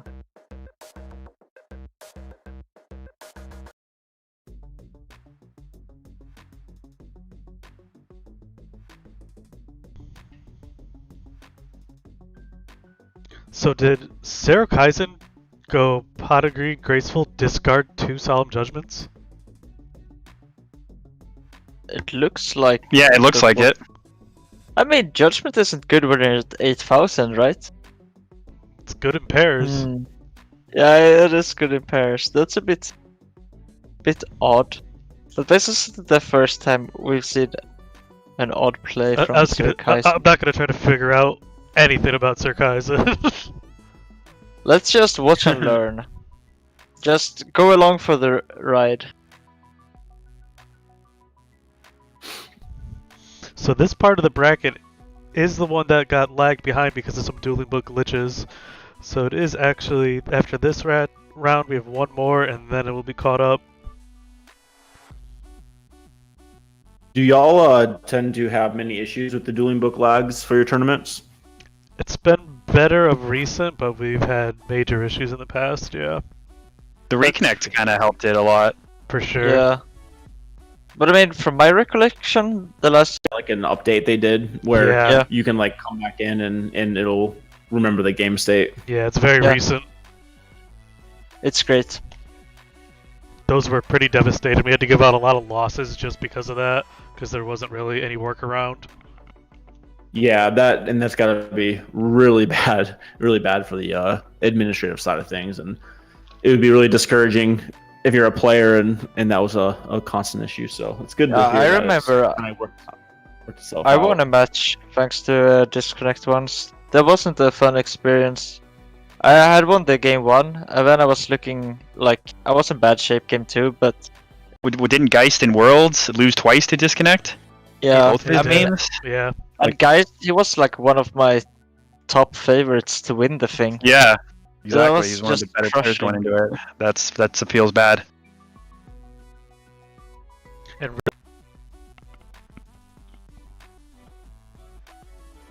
Wow. Is this flipped onto the scapegoat? Yeah, I Wait. think there's a little bit of a delay. Wait, what? So cool. So after the battle phase comes the crying phase, often entered after a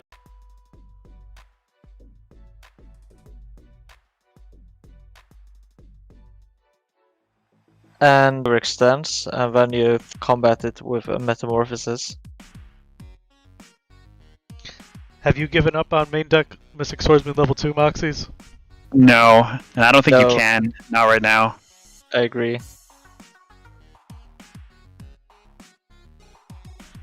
It's just a way too powerful card. John Wick once again with the mental warfare.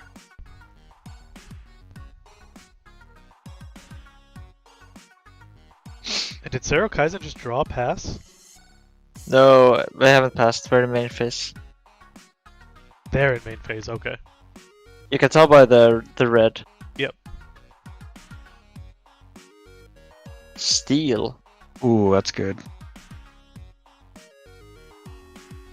Do you flip judgment here? Mm. Oh wow, can you send emotes in Dueling Book? Yeah, you can. Is that new? Relatively new. You just have to right click and you can. Yeah,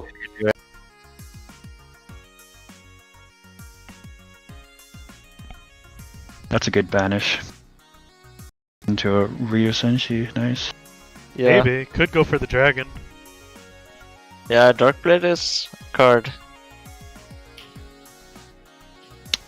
You'd have Yeah, I to guess think he could go for a more powerful one. That would be But fine.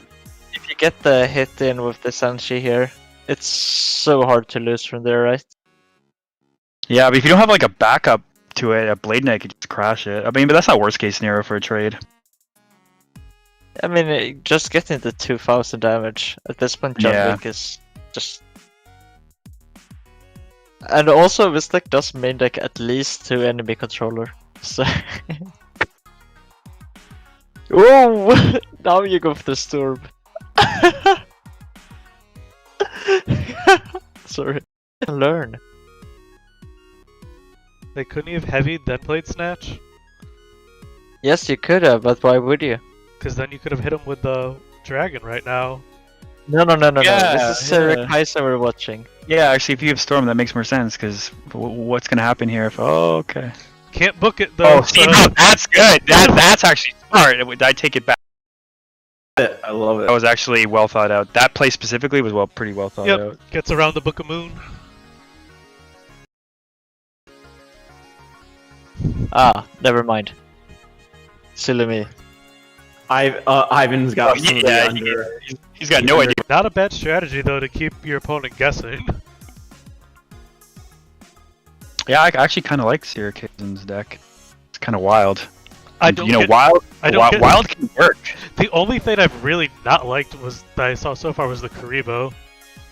Wasted card advantage. Twice? Sorry. Yeah, I didn't think that was. I didn't think that was a very good play to use enemy controller on me twice to poke for 15. You don't think? No. Yeah, no. When he did it, I was. So what if he had like flipped a bunch of other burn cards after that?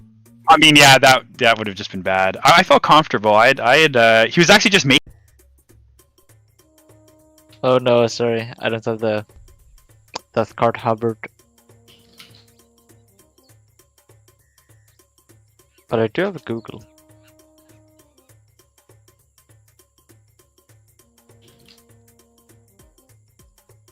I like the fusions of monsters, these old ones that are literally just combinations of the two cards. Yeah, it's cool. It's sweet. Freaky Soap in chat said this is the greatest deck he's seen in a while. For sure. It would be pretty cool if this deck won after Zombies winning last weekend. But I gotta root for Ivan. What? You root against Scapegoat? hmm Although, if a goat... I like Every- Ivan, but I'm definitely rooting for the guy playing Karibo. Like, For sure. Every goat control deck that wins a tournament, Dale Bolito adds $100 to the world's prize pool, so... Are you counting this as Go Control? Sure. Depends on the number of Chaos Watcher. If it has If it's- Scapegoat and Meta, Scully's like, yeah, that count. No, Yeah. it matters the number of Chaos Sorcerer. Yeah, it also has to have one or fewer Chaos Sorcerer. It may need one Tsukiyomi too, I'm not sure on Dale's definition, but he counted the 3v3 deck. Yeah, but Huawei's was just It was, just mashing his build, wasn't it? Just straight mash build. it was Jazz's, regular Go control build. Yeah. So, the classic Nobleman. Wait, he kept Nobleman in, and it He worked. did so against you as well. Yeah, I know. I actually that actually kind of made me nervous because I sided into flips, and then game 3 I was like, you know what? Now I have to side out my flips. Gotta keep on. Some funny quips.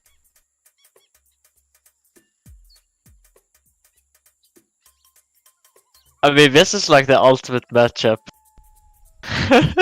Yeah, John Wick against this guy. Yeah, Ivan usually is loaded with the quips.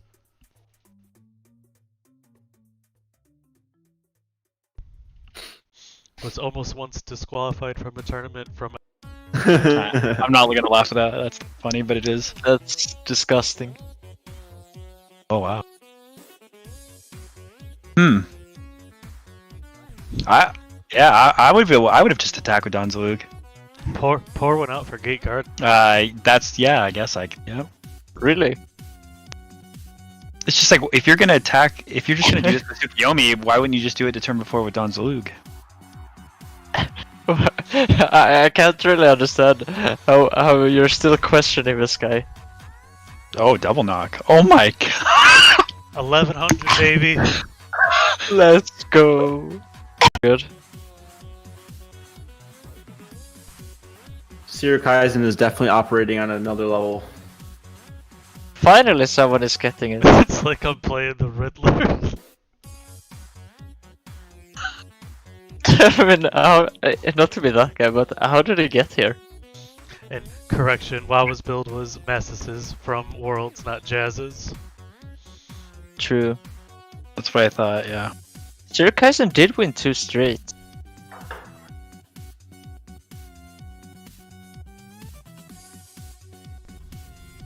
Imagine just a heavy storm here now if there's no Solemn back there. I mean, this must be like the one time I've seen John Wick be behind in the mental warfare.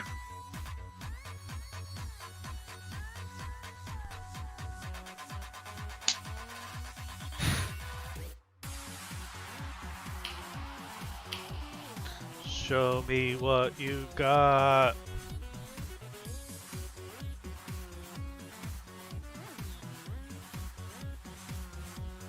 Please type out the hand. He's gonna give us the abbreviation guesses. Oh, I was so terrible last time.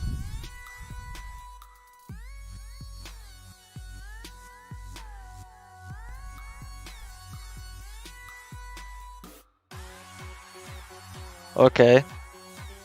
So the other two are 2 monsters. Metamorphosis, Nobleman of Extermination. Is there no monster? No, there are 2. Oh, okay. That's why he's thinking.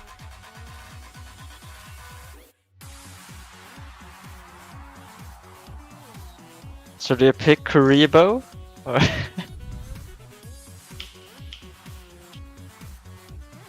this is so great.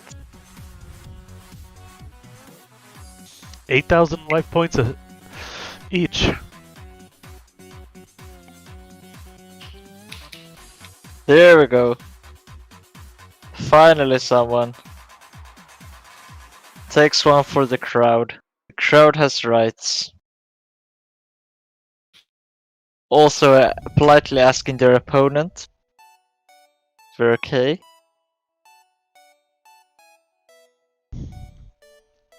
We used to have to banish hands because the game would glitch every time you tried to use Trap Dust Shoot. What a great guy, Sir Kaisen. BLS Tsukiyomi. Wow. No light. So this is a pretty dead hand. I mean, knowing Serokaisen, he might meta the Suki. For the Wow, Dark Fire Dragon? that's ruthless.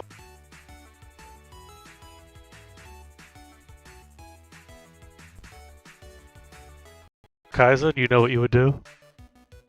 Yeah, I mean, Don's already gone. You presume to know the mind of Serokaisen? Yeah, you're right. He's definitely gonna meta this. Did you just argue against? That's messing with 1500. That's 1500 damage. Well, now it's no damage because he sent Zook. I would- Maybe he'll Nobleman Extermination. So and pass. the question here is, if you leave the Sook, that's potentially a future Suki Thousand Eyes lock, right? Compared to a potential BLS. Dead, like Ivan may have really considered that this guy might make the 1500 that he'd have to answer. Yeah. I think I would play the Extermination now. See, I'm not sure I would. The Extermination for. I don't want to get dust shooted again. Yeah, Or dust shot. that's true Yeah, too. that part's true. But And maybe John would have flipped double dust shoot, so I And don't maybe know. you want to play it later, and now he drew a Solemn, and he can stop it to save something important. Hmm. Okay, so yeah, putting the Suki back will allow probably this Blade Knight to stay on the board. Because now if he even redraws the Suki, that's gonna still be there. Probably, I think that probably is better than Blade. Yeah, for sure.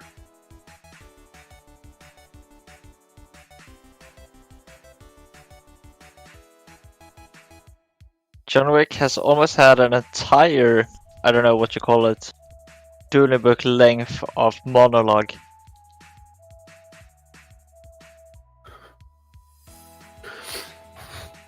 Yeah, I don't know if typing in the chat And stuff. I mean, distract it yourself. Yeah. depends on personality, right? I try not to talk as like ever unless I absolutely have to. I mean, Yeah, I well, tried he to is a DJ, find- right? So maybe he lives off that interaction. Well, he would do this playing in real life. In real life, I could see that being very distracting for the person you're playing against. I can't remember a single tournament I ever played against him though.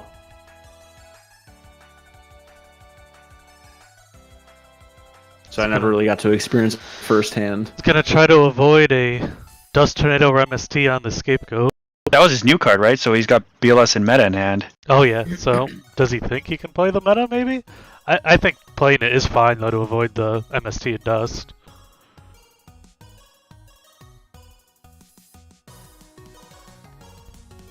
I mean, if he's got Solemn, you should just Solemn this, I think. Because like you're gonna have to spend at least a turn, maybe even 2 turns to kill the Scapegoats, and that's just turns you don't want him drawing into other cards. But if you have the Solemn, I mean, you can get the meta out of the way. I mean, unless you have if he has a second monster to like put more pressure on, then I guess. But it's just the amount of time. Yeah, that's Giving Sir Kaisen fewer draws. that could possibly give him 3 draws off that one Scapegoat. When you know his dead hand.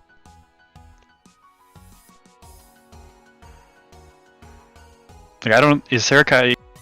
Well, we literally know every card, so it doesn't really matter if he I shuffles guess his that hand. doesn't matter. If he's gonna set something, it would.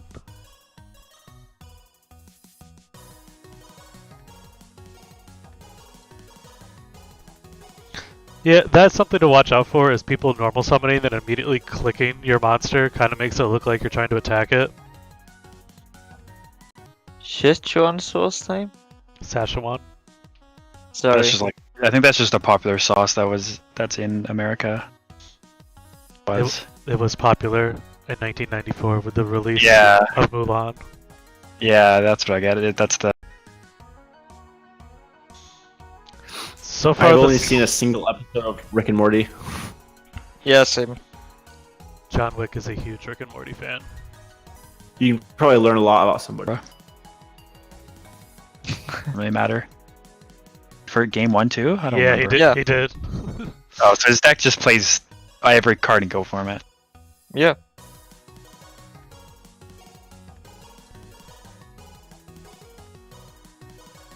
I mean, here we go now. It's just top deck something good, or it's over. This is a well thought out maneuver. Sinister would be pretty good. Snatch Steel's pretty strong. Yeah, Snatch would be.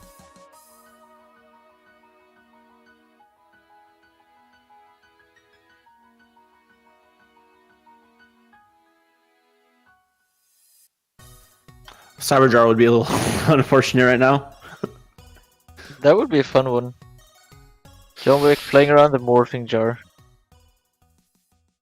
Ah, sad. Yeah, Get that out of the cyber jar.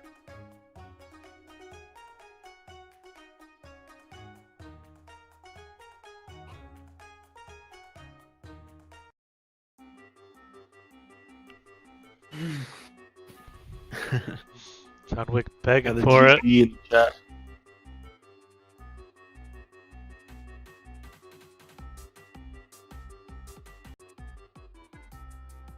Game 3.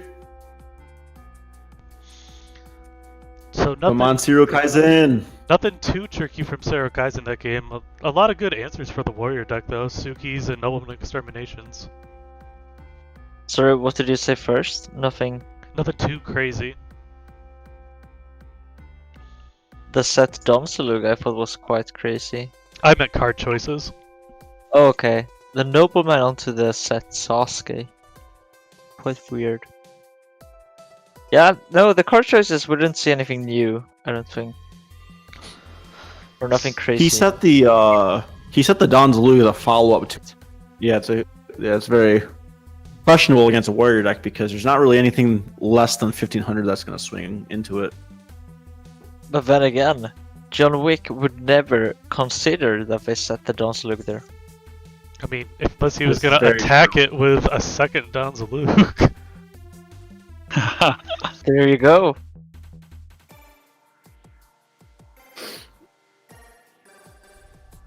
Wow, what a guy. Wish us good luck. What a sport. Yeah, Love all my this dude. interac-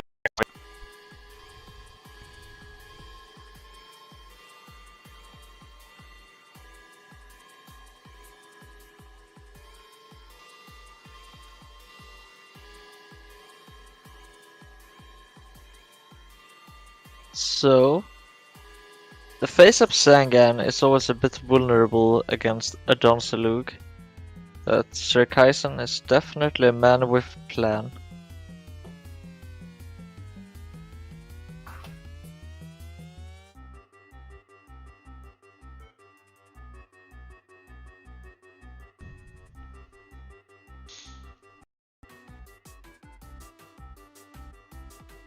Do we see a Don or a warrior lady? Warrior lady. I just Yeah, think Siru it's- hasn't shown any tomatoes, has he? No. it's just It also depends highly on Ivan's hand. sure. Yeah, it does depend. But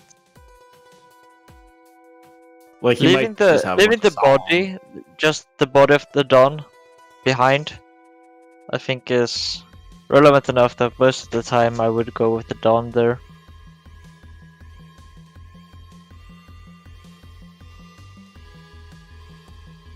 We'll see.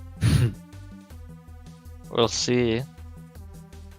Is checking whether or not John Wick wants a solemn judgment to reinforcements of the army.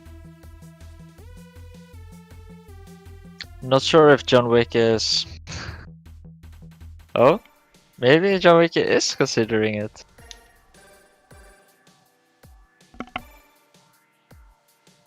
I think he may fake consider it, but he's probably not seriously considering it.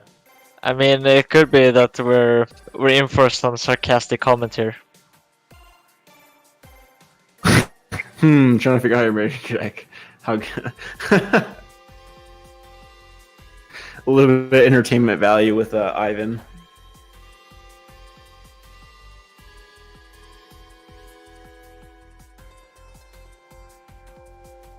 Yeah.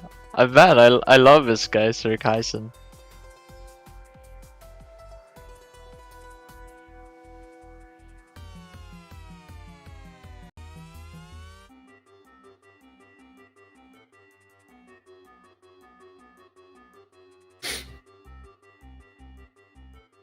Whoa, is that a misclick? Whoa. Switching it up. Gotta keep on guessing, we never know.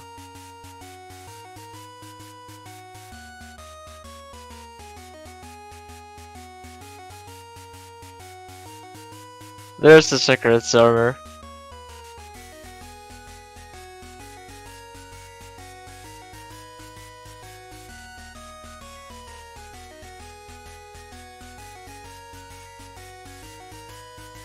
Yikes, I didn't declare an attack yet. Man, this is great. Trade the Donsalug for the secret server, or you could just leave your 1400 there. I mean, it's... Okay. There we go. Trading Dawn on sack is usually fine. Thinking. We're gonna see judgment here. I mean, that would kind of make sense. So I suppose... Interesting. That is a very interesting play. Makes sense. Attack into a battle trap, or whether they have a more conservative line. Do you think John Wick So- kept in Nobleman? No. I would guess not. Because we have since game seen any flips, right? I don't even know if we have seen Magician of Faith. I don't think so. I thought he did. 'Cause I think when I played him, I hit a Magician of Faith. I think. 3. Are you sure? Yeah, 3. Yeah. Oh wow, okay. Weird.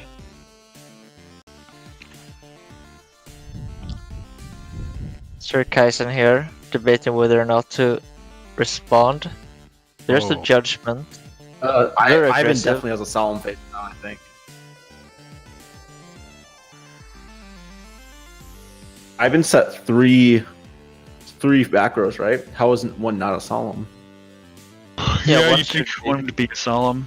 But This I should be don't a- really this want should be a to. good solemn though. I think you should solemn, right? Because now For you can sure. just walk over the Dawn with pretty easily in your deck. Yeah.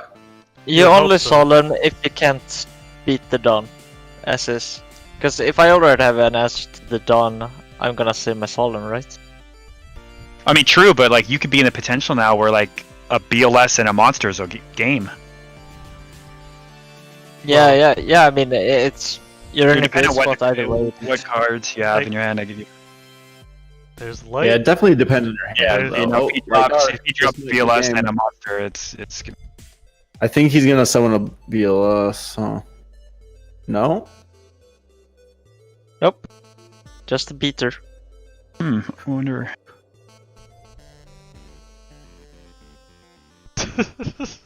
Oh, so he was hoping to get the BLS into a monster. It's not I was AJ. hoping for big dick energy. He's not AJ. It's true. That's okay. John Wick, not everyone can be as gifted.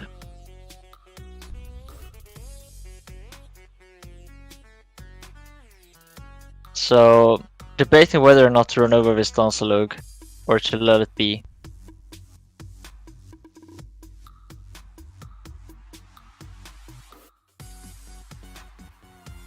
Decides to attack verbally instead of actually clicking. Sir Kaisen He Insist. asked. for John Wick to actually attack.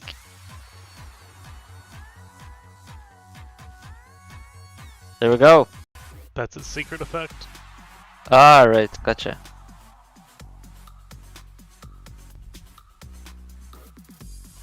So, I mean, this is still quite close. 4 cards each. So Kaiser could definitely take this one. And I think they have been making quite reasonable plays so far this game.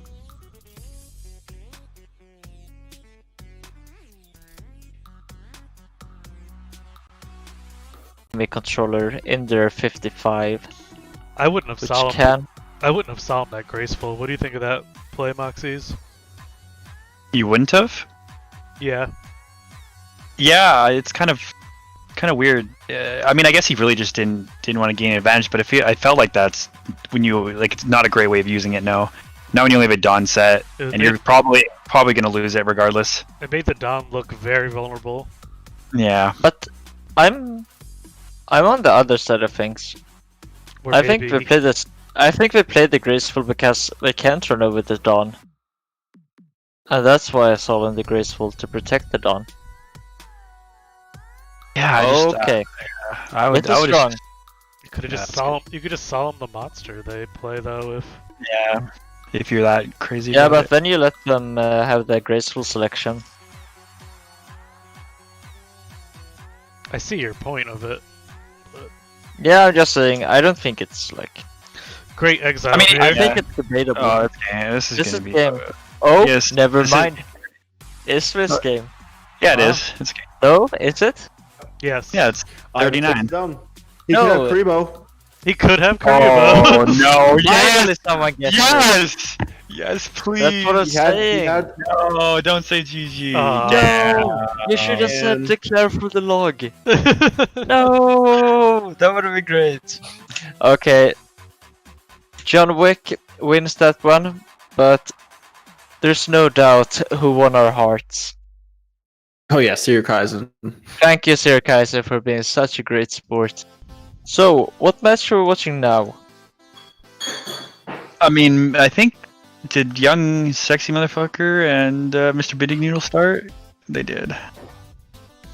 They're in the middle of a game, but They do have the most. This is a top 6 appropriate match. names, Or at sorry, least. yeah, top. This is for top 4, so I guess it's a better game to watch. yeah. Mr. Big Noodle changing sleeves and avatar, getting a fresh painted coat for losers bracket. Nice. I love his little custom. I mean, I have no idea if that's from a cartoon or not, but for him, he's been using it on his channel. Looks cool. Oh, Yeah, it does Mr. Big Noodle have a So are channel? we watching Big Noodle now? Yes. Yeah, he's been streaming quite a bit actually recently. Ever What's since his we channel had just called Mr. Big Noodle, I think. Ever since we had that conversation about how we need more people streaming, and then everyone told him, well, he should just do it, and then he actually has been. Wow, nice. Mr. Big I really Noodle. gotta watch some of his content when. Oh, He's got a really, really well stream, like a really well, the layout is very nice.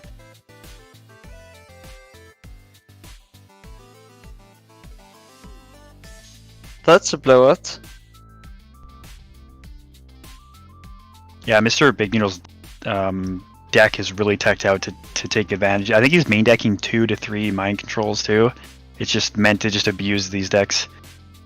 Yeah, I'll quote what he wrote in the in-game chat earlier today. Why is there still a mind control in here? I thought I sided all out. Which does imply to me that we're main decking So perhaps even 3. I don't. Oh wow! I think Mr. Big Noodle's deck. This is like the best he has. Yeah. Yeah, this could be an auto kill. This is the Mask of Darkness Soul That's a good play though that he he just did though. Like he attacked your SERP to make sure that set card was SERP and then used duo after. For sure. Like that's actually a really Very nice. a really good play. Yeah, it's weird like that. That's an overstatement. I mean, Well- we have this one guy who people.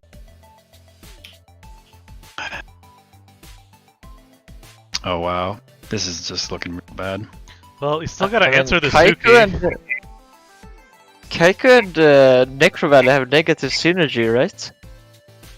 No. Necro don't Valley think- counters your Kaiku. Yeah, I mean it counters it that way. I think he's more just like have one, have the other. Sorry. I guess the sarcasm doesn't come across very well. Yeah, sorry. I guess you are. Okay. Oh, no, that's okay. It's my bad. So, do you have a book? It is worth noting that Mr. Big Noodle kind of choked for the loss that they took. So maybe they got it together now and we'll be able to do better going forward. But Yeah. was that the case of him choking? I'm not really? sure it was, because I think when we were talking about it, that it made sense to help dodge Sakurai armor. I think I like that. That was also the Mirror Force match as well. Yeah. Oh, yeah. Okay. The Mirror Force was definitely a little too aggressive. Okay. There's never mind. only AJ can get away with that. I think there was Yeah, also a third thing that happened in that match too. The Nobleman of Extermination, Royal Decree thing. Yes. Yo, yes. Okay, Yeah. so there was a bunch. Oh, nice book. Sweet. Very nice. There was the book. I mean, I would flip that in a heartbeat. But that's I'm really good not- quality, especially if you want to improve. Just pause and think through your plays for a few seconds. That's when you learn, because if you don't think, you don't learn. I wonder if I made a video recently just talking about Decree, and I kind of felt like right now was a really good time for Decree to make an appearance, just because all the main decks are running between 8 to 12 traps, it seems like. So, cutting off a quarter of someone's deck is pretty. That eliminates Solemn Judgment from your arsenal. So it's a little weird to me, just because it leaves yourself very vulnerable to Heavy Storm. But I mean, I guess if you got either one on board, I not so much care about that, or just hope you don't get blown out by it. yeah. I mean, it's pretty sick though. The Kaiku, the Necro Valley, the Royal Decree, it's like any one of those three on board is especially good against this deck. Kaiku Decree is the answer to the format right now. Turn off half of your opponent's cards. As you guys are saying, that leaves you vulnerable to the storm. But yeah, Kaiku Decree, that has potential moving forward for sure.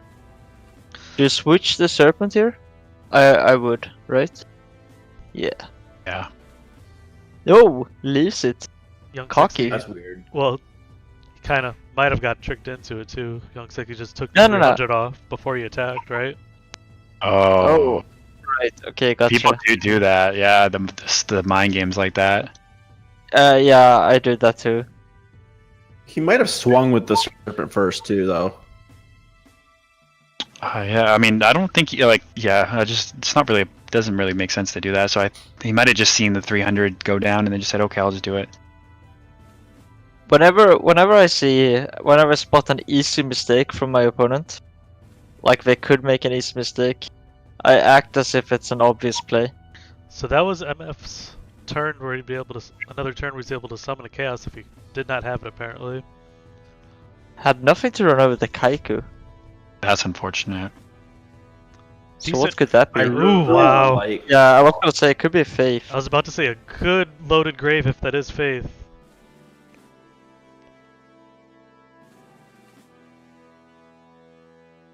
So if it's not Faith, what is it? I think Like, it's Faith. you- He's looking at grave. It could be Serpent. He did have Serp already. But if he's saying, then there's no way. Yeah, Noodle is. Because Noodle's not playing premature. I would guess not at least. No. That's also kind of weird. Play Mind Control along with Necro Valley. You steal their Faith and then, oops. But I guess at that point you don't flip it. Right. Heart of Greed. It looks like a good one. Best card in Yu-Gi-Oh! Right there. Could even grab a Necro Valley, but that's probably a bit much. Better to pot of greed into a Necro you already Valley. got the you have the Kaiku on field, so you can remove the light and dark. It's already turning off the chaos, so. But I wanted to make the Heavy Storm top deck even better. Isn't that's game? That's game. That's exact lethal. 37. So attacking for 300. I've gone for the pot. They just potted for it, but it worked out. I mean, what's working out is that Mr. Big Noodle literally built this deck to win this match.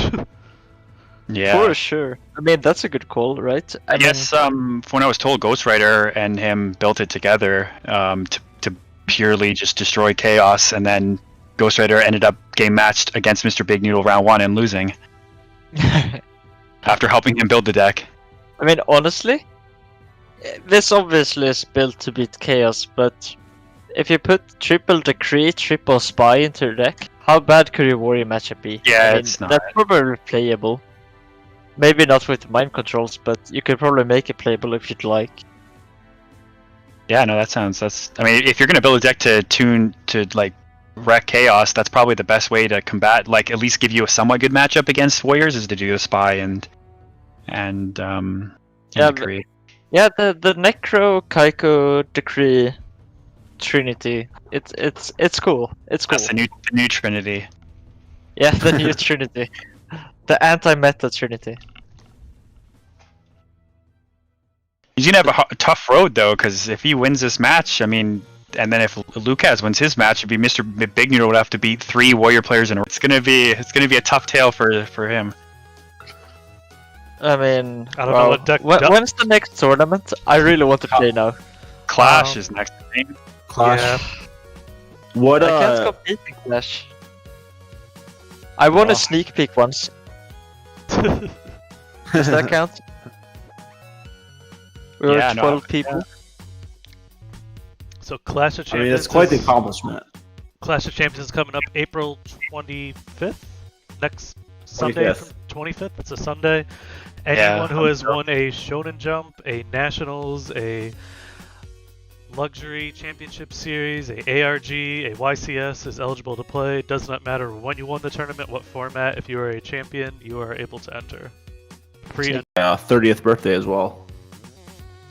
Oh wow, cool. Nice. So when's your birthday then? April 20th. Nice.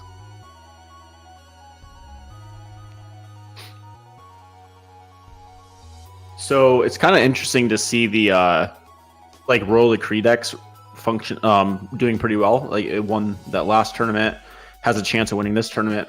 I guess how Warrior decks adjusting to that trend in the metagame. I guess we'll likely see more Book of Moons being played as a result. Yep, it has. I actually transitioned my side to if I play people who do that. I personally, and I know some of the other players have, what we've done is we bring in Azura Priest, Tsukiyomi, and Book of Moons, and we lower our trap count to 7 just to help combat the decree, and then you use your monsters to handle their scapegoats and their Thousand Eyes Restrict and whatever else, or whatever cards you need. Bring in Cliff, whatever. Use your monsters as your power cards to deal with that instead.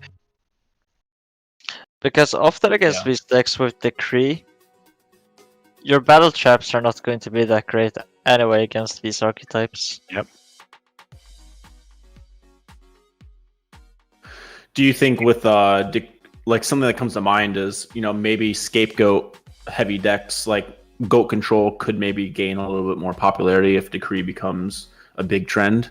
Because if it shuts down less of the deck, and I imagine Thousand Eyes Restrict also performs pretty well against decks running Decree. I mean, I guess they also likely run Book of Moon, but if they don't have the book immediately, Thousand Eyes Restrict could pose a pretty big threat. Yes, I think you're spot on.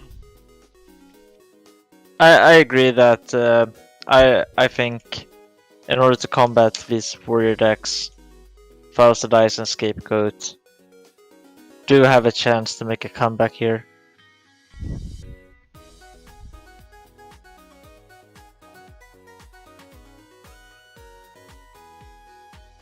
Alright, let's go.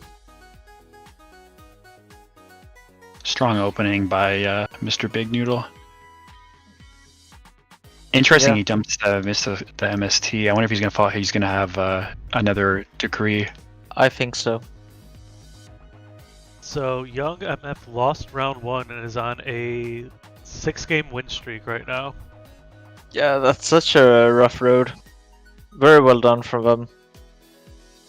Had a couple of that because Jago did the same last qualifier. Yeah, that was just absurd. What did they win? 10-0 10 in a row. Yeah, And some then didn't win crazy. the tournament. That was absurd. Gotta say, I'm So- a big fan of Big Noodle's sleeves. Yeah, they're sweet. custom. They're really cool. Did he make them himself, or I'm not Do quite you know? sure. I'm not sure.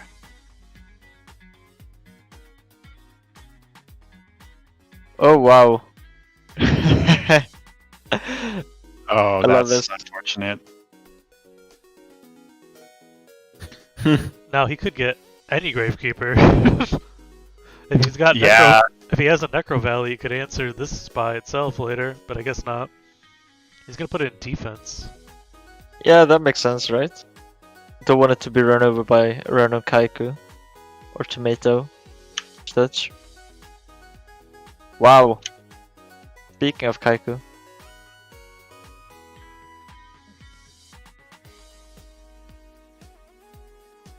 Yeah, the Mind Control Spy cannot attack.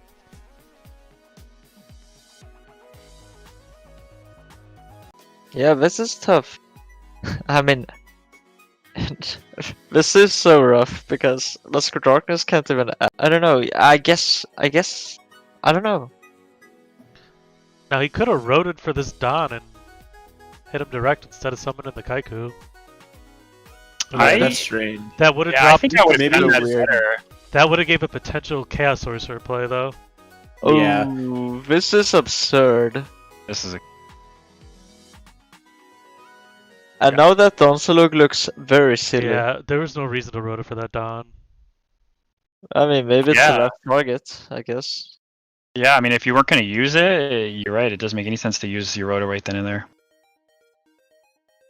Last target, yeah, is the only reason you would, but that means you're playing Rota with 2 targets. And Gorilla's nice. This Gorilla's gonna have to attack Defense Spy next turn. Oh, it ain't gonna be here. I like that we see Gorilla. I think it's very fun to see that card seeing play.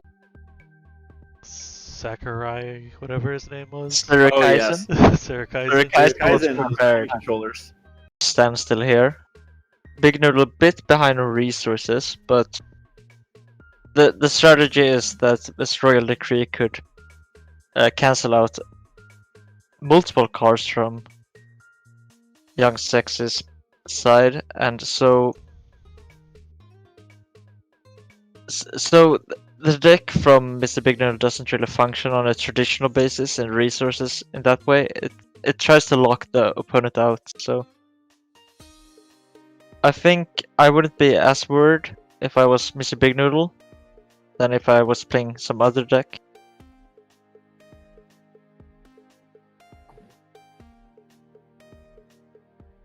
Happy to Another see gorilla. Drew into the gorilla.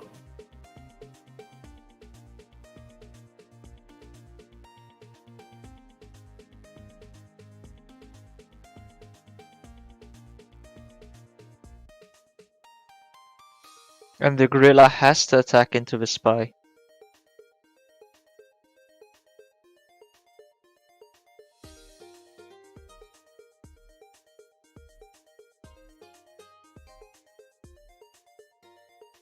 Yeah, it's really interesting to see this deck from Mr. Big Noodle. Definitely some creative deck building going on there. Very cool. Shout out to Noodle and Ghost Rider. Well, if he does win, the Warrior matchup isn't unattainable. I mean, Decree, Berserk Gorillas. Those Yeah. main deck mind controls, if there is 3 of them, is going to be rough though. Yeah. Because There's a nobleman. you combine 3. Ooh. You combine 3 mind controls with 2 noblemen. That is 5 dead cards against Warrior. Yeah, which that's is a lot. Maybe there's only 2 control, but Not to mention Necro Valley is not that good against Warrior either. If you don't have a Gravekeeper on Wait, board. why would he do that after? Doesn't he? He takes 500 now. Yep. Oh, that is weird. Yeah, he doesn't misplay. This is the Mr. Big Brains, Big Noodle special. And now he has to take 500 every turn. Yeah, that's a big mistake. I love it.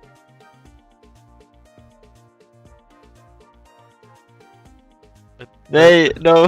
I mean, you could switch it to defense next turn, I guess, if you want to. That's a bad sign. I think Mr. Big Noodle is going to be a little bit tilted after that. So hopefully that's not a compounding mistake where he gets a little bit emotional and is a little bit like disappointed for doing that. Although playing the Necro may have been the right move, because here comes the Thunder Dragon. Yeah, no, it was definitely correct afterwards. Yeah. Very slight error. Of course, if he draws into a storm here, it's not going to be a good time. 6 cards. Yeah, Heavy Storm would bust this open. Damn, nothing. But I mean, Spy set. Young is just content waiting. This could be game right here. Spy set and a normal summon.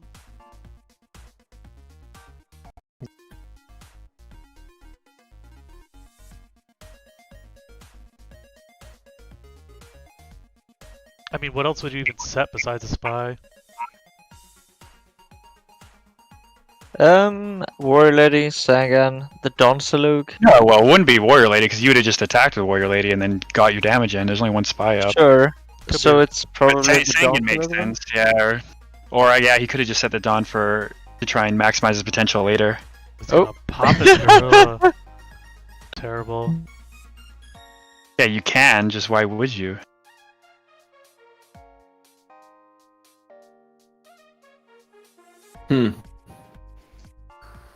Be interesting to see into Mr. Big Noodle's mind right now. That bad? It's definitely not a good. It's definitely not a good play. I agree. Just like that card could be the difference between like a one-turn kill if he draws the right card. That's what Yeah. I mean.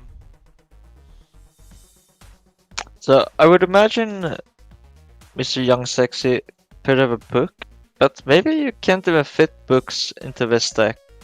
Like, he just gained 1,000 off Upstart. What are you worried about 500 damage for? Mm-hmm. I think he got tilted.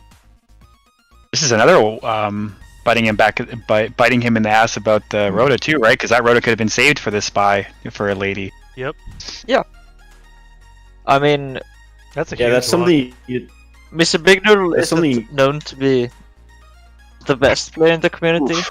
That's a good card though. but this tried. Kills It's his very own. Yeah, that's fine. But see, this is it. If he has Gorilla here, this could be game. yeah, Yeah, Yeah. See, that would have Gorilla. been game. that would have been yeah, game. man. Oh no. But this is still a good spot. No, this is a really strong spot still. Young Sexy kind of Something has to to be have very- a Storm, right? Or an MSD. Or Breaker. Yeah, or his own tribe, I guess. Sure. Breaker has It's really been something used. to be mindful of is I think it's really important to be not too hard on yourself whenever you make a mistake, because those, like, a small mistake can lead into compounding mistakes if you let it get to you. So I think it's one of the qualities of being like a top player is just is moving on and not getting hung up on. Noodle wins this? This is so great. I love this. Like we said, literally can turn off 20 cards with that between Necro or I mean- Kaiku combo.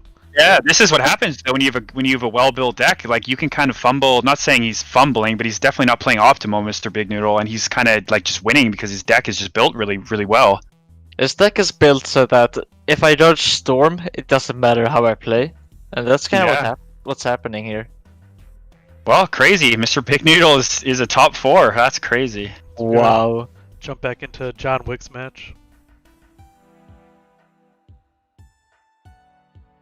Man, I really feel like playing in one of these tournaments now. Yeah. I played in this tournament. Oh yeah, sorry. Sorry, which match? John Wick. Again, smell my finger. I said I refuse to even say his opponent's name. Oh, so he just within the last hour, we were talking a little bit of poker. I guess he plays poker tournaments as well. If Ivan's got a solemn set, it's just game. Flip it. Oh, he's already gone through 2 solemns, So I can really appreciate the dandelion sleeves along with the snowman eater profile. I think it works nicely. desperate for cards. Oh wait, does he have 2? Does he have a TD? Yeah, he's got 1 TD and something else. He's just praying he draws into a BLS here. Chaos Sorcerer would also be good. Spy would be good. What's a set monster? I didn't catch it. Play Knight, okay. Spy? Yeah, there we go. Just out this. And life totals are so low that, I mean, this is a toss-up. Both rings gone. Yeah, so it's gonna end on an actual fight. And one would think, wow, John has used double judgment, and we know that use the Chaos Sorcerer, pass the turn, and then next turn lethal.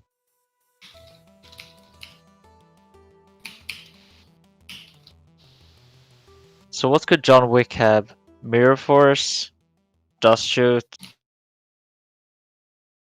Dust Tornado, MST, Duo. So in this scenario, I think he actually should have put that sorcerer in defense because he could lose to BLS now. Oh, just another game where we're having some words. Everyone's on. We have a very friendly and healthy community, and I think most people would agree. Oh, that's so huge. Let's go That's off the like top. Flip it. Flip this, your monster deck. Just do it. Oh. That's the dust shoot. That's a delinquent duo. No. Oh, what is it? A faith? Yeah, that would have to be, right? Because what do you? Yeah, I think that's a What faith. are you not attacking? Has to be a faith. Flip the Serpent? faith. Bring back the. Wow, you don't really have anything.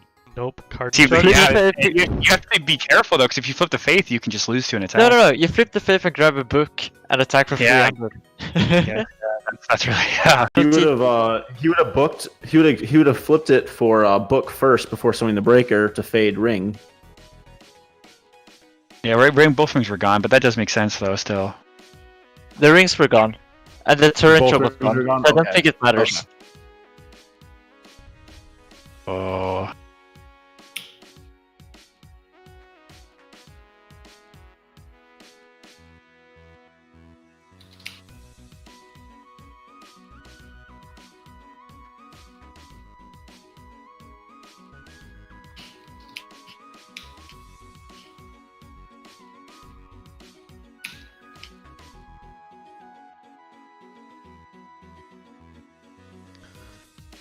Yeah, and SMF has received a slow play warning for this game. which is kind of awkward considering how much he was trying to hurry the pace of this game up. These brackets side up.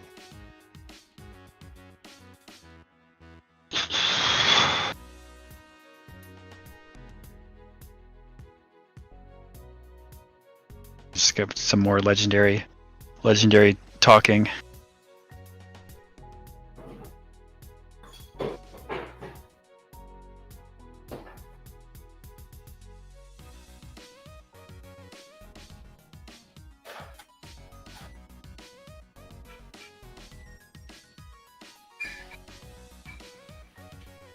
Alright, let's go.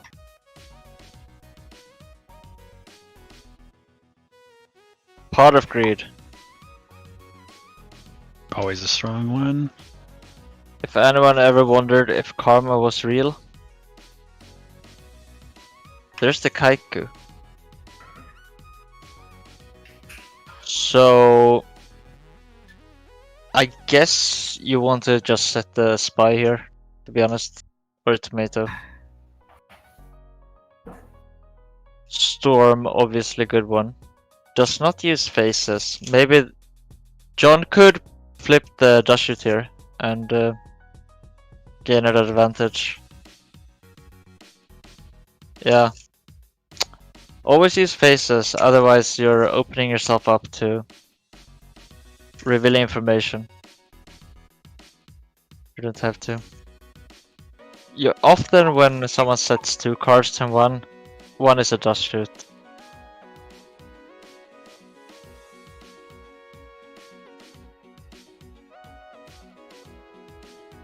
It actually could have been advantageous for John Wick there to let that breaker try to do something.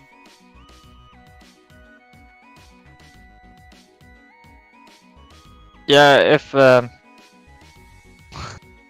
if Finger would have targeted immediately, it could have been. So, Gatekeeper Spy, Raigeki Break, Torrential the Torrential Book, or Raigeki Break. Likely to be a Raigeki Breaker Book or Spy.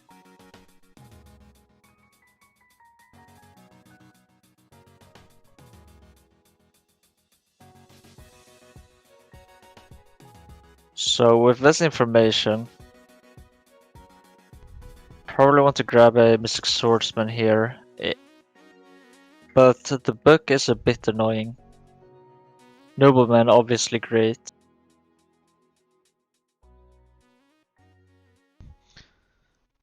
And there also is the unlikely scenario that is Torrential Tribute Sinister Serpent set.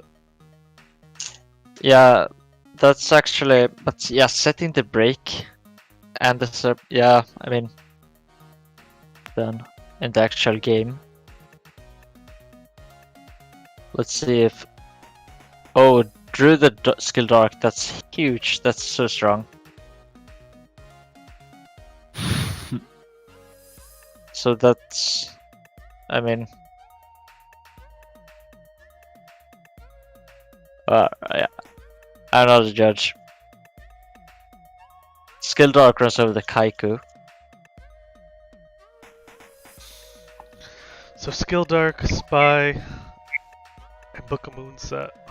Pretty formidable. Torrential Serpent in hand. This looks so good for a Finger. It's a pretty formidable field.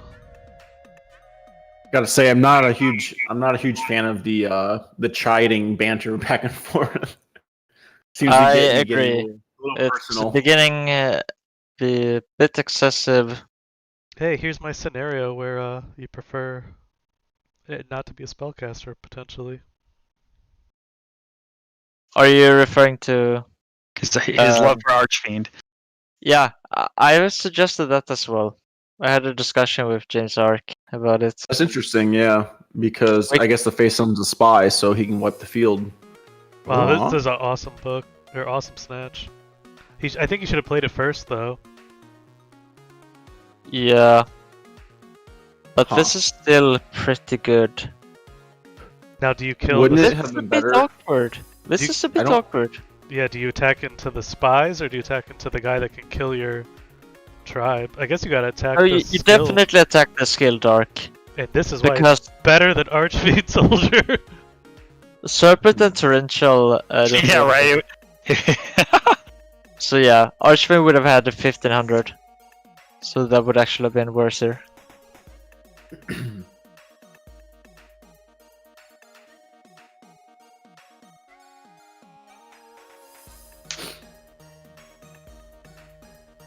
Premature Burial would be okay. I mean, a move would be really nice at all. Yeah. Definitely not what we came here to see.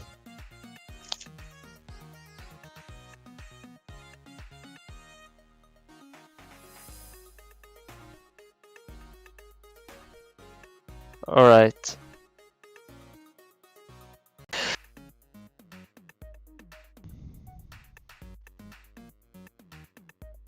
Yeah, I don't know if I like the snatch still play, because could he have not have just swung into the Yeah, the Face snatch down. was. Thing is, And then when main they phase flipped the 2. book onto the tribe, Right. you knew it was a book. This I Fair. like. But That's yeah, fair. the Kaiku is going to It's gonna lose bite to the the dust, tribe. but it seems worth it to me. Now, do you leave the spy here? No, you reanimated the Kaiku just to trade for the spies.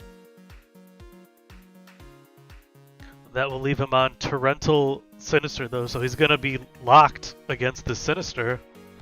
He won't be able to summon anything against it. Meh. I'll give him the 2-for-1 Kaiku. Yeah, I mean that's true. Whether or not to take this line, that's interesting, because I would probably not. But like, have. yeah, I just won't do it because maybe I can force him to TT and not use one of my cards. That or commit, like, you know what I mean, like commit a summon and force him to TT, or just do it on your next turn and then get more damage in. I don't know. I guess. I mean, I would have just killed the Skill Dark and passed into the Spy Serpent Torrential. That seems Yeah. like a favorable position.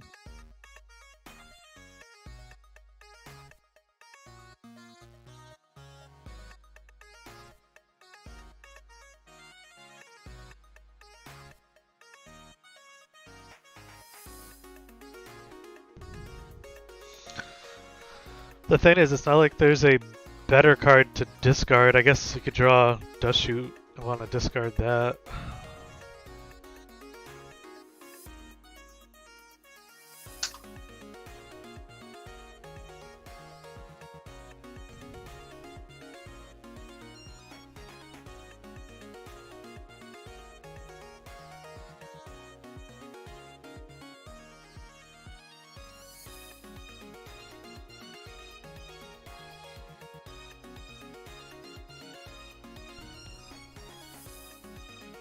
I don't see why you switch the tribe to defense either.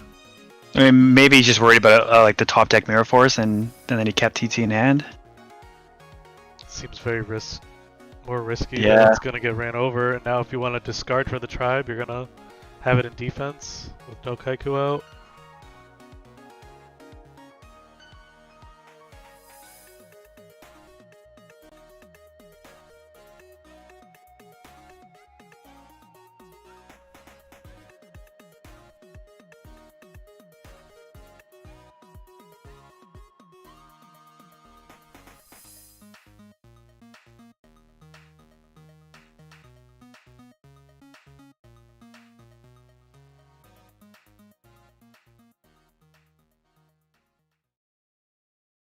Yeah, that snatch after tribe is actually going to come out and bite him in the butt because he didn't have to Yeah, commit it to looks tribe like at all, right? Because he could have just pre-med the Kaiko and ran over skilled and kept tribe for later.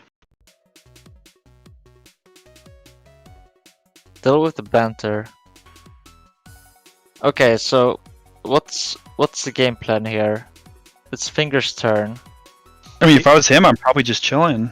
Yeah, but the tribe is a bit annoying in the long term. But I guess the Kaiku is always. Yeah, going that's the to- thing, right? Like your spy's only technically a one card value because you special summon another one, and then he's gonna have to discard a card to kill his own Kaiku and 2 spies. That really was only a 1 card advantage. How do you feel about You could throw switching a one, spy running over the yeah. tribe? throw one spy at the tribe. What the hell is he doing? A second Kaiku? Huh. I have no See- idea what he's planning here. He could also just torrential him right now terribly too. Is that Yeah, but what maybe that's what he's thinking, right? Because if he doesn't TT here, then he can no, actually, because he'll just kill his own Kaikus. Yeah, that is not good I regardless. guess if he torrentials you, you call a Kaiku is good. I mean, I disagree with both players' plays. Every other turn, I feel. I don't see the purpose of summoning this Kaiku. Yeah, because now you've pretty much committed that you're not gonna tribe like the rest of, as long as these cards are on the field, you can't really tribe. Unless you have call set. I Yeah. don't get what's happening at all.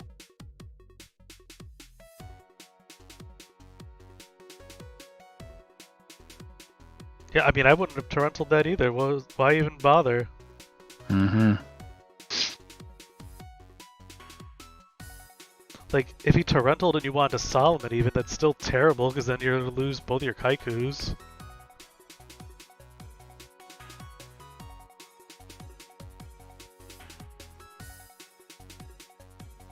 It almost seems like Ivan's trying to bait out an attack. Yeah, if he's trying to do that though, he's not really respecting his opponent that much, because that would be like a really, really bad play.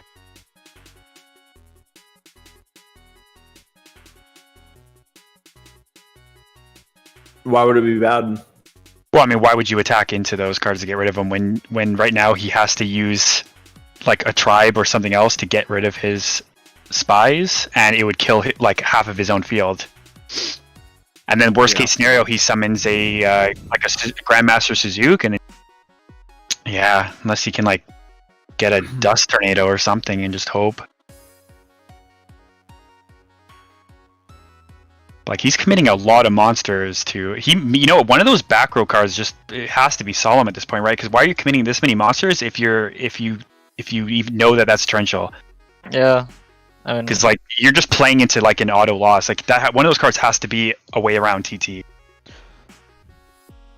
but even at that point, it's not like it's a good thing to judgment the TT. I don't even like setting here. I don't understand anything either player is doing. Well, that's It'll be interesting to watch the replay and see what for like reason behind what he's doing. No, I think he just walked himself into a freaking trap. I think he's tilted or flustered beyond comprehension here. Yeah, I don't think he's playing well right now. You think he got emotionally involved and is just making some mistakes? I mean, I can't explain it otherwise. The only thing I could think was he really was hoping that Kaiku was going to get torrentled, and that. Right? Yeah, I was gonna say that's not a good bet. So odd. By the way, Scully, Discord. That's gonna be sinister.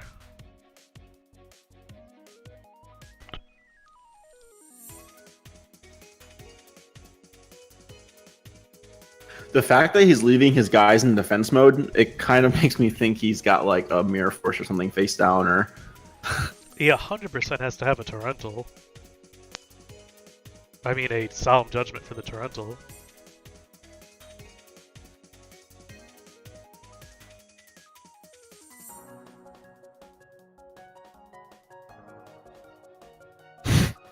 It's just weird to see Tribe and Kaiku both just chilling in defense. Yeah, and now that he set the 5th card, if one of those two isn't Suzuki, you've kind of just locked yourself out of even using that as an out.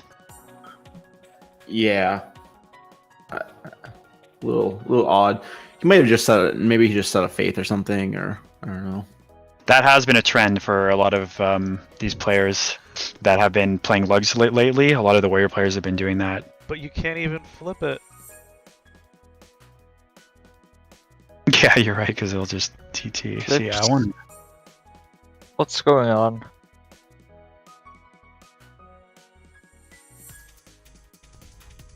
You think So he's been... is this- You know, the only thing I can think of is maybe he's been setting himself up low for like a really, really long con, like 1-turn kill. I don't know. Yeah, I mean... It still doesn't answer the fact that Kaiku's gonna have to die, and the second one should never made sense to be summoned. So if the Tarantula isn't flipped, now you activate the tribe, and then See you now, have a yeah. flipped See one. now, if I'm him, I think you might have to like turn it, because if he doesn't, Double smashing ground? I mean, I guess you flip Judgment, and then use the tribe. Wow. Oh, what am I seeing? I mean, at least he didn't get a SERP that time. He actually got a card. Yeah. See, this is what I was thinking. He was probably setting that. This would have been a 1-turn kill if he didn't. Is this the ring? Does he have the But call? that doesn't matter. Because this is going to be so big brain if it actually is ring. Okay, No, wait, isn't. this is not it. But it looks like it's what I said. It looked like he was hoping he didn't commit to something like that. He was game in 1 turn. Okay, no. This is just... Ivan I'm out of here. must have ring face down, if I had to guess.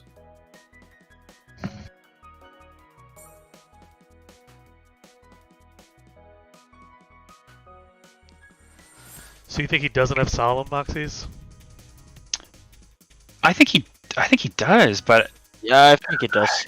I think that's why you bait out the Trenchals, because then you can go for a bigger play after. But Yeah, I mean, It still doesn't add up to the second Kaiku summon.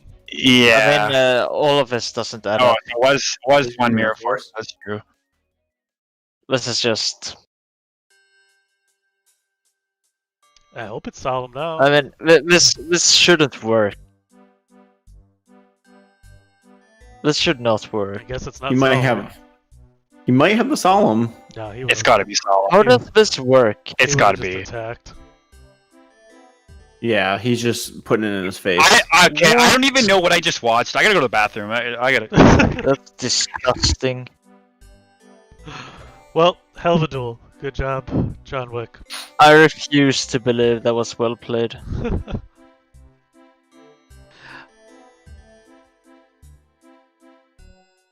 And still with the banter.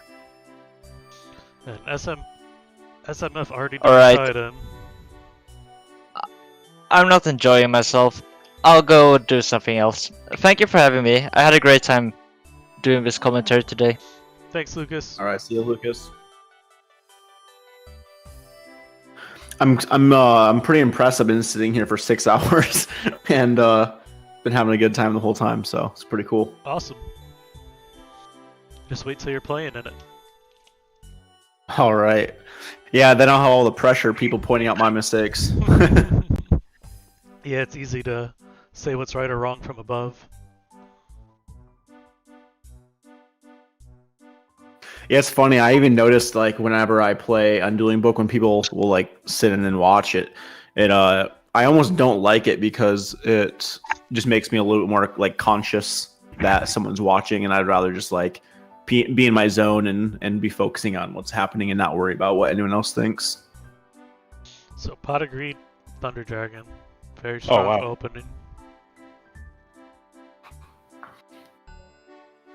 I have very mixed feelings about Thunder Dragon too.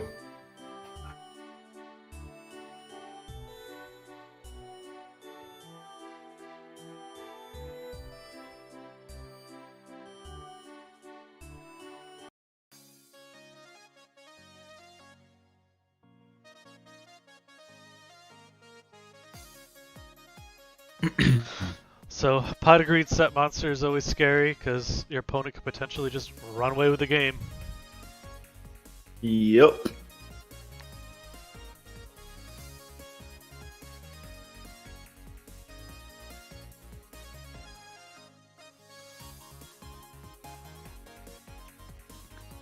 So, out of curiosity, how many people remain in the tournament at this point? 6, I think. Yeah, we're down to the Wow, end here. nice.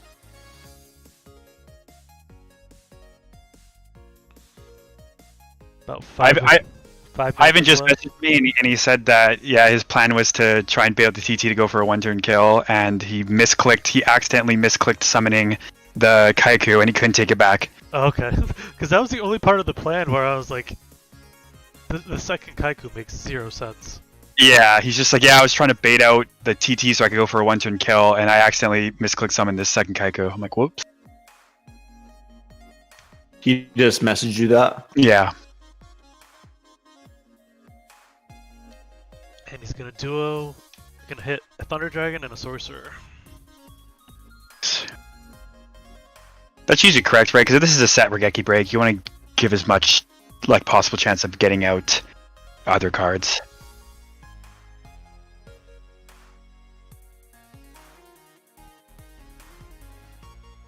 Want to be a Sang and Really powerful. him protecting it. That's very likely. Yeah. So if it's Faith or Faith, you're That's Probably gonna have to insane. Solemn if it's Fade.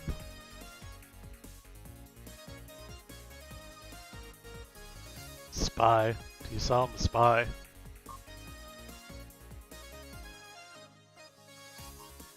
We saw how much work it was to get rid of the Spies last game.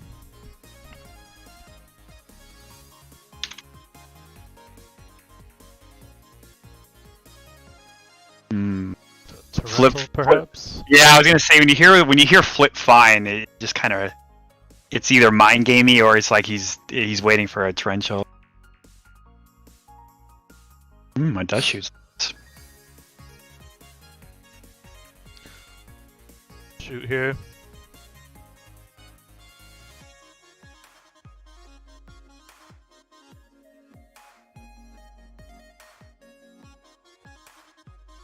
My only I was actually thinking about this exact thing with dust shoot and stuff. Is if you're playing dust shoot, you have to be very anal about like phases and stuff and priority. Yeah. It was like one of the things where I was like, man, I don't even know if I want to deal with that. But Dust shoot's been kind of fun. I remember last year, or even like 2 years ago, like most people thought that, like most people would just hold dust shoot. Like it was a lot more common to hold dust shoot and try and get value out of it from an MST or whatever breaker. And nowadays, it's just the second they pass Prio, it's flipped. The meta was a lot different then, though. Like, Yeah. it was kind of goat control Well, against each chaos time- at that point, where holding it made a little more sense. is for sure.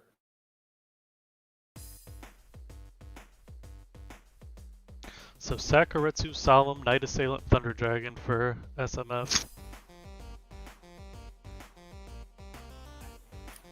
Yeah, not a super strong hand, but John Wick could actually probably just normal summon something and pass would be okay. But then you do have to deal with the Oh, nice. That's good. do you Solemn? I don't think you can. No, I wouldn't Solemn that either.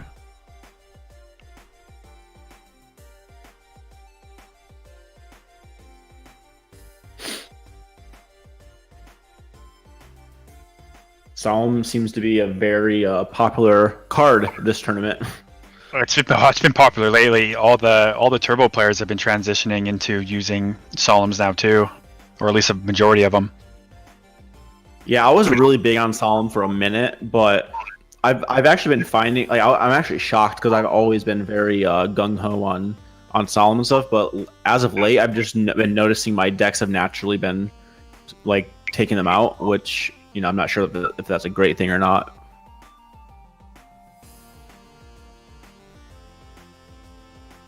Yeah, I'm not in love with Solemn in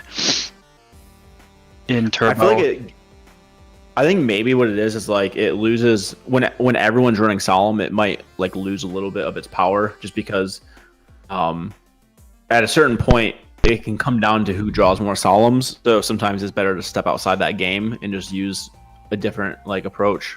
So Snatch was a potential answer for these spies here. John Wick Yeah, kind of interested. He kept something over it.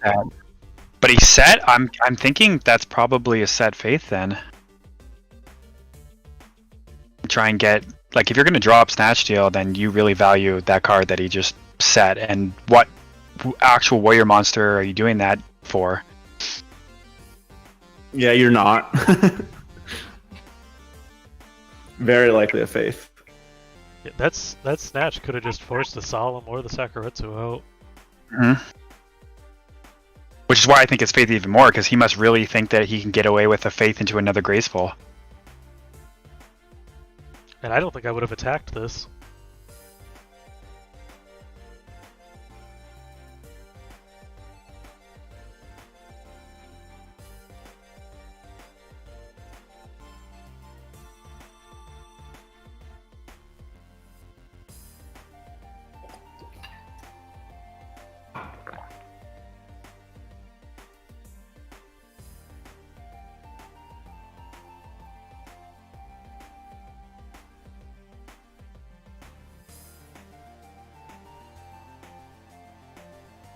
Now that is interesting. Do we still think it's a Faith? Yeah, maybe not. If you flip summon it, instead of it being attack, you get to get Solemned. Yeah, maybe that's why. Maybe he Really weird. Yeah, I don't know what's going on, but I have no idea.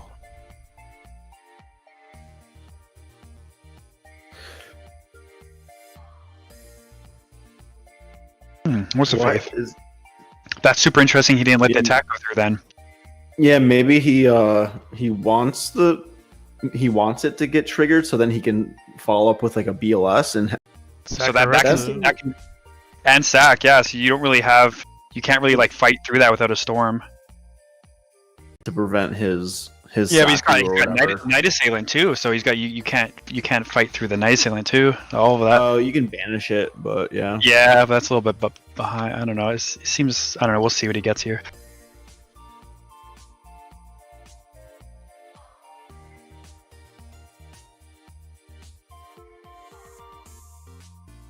Yeah, this will be a very interesting match to like look at the Open the hands, cards and yeah. have them all exposed. Yeah. Because what in the heck?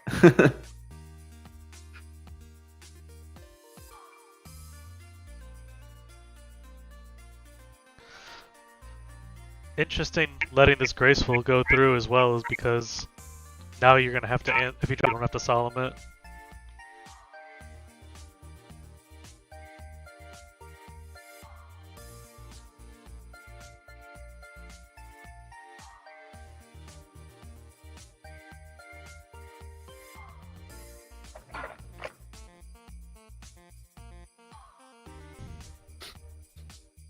Book.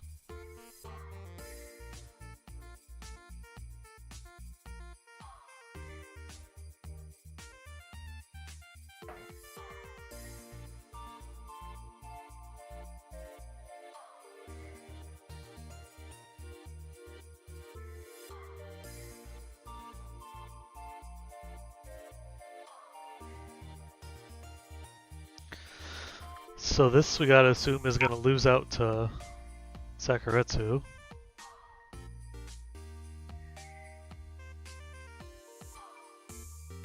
You'd think, right?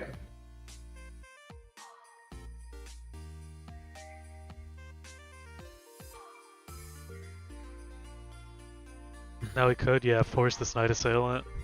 That's a good play.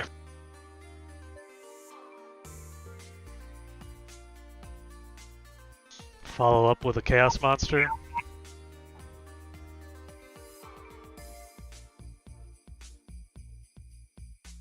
Yeah. TT Solemn could be pretty good here though. I think he would have got more value out of that Snatch Steal. Yeah, I mean, now that I'm looking at it, yeah. I also think keeping the Mirror Force was probably better too.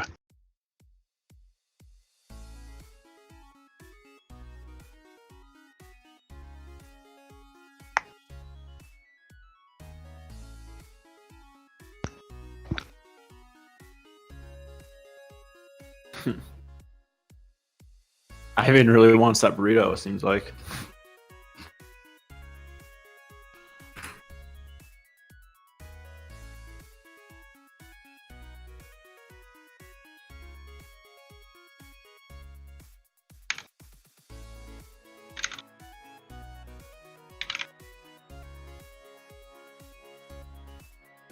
I think Spy is probably a pretty good meta call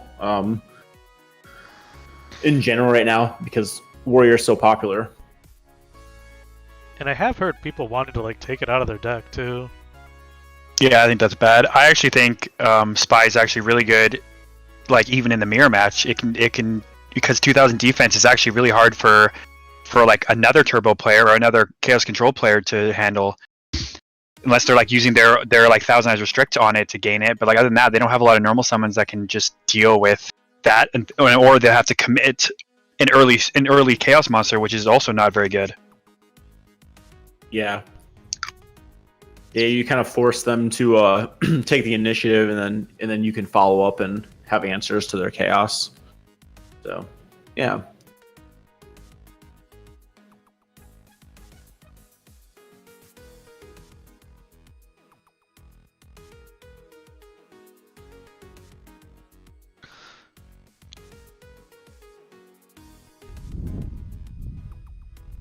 Tributing Night Assailant for Thunder Dragon to poke is...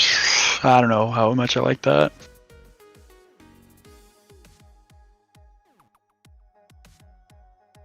It took him off getting dust shooted. Yeah, that's true.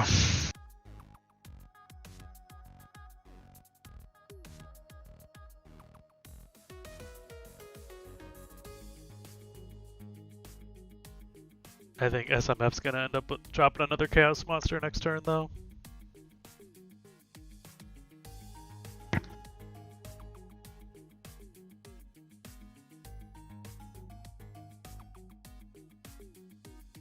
Hmm.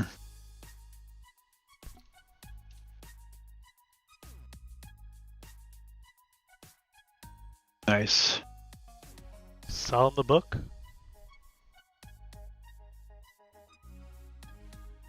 No. Is there any other cards left that we know from that first dust shoot? Besides the Solemn? Saku, Solemn, TD. Nope. Oh wait, Breaker? Is there Breaker? No, that's what he put back. Sorry. And BLS BLS. that is game.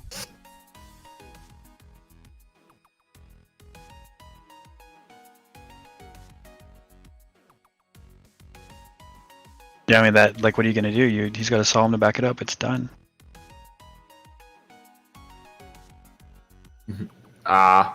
See, now this is an interesting spot, right? Because if he would have kept that Mirror Force for a lot longer, he would have just been like to fight this off. Yep. Okay, well, congratulations to whatever this guy's Discord's name is. Fold them up. Fold him up. Who will now take on Duff. BLM, what? Another player. That's another guy. I lost to both these guys who've made a young, sexy, and Duff. I lost to both these guys. Crazy. Well, Young Sexy's out. He's now out. Yeah. Duff's just using like an aggressive Chaos turbo. Bunch of like Kaikos, like 3 Kaikos. What was it, like a couple months ago? 3 Kaikos in turbo was a lot more common. Yeah, people have actually cut it down to like 1 for the main for a lot of these decks. Yeah, I think the issue with Kaiku is just with Chaos or with Warriors being really popular, it loses a lot of its power. Yeah, it's really good in the mirror, but yeah, it just gets wrecked by Warriors. Though surprisingly, it's actually pretty good against the Chaos variant because a lot of Warrior players aren't really equipped or something. The Chaos players the Chaos Warrior players in a bad spot. Like that happened to me actually against this gentleman Duff. He banished 2 cards from my graveyard, and I had Prima, Call, and a Sork in hand. And it was just toast.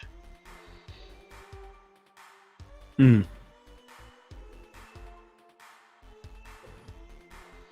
we're down to, I'm guessing, 4 players now? No, 6, yeah. We still got a long way to go, oh my gosh.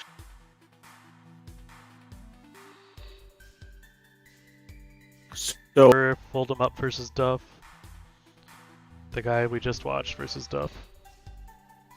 I see they have to like get it set up and then rejoin it in. Yep.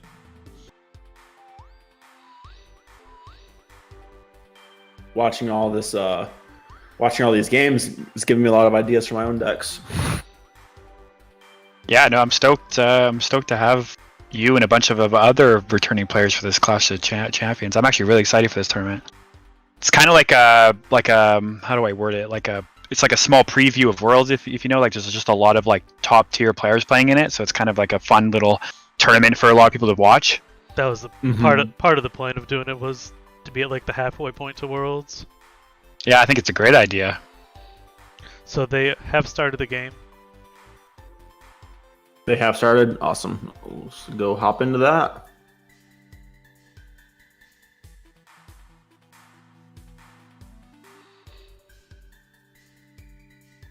And we're looking for SHAHRUKH223, who we have not seen play yet. And who's he playing against? That might be easier. Against the guy we just Oh, watched. I gotcha. Shahrukh. Okay. So we have a Cast Turbo versus Unknown at this point? Yes. Awesome. A little T-set action. Turn 1.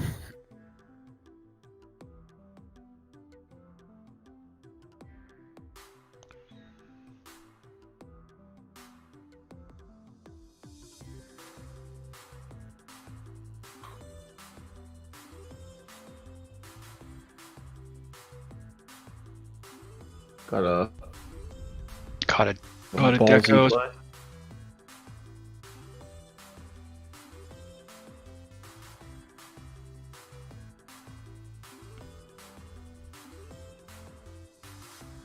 Were you a current format player, Moxies? Yes, I took a break. Did they, have they ever printed a trap that just says destroy one monster on the field? Destroy one monster on the field. Yeah, with nothing else. I can't think of it off the top of my head, but they just have cards that are just way better than that, so I don't think it would be a card that would even ever come up. But not that I can think of off the top of my head. I think there's archetype built-in cards that do that, but not like a generic. That would just be too slow, way too slow. We got cards now that say banish every single card in your opponent's field until they match you in cards with evenly matched, so... But it is odd if like such a simple effect never got printed. Yeah, I can't really think of anything that says just destroy one card on the field for no cost. I guess because it would either be really good or useless. Yeah, but it's kind of funny that they even like power creeping. You think that would just be a card that would have just naturally came up because you got cards like Regeki that are Dark Hole that just blow up the whole field. So you think something like a quick play, even like a quick play. Oh, I guess if you want it to be a trap, then it'd be kind of a trap though that does that would be kind of bad. Either way, like neither I don't think ever got made. Yeah, like I could see a quick play spell that does that being okay. Well, at least for like certain formats back in the day. I don't think a trap that did that would be bad. I mean, especially in Goat. I mean, seems like it'd be really good. Well, it'd be like Goat, a Sakuretsu that hits anything. Yeah, Goat is be good, but like a trap card's like a whole turn slower, right? So it would be kind of like you have to set it and does nothing, and then wait for them on their turn. Yeah, it's just funny that like the game got that far without that card ever being made.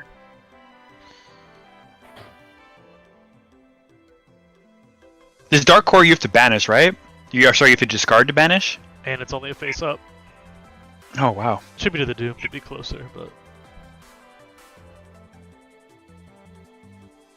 Dark Core came out with DD War Lady, right? Dark so Crisis, it's yeah. Goat format. Yeah, it's legal. It's just Goat not format very legal. good. Yeah. If it didn't say have to be face up on it, probably actually True to the used. Doom, I think, is a card that has potential. Well, it showed it already.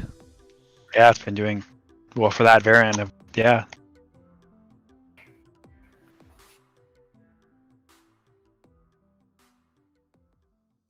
It could potentially be a card that, if Warriors became really popular and sets weren't too popular, could be a card that, I mean, maybe you could even start taking out copies of Nobleman for it, just because it has versatility against both matchups, like Chaos Turbo and Warrior.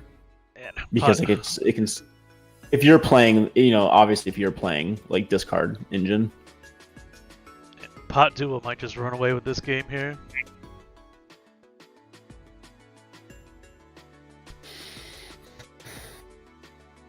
So it looks like Chaos Turbo's performed well in this tournament. I mean, both these guys are running it. Yeah, that puts it... Though that would be... They're the only two that are left. Or actually, I don't know what Dad 100 was playing, so I can't tell. But these two would be the only people that in the top 8 that were running Turbo. And the rest are Warrior, I'm guessing? Well, yeah, but like Warrior, then Mr. Big Noodles, Anti-Chaos, and then... A Flippy variant of Chaos? Yes. Yeah, like Mask of Darkness and Tsukiyomi and more traps. I mean, I would still consider that Chaos Turbo personally, but I mean, yeah, you could.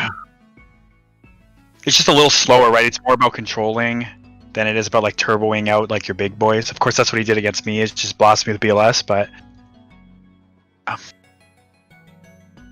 yeah, three Warriors in the top 6 so far. potentially, if Lucas wins, then 3 of the top 4.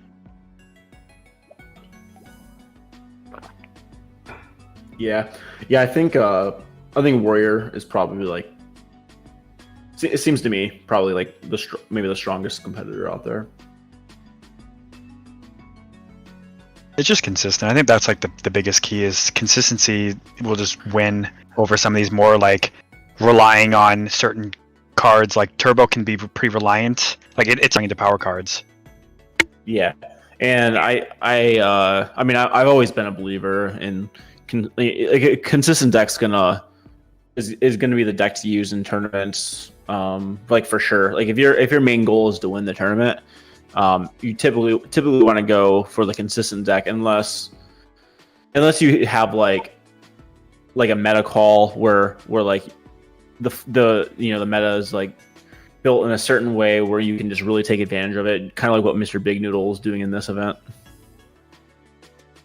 Yeah, I love it when players do that stuff. I'm not confident enough in building a deck like that to ever run something like that. But like I love when I see like Delinquent doing his thing because he always does that. And he's really good at it. I like it when other people do that.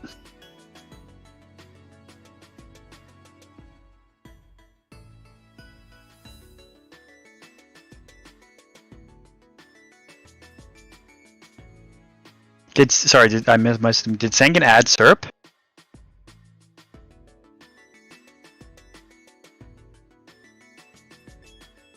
Yeah, that seems kind of interesting that he decided to duo after.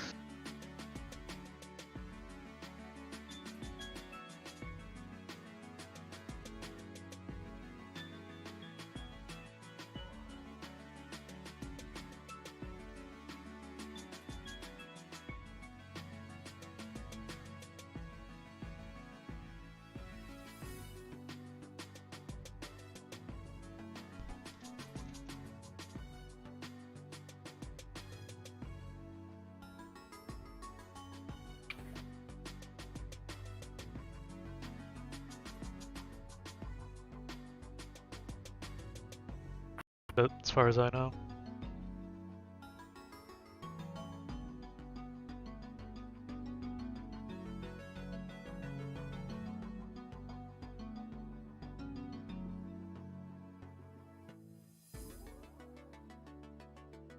I know some players just can't play because Saturday is not good for them. Like LeBounty's been wanting to play. I talk to LeBounty a lot just because we play in luxury tournaments, so we talk a lot, and he's just works every Saturday.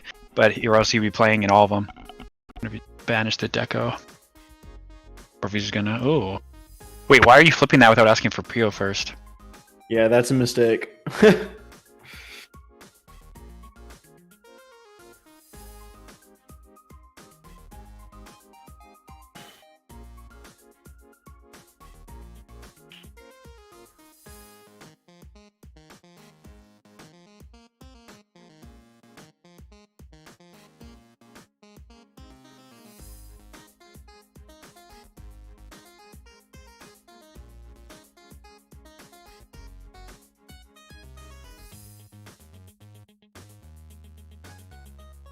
Well, you can't follow up with the premature for game.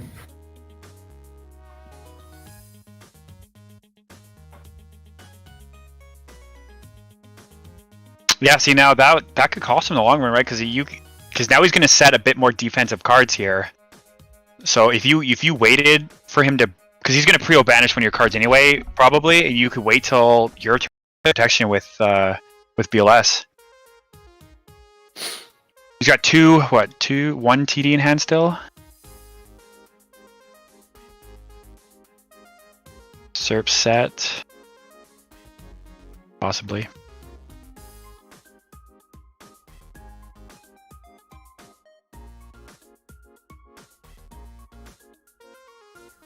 Interesting spot to be in though, because depending on how aggressive you are, you could just have a win right here.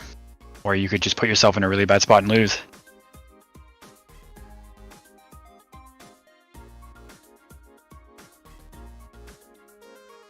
This helps. Oh, this helps a lot. What? Can you put Kochi back? Huh?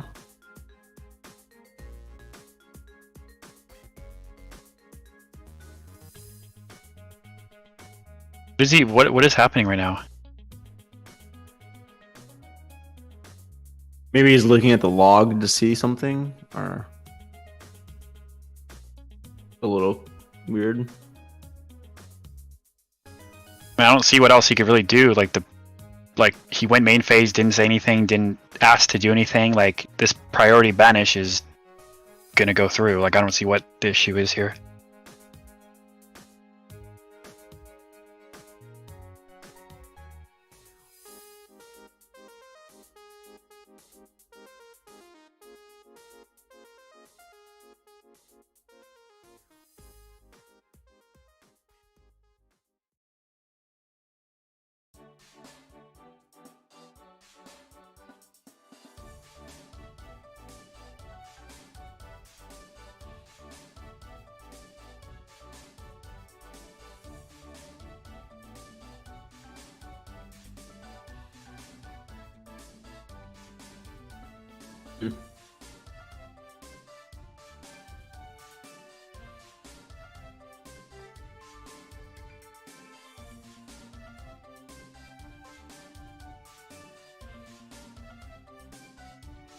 Yeah, I wonder what could be going on.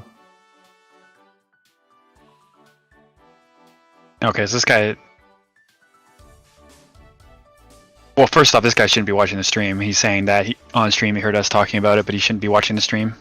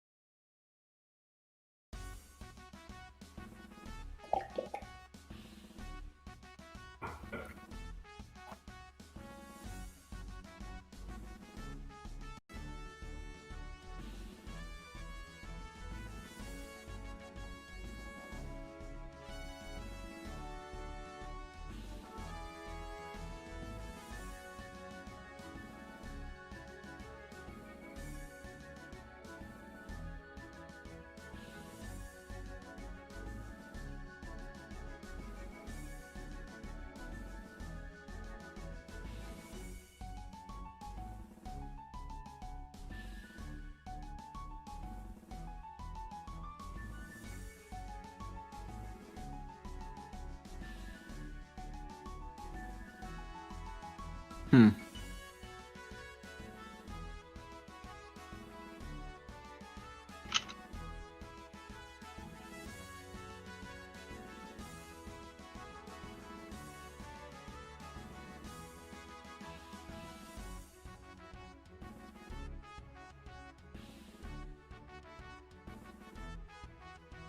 This guy is trying to bring back here to Koichi.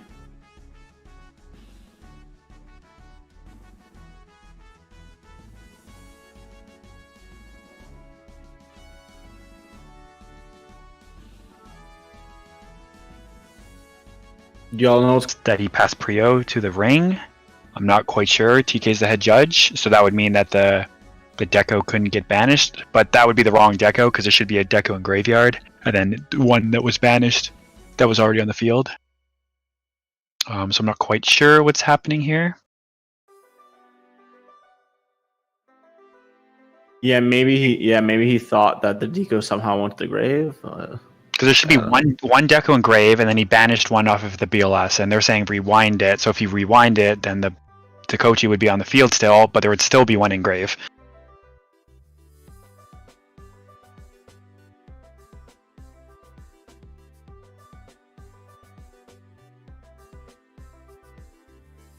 Huh?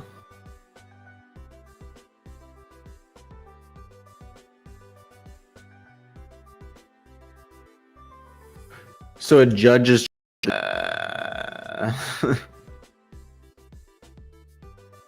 TK's the head judge. I'm gonna let him. I trust TK to do what he does.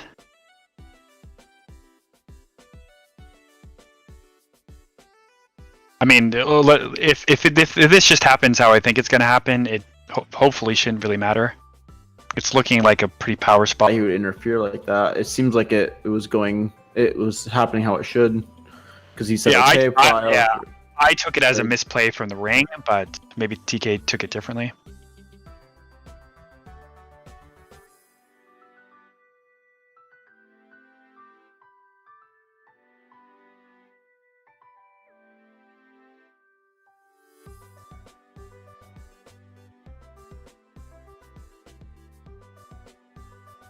So what is going on right now? As far as I've heard from TK is he wants to rewind it to where the ring was played on BLS, and is saying that Smell My Finger passed Prio, so the BLS dies without banishing the Dekoichi, so the Dekoichi would actually stay on the field.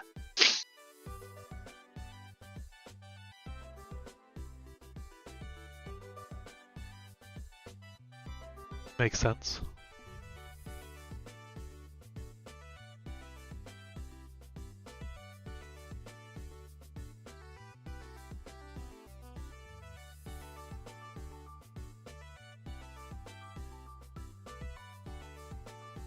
So this Dekoichi should be on the board?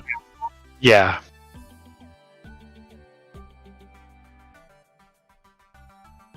So then they're still not correct. It should be fine now, right? That's set Dekoichi. I think he's right there. Everything should be good. Oh, And it's then a you set one. It's the set Yeah, one, it's not the the one engraved. Gotcha. Yeah. So he summoned BLS in defense and said no to priority?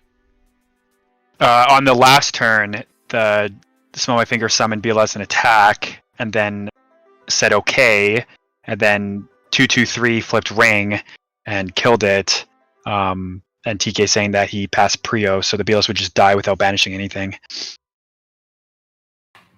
But what they were doing before is that the Deco was banished from BLS, and then the ring resolved, killing the BLS. Okay. But did not Smell My Finger? He summoned it and said okay with question mark, implying like, hey, like, do you have a response? Because I'm going to call pro, like, implying like a solemn. Like a solemn. Are you solemning it? You know? There's a reason why some people have a big time trouble with the words okay. It's more correct. I'm guilty of this too. It's more correct to say, is summon okay? Yeah, I've tried to get people to switch to just typing S, like just type SS successful summon with a question mark when you put it out if you want to abbreviate it and go from there, but it has not caught on. I guess. This is game now, regardless. Yeah, so it was a Mirror Force, but it doesn't really matter now. Because this is not the first time this has come up. No, it hasn't. It actually came up with me and Petran in the FLC finals. Luckily, it didn't get heated or anything like this, but it did come up, and it was my fault. I'm the one who didn't like word it correctly. Yeah, I mean, I guess if he's trying to set a precedent, I guess it makes sense to kind of create the standard. But yeah, it does come off a little bit like, in the moment. But it makes sense if he's just trying to set a precedent moving forward to kind of get people to fall in line and like, make sure there's no confusion moving forward, or create any loopholes that people could take advantage of. He was losing that turn regardless, so I wouldn't say he got robbed. Yeah, it was looking really dire for him, like really bad.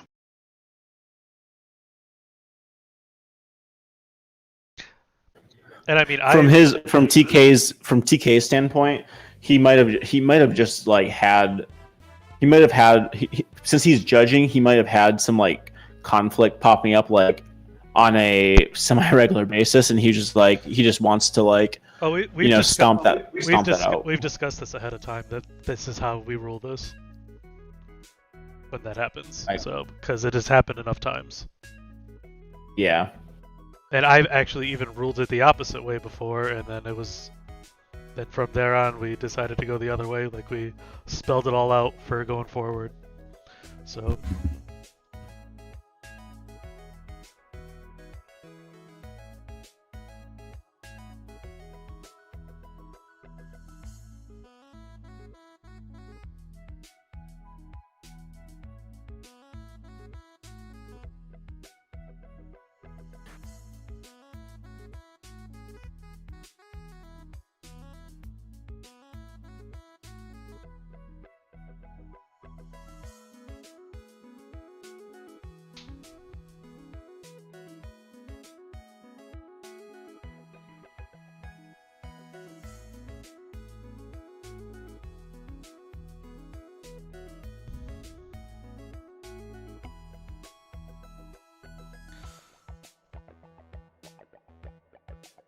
So if the winner of this match can take down Lucas, Mr. Big Noodle will get another shot at a Chaos Turbo deck. Ooh.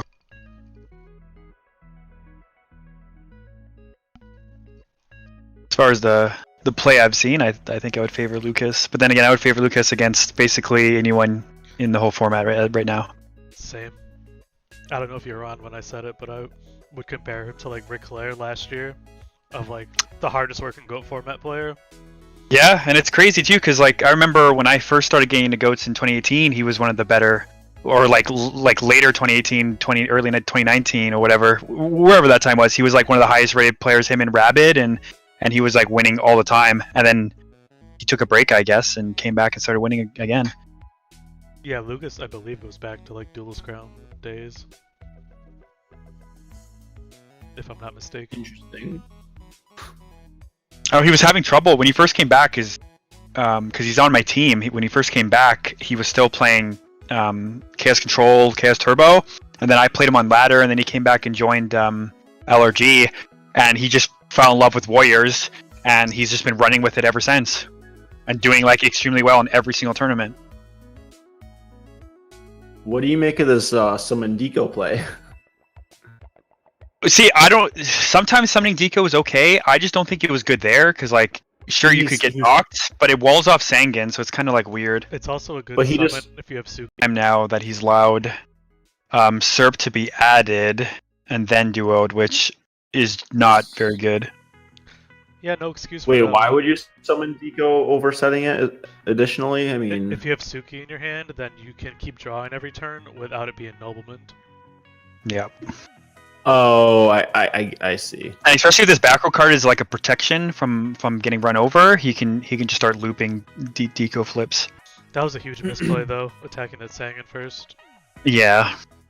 I mean, I guess the only argument is like maybe he wants him to not add something different to deal with the Deco, but I don't know, man. This also puts him up in a summon again too, right? Because if he sets Deco and then it does get knocked, now he's behind 2 summons, which is really bad. It's less It is life- possible. It's much more damage too, because you now have the you can have Dekochi and Suki both in attack mode. Yeah. which gets easier. That's interesting. I mean, I think something too, I guess, is like maybe the opponent doesn't always search Serpent when you just summon Deco like that. So, I mean, there is a chance they don't search the Serpent. You know, maybe they want to search like a tomato or something like that. I mean, it happened. It's impossible. It just feels like you why would you not take the guaranteed? Yeah, Like, you don't need to there's play. no TD too. You don't need to play 4D chess with a duo. And Yeah. Sangan. Yeah. Yeah, and if you have a trap to deal with the tomato anyway, then, you know, you might as well take the guaranteed +1. So no Suki, but this Dekochi is still putting in work. Yeah, that's a lot of damage off of one Deco.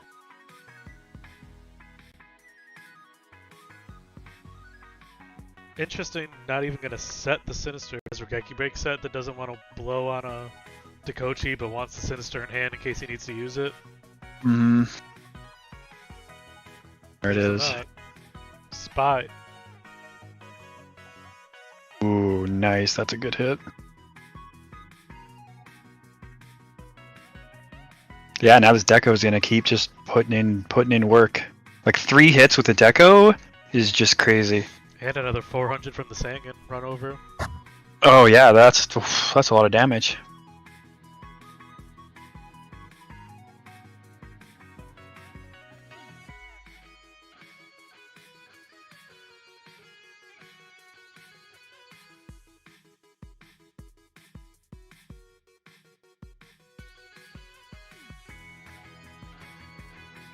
I would probably be aggressive with a monster here. Like, sure, you could fall into a Mirror Force, but you've already got so much value out of the Deco. I would just put more pressure on. Spies are gone too. Yeah, and you don't want to spend time getting walled by a syrup right now. Well, that's not how he's played the tempo of his duel either, so Yeah. you've gone for the damage. You don't want to... Wow. Wow, this could push into a game shot with the right draws.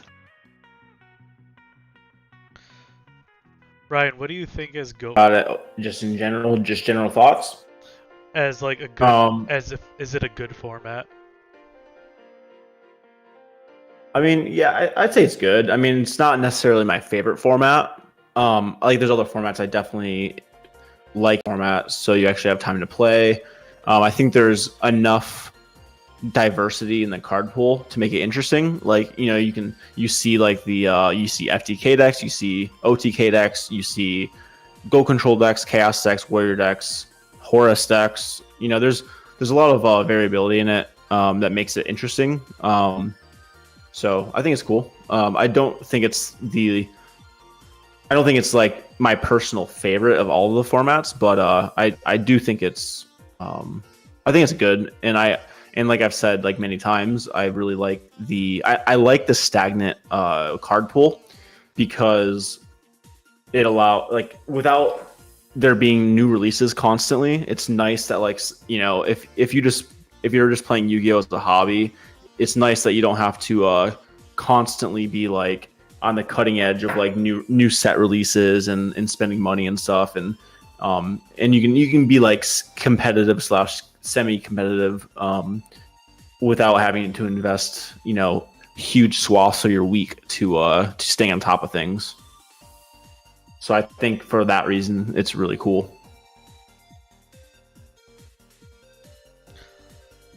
So this Kaiku not allowing a chaos monster to be summoned right here.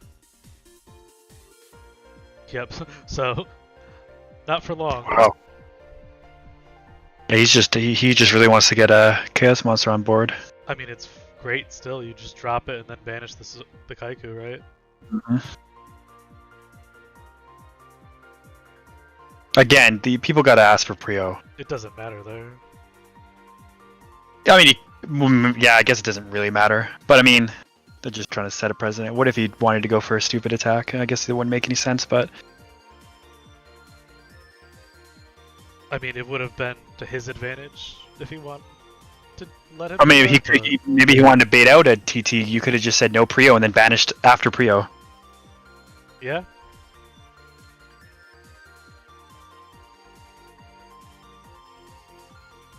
Cool.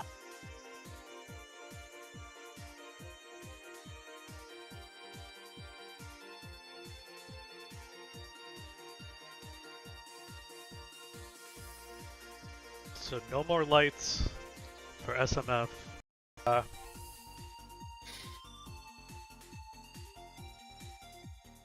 BLS? Man, BLS is just so powerful. Seen it more this match than the rest of the tournament combined, I feel like. Damn.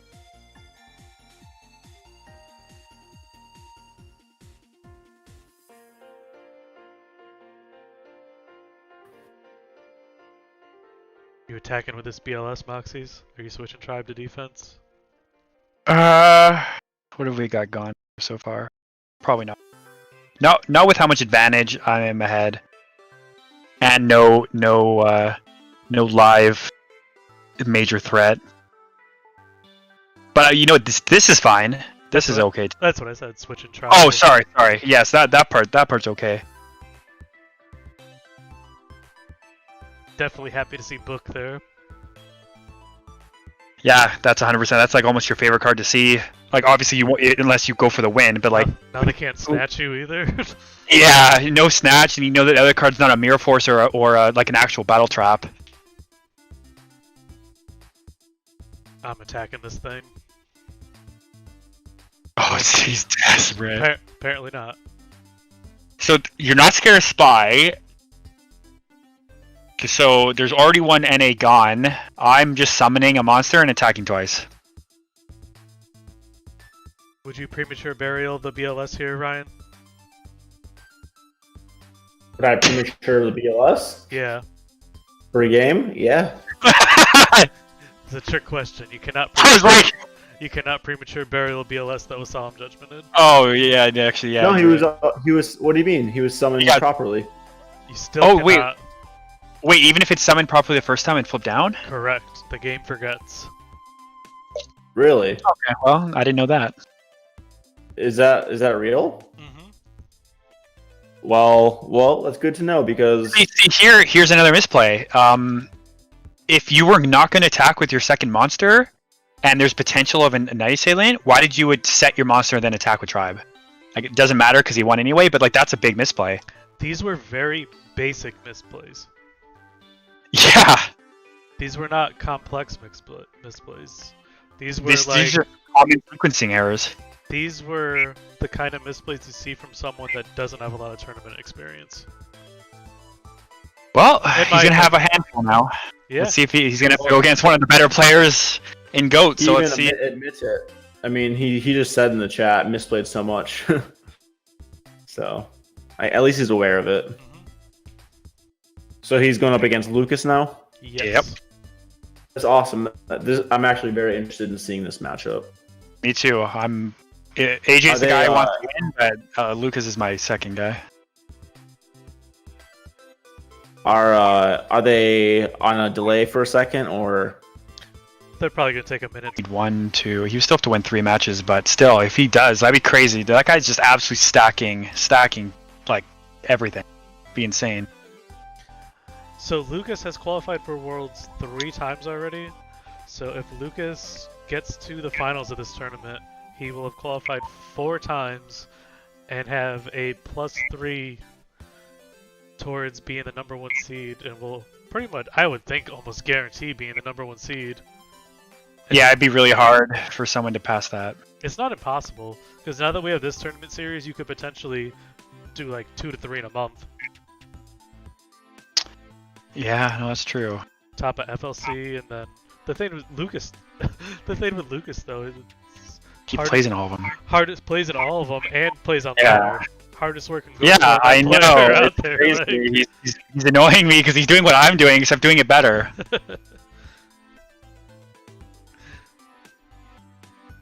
And using the deck that I made. The guy's just better than me. They are in the game, so. Okay, I'll come look.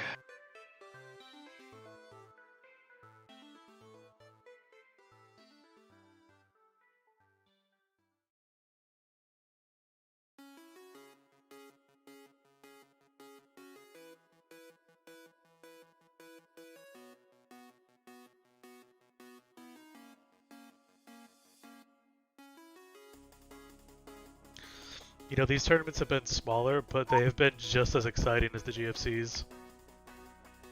Yeah, they actually have been pretty good.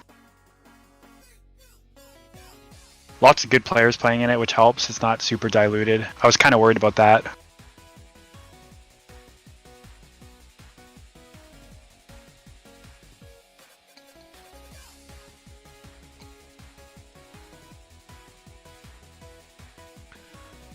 So again, this is a Patreon tournament.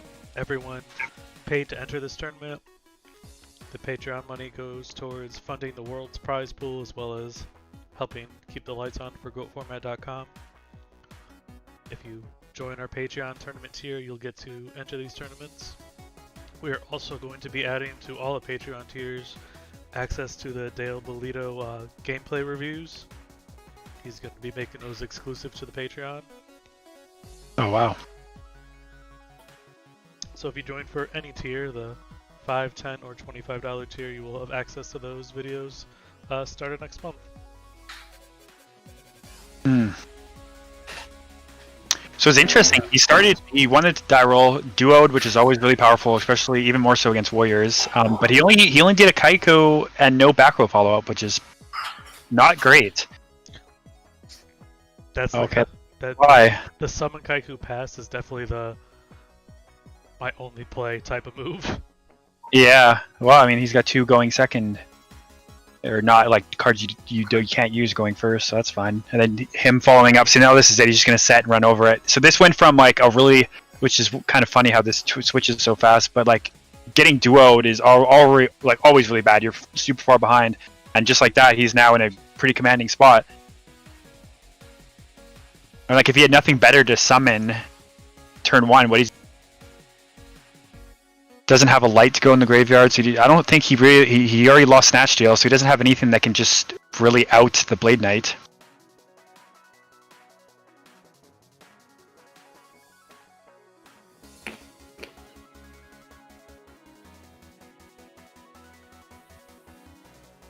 Rings good.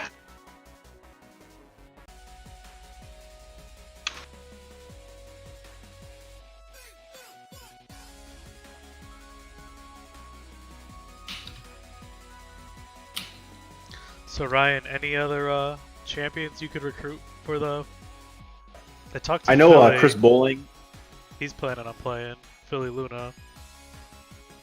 Okay. Maybe Jason Holloway. I could talk to him.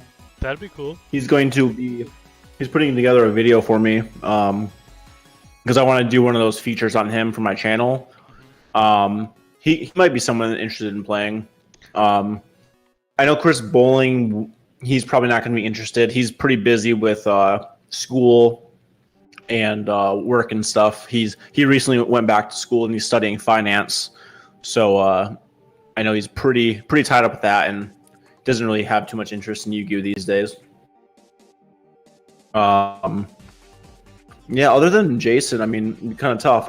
Have you talked to John Moore at all? No, that's who I was going to ask you about next, actually, though. Yeah, John Moore might be someone I can reach out to. That'd be cool. Just definitely send me a reminder so I don't forget. Sure. You talk to Billy anymore at all? Unfortunately, I haven't talked to Billy. Like he just like one day just stopped. He stopped like responding to everything, and haven't talked to him in about 7 years. That was my experience with him as well. So that's why I was curious. Yeah, he just fell off the planet. I don't know. I miss him though. He was definitely like one of my best friends. Oh, it's quick game 1 for Lucas. Smooth game.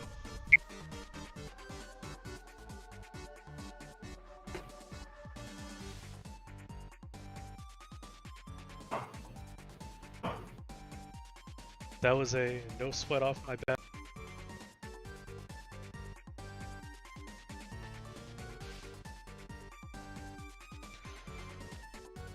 So my prediction for by the time Worlds comes along, Warriors will not be considered the best deck. Damn. I think people are going to find little cracks in it where it's too linear. And something more complex is going to take its spot. Why is that? Sometimes a simple strategy is the best strategy, man. Like consistent, like this thing of Gladiator Beasts and how linear they were. Oh, I think Warriors are great. I just think find the answer, which I mean we've seen some answers already. Yeah, but it's true. Like, are you really gonna bring a deck like that to Worlds, like a zombie deck, knowing that half the people who play in Worlds are gonna play probably something closer to more control variant cards? Well, last year. Yeah. Oh, this is ridiculously strong. Yeah.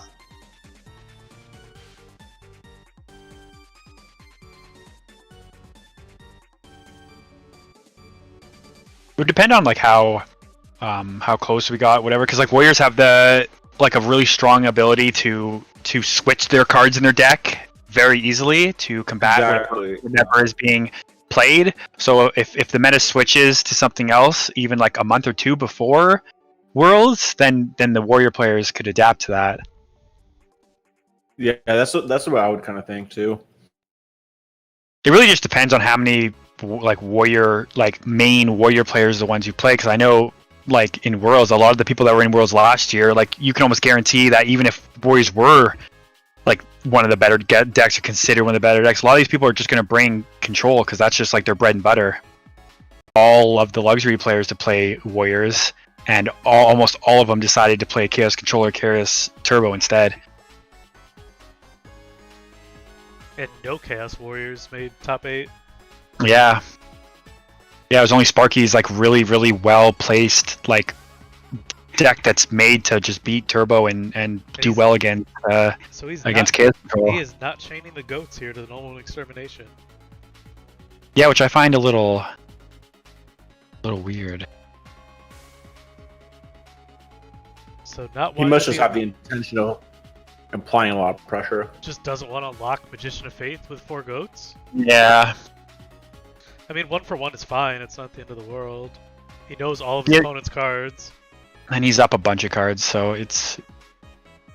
Yeah, you're right. I guess it makes sense not to. Yeah, like you lock yourself, you just give Lucas.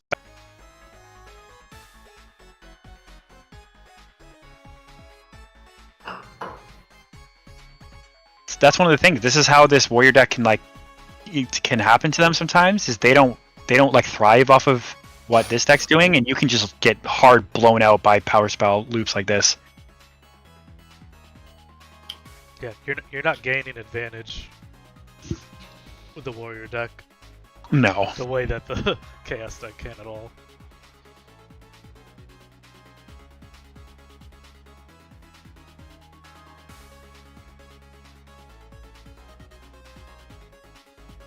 Matches can be quite laborsome.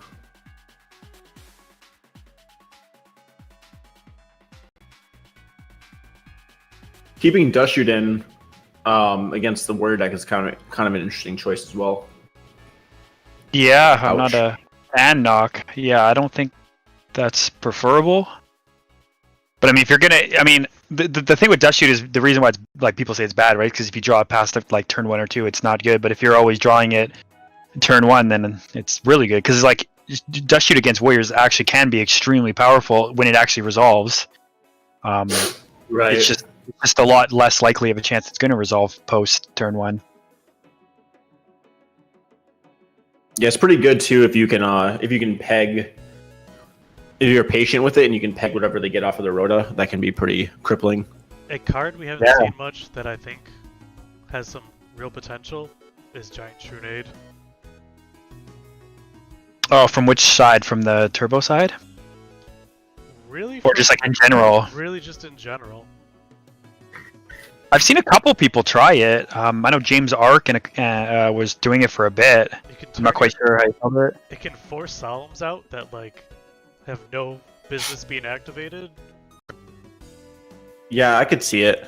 I think if you run it, your deck needs to have some like very explosive power plays That was at the very least. Like terrible Book of Moon. Yeah. Total flub here from Wow, yeah, that one play too, that really switches the momentum of this really badly. still a Sinister Engrave if they remember. They do not remember. Puts a lot of pressure on him to force though. However, 3,000 damage coming at you.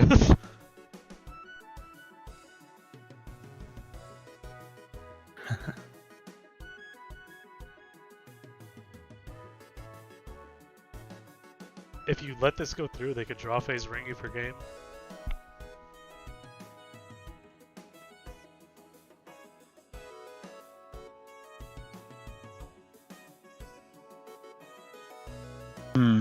That's fine. I don't think I would have done it, but because he's still the normal summon too. But I mean, I think I would have just been slamming cards. Like he still has the normal summon, so you attack into this. He mirror forces you. You grab. Oh, see, this is.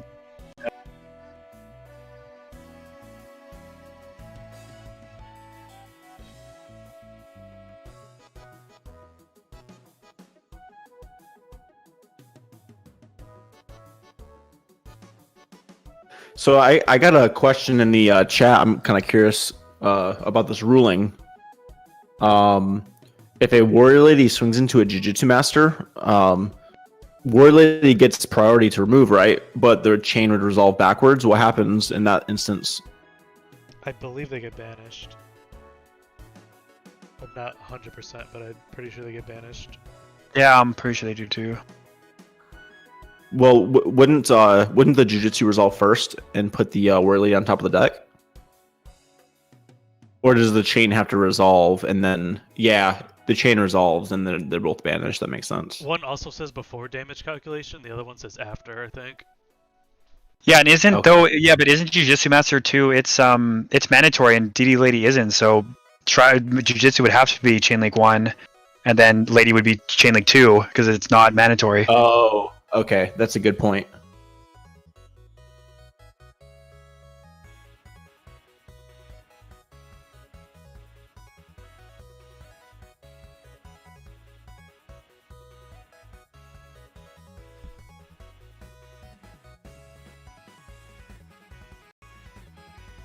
Yeah, no. Sharu definitely threw this game away, unfortunately. Of someone who's playing constantly and on top of their game like Lucas versus someone with little tournament experience. I mean, everyone could get better. Wow.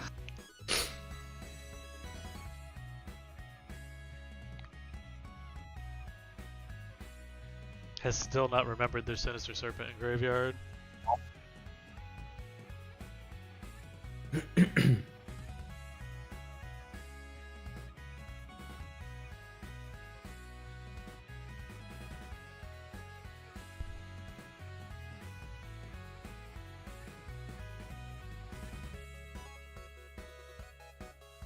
That's a good card. Yeah, not enough though, right? Nope. If you drop BLS next to it, maybe. But we still have That'd be Mirror Force pretty See, but and I think summoning in an attack was a mistake too. There's no reason not to set it. Yeah, like he just used knock and he was top deck. You have the Or they're ultimate both wall. knocks too. Yeah. Yeah, this was just a big throw. I don't even know why he's saying GG yet, because technically he could attack over Blade now. Unfortunate. Yeah, and you can't make misplays like this against one of the better players.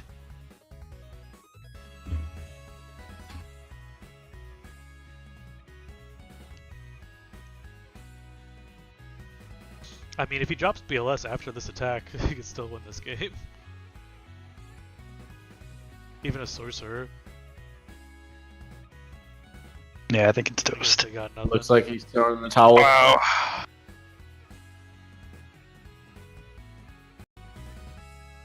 This is a hype match. I want to see how this goes. Are they heading to the finals now? No, this is I wish. loser semis. We're getting there. These matches will be a lot faster though. Mm. You got 3 warrior players and then Mr. Big Noodle. So and we saw how fast AJ versus Taz's game is. This could go pretty quick now. We'll see if Mr. Big Doodle can keep their composure this game. And few less misplays than before.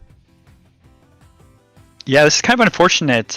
We've seen a lot of not optimal plays here in these last few. I definitely know how it feels though. I remember I've been in that spot. I think when I played my first GFC, I had to play against Geisty in the middle of his in his run, and I was like brand new to Go format.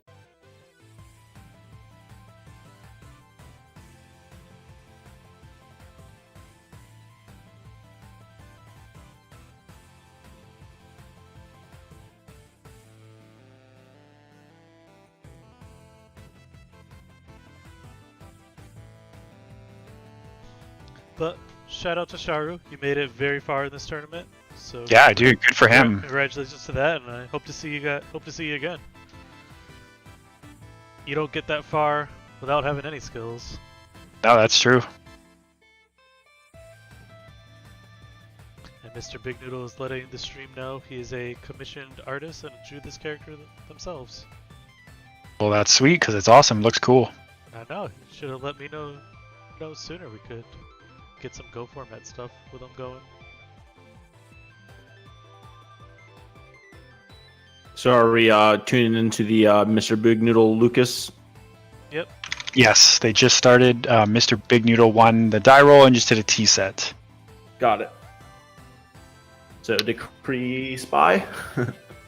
Yeah, it's probably pretty likely. Oh, the back row. Yeah, back row. No, he's undefeated. He's waiting for the winner of losers finals. Got it. So the winner of Which this is this? The winner of this will face Taz, and that'll be losers finals. And the winner of that will have to beat AJT BLS twice to win the tournament. Okay, cool. So we're getting there. making some progress. Yeah, 3 matches left. 4 if AJT gets upset.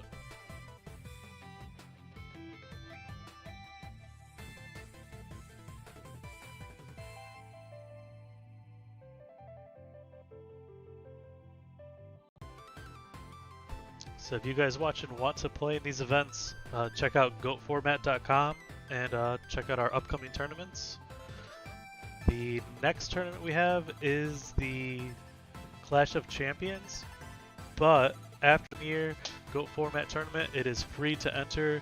There's upwards of 100 entrants usually, and the top 4 of that event will be getting invites to the GOAT format World Championships, where you can claim your stake of becoming the world champion and winning this belt on screen, and some cash prizes on top of that.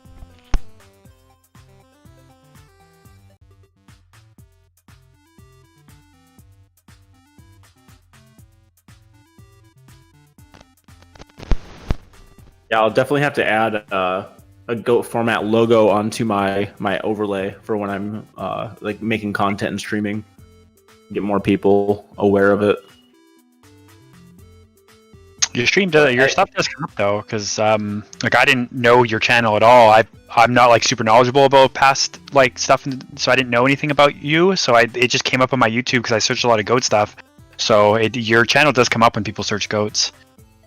Yeah, that's awesome. So I guess the YouTube algorithm is working in my favor. Mm-hmm.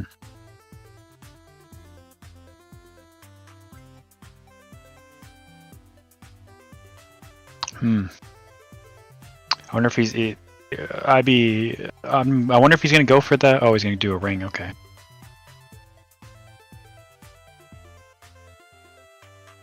And as someone asked in chat, does top 4 of ladder qualify for Worlds? So when the ladder resets, which is it sets when the current format ban. If he wants to do that, it's extremely hard. Like really hard.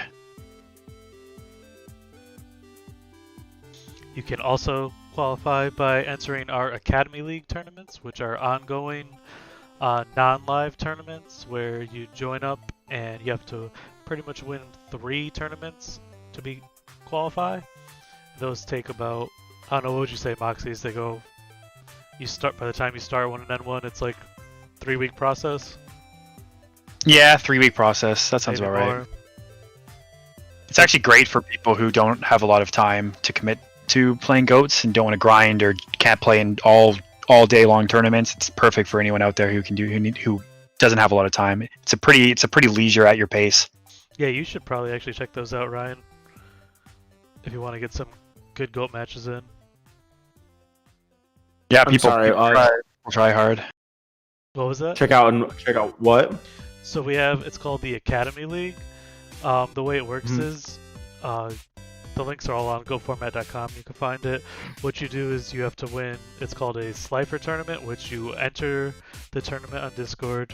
You just find a time when you and your opponent have. It's a 4-person tournament, right, Moxies?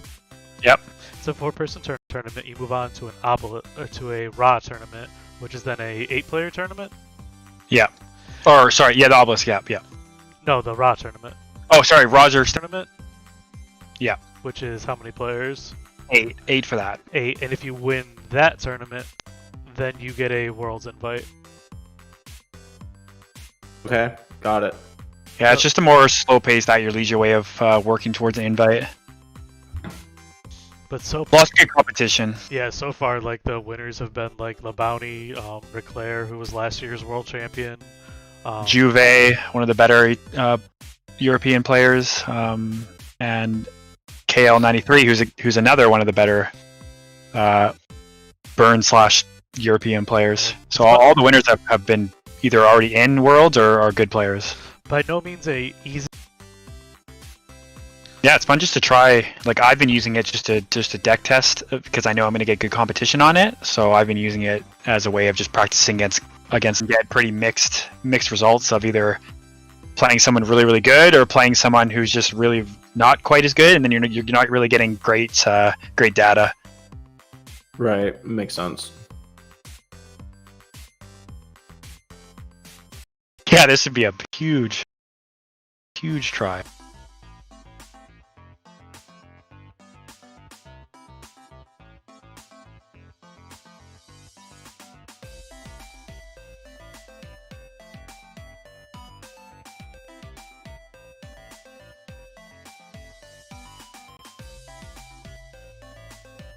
I see in the chat, Freaky, you're asking about. You're currently rank 13. Yeah, I mean, you could go for it. It's just there's a long time still, like at least 2 more months of it, and you're gonna, once you get over like 1200 rating, you essentially need to win like 3 games to every 1 to even go positive in Elo. So it's pretty hard to do it. Your target number, if you really want to grind, is probably around 15 to 1600. Suzuki, that's always the best card to see in a situation like this. Yeah, even if the Kaiku has to clash with it to save the spy, you're happy with that trade. You can feel pretty aggressive too if you're Lucas, because I'm sure he's been paying attention to like Mr. Big Noodle's games, and his trap count is pretty low. So I mean, sure, like a TT Mirror Force are probably still in there, but I wouldn't be quite as worried about like Sakuruchi Armor or anything. Yeah, see, it's more likely it's a card like Book of Moon, which isn't the worst trade. Oh, he's gonna do it like that. Nice. Oh, he's gonna ring that. So now the Grandmaster can attack the spy, right? Yeah. Yep. That's a redeclare. That's a really good, because now the skill dark's gonna kill the Kaiko. This is crazy good value.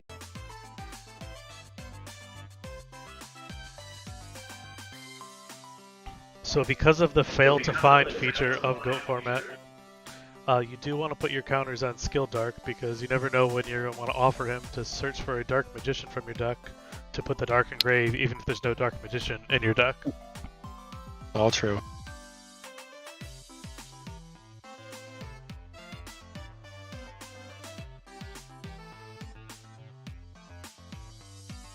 So you can use. The deck. Fair enough. Yeah.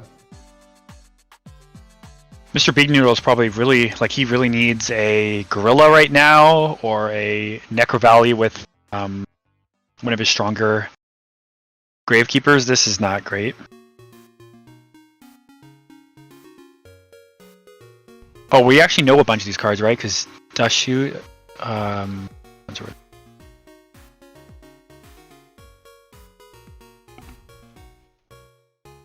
so he's got Mr. Big Noodle still has a Serpent in hand, and then an unknown card.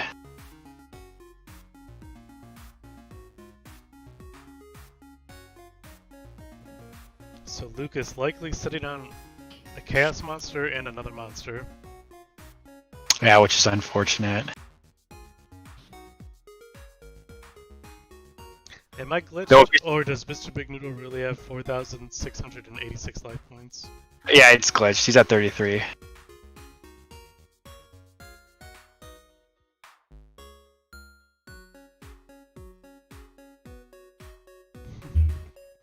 Now Wow. this gives him a light, though, is the issue. Yeah, I wonder what he's... Yeah, he kind of has to, which is unfortunate. Main phase 2 Necro Valley? That would help, but it's looking not likely. Yes, this is probably just game. I wouldn't... If I'm Lucas, I'm not respecting that back row at all, and I'm just attacking.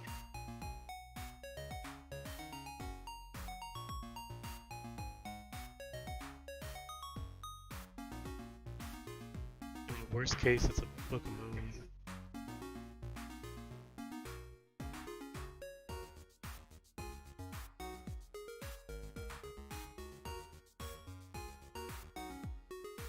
You could just banish and then banish the breaker and just be pretty safe, just because like you have such a huge advantage right now in cards. Yeah, see, this is okay too, and just banish it and then just attack.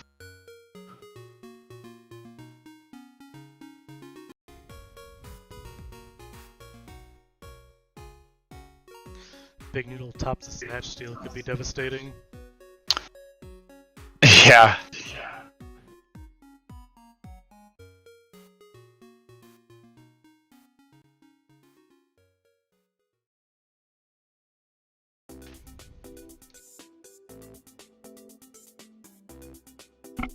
Oh yeah, I forgot he's got the main deck Minecons. Yeah, if Mr. Big Noodle can take this first game, then might have a really good shot. It's a really good point. Game 1 is going to be the biggest deal. Yeah, I'm sure he's got a pretty good side for Warriors too, like a pretty aggressive Warrior or a pretty aggressive monster lineup to help. I would hope so. Oh wow.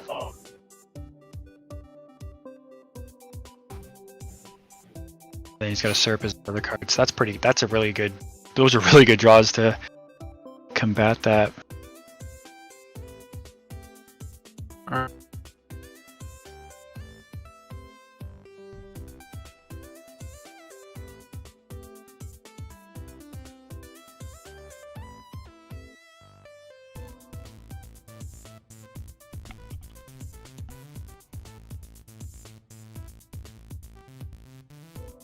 Likely done it already.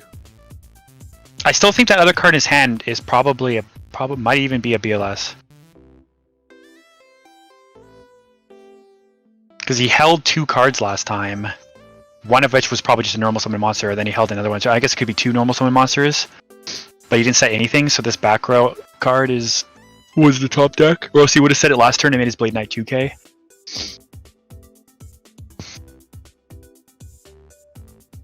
He probably just wasn't expecting the Mind Con. What is the life points? Because my screen is all messed up. Noodle's got 1500 and Lucas has 2250.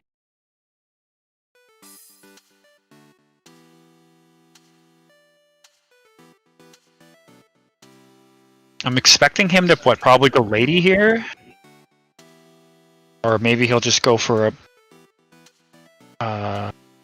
Yeah. Wait. Oh, but he might have a premature or something. Because, like, he knows that SERP, so why would you do that unless you had follow-up? Yeah, exactly. Yeah, he's going for game. Huh. But even then, it's... Yeah, it's risky. Yeah, why not Warrior Lady it, right? Yeah, why not Warrior Lady? I guess maybe this is just safer against Mirror Force, I guess. But now he's walled out again.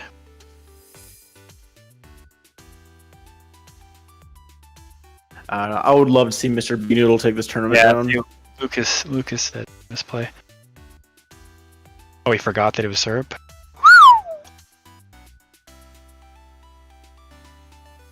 It would definitely be interesting if Mr. Big Noodle could at least get a couple wins here and get his invite.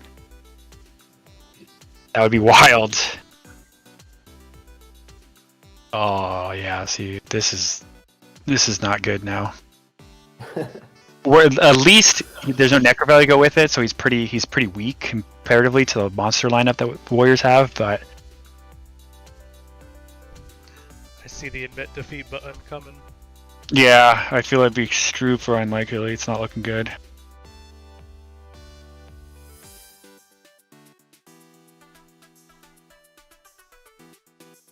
He's still passing, so I'm super convinced that that's BLS.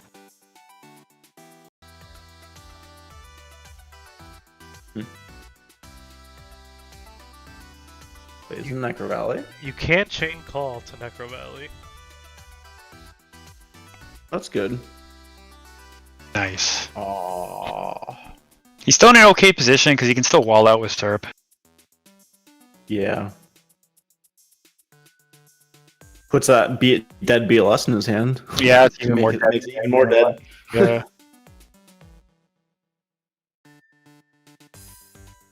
I guess, yeah, you definitely do pop, huh? I think you have to, Especially- because if he draws any Yeah, of those other guys, especially- stronger.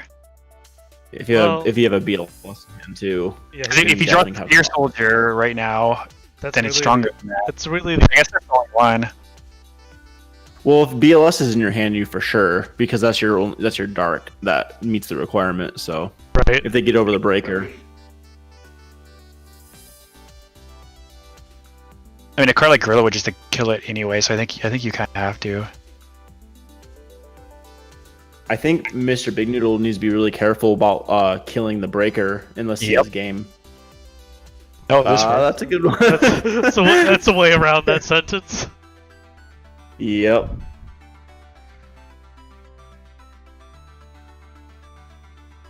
Only 2 lights engraved too. Yeah, damn, that's crazy. That's an insane top deck.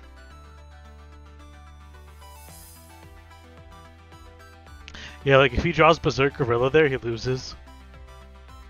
Yeah, Yeah, you're right. Because if he didn't kill the Necro Valley, he'd be higher than Kaiko. That's insane. Of course, then he probably would have just set Syrup and did not. Oh, so wait. See, he didn't have BLS. No, wow. What is it? Warrior He's been Lady? holding. He's been holding that card or something. That or he was holding on to Breaker for a while because there was nothing into. It could be maybe it's like a spell card. He's been holding like a cross out or something. Yeah, that's true. I was pretty convinced. No, it can't be a spell card because he didn't play it till Blade Knight was only at 16 because he kept it in his hand. Yeah, no, it's Okay. definitely a monster. It's definitely a monster. So maybe the Breaker he was holding because there's no back row or anything to pop. So if that was the card. Mystic level 2. Yeah, that's. Or yeah, did he ban it? Yeah, no, it could be that.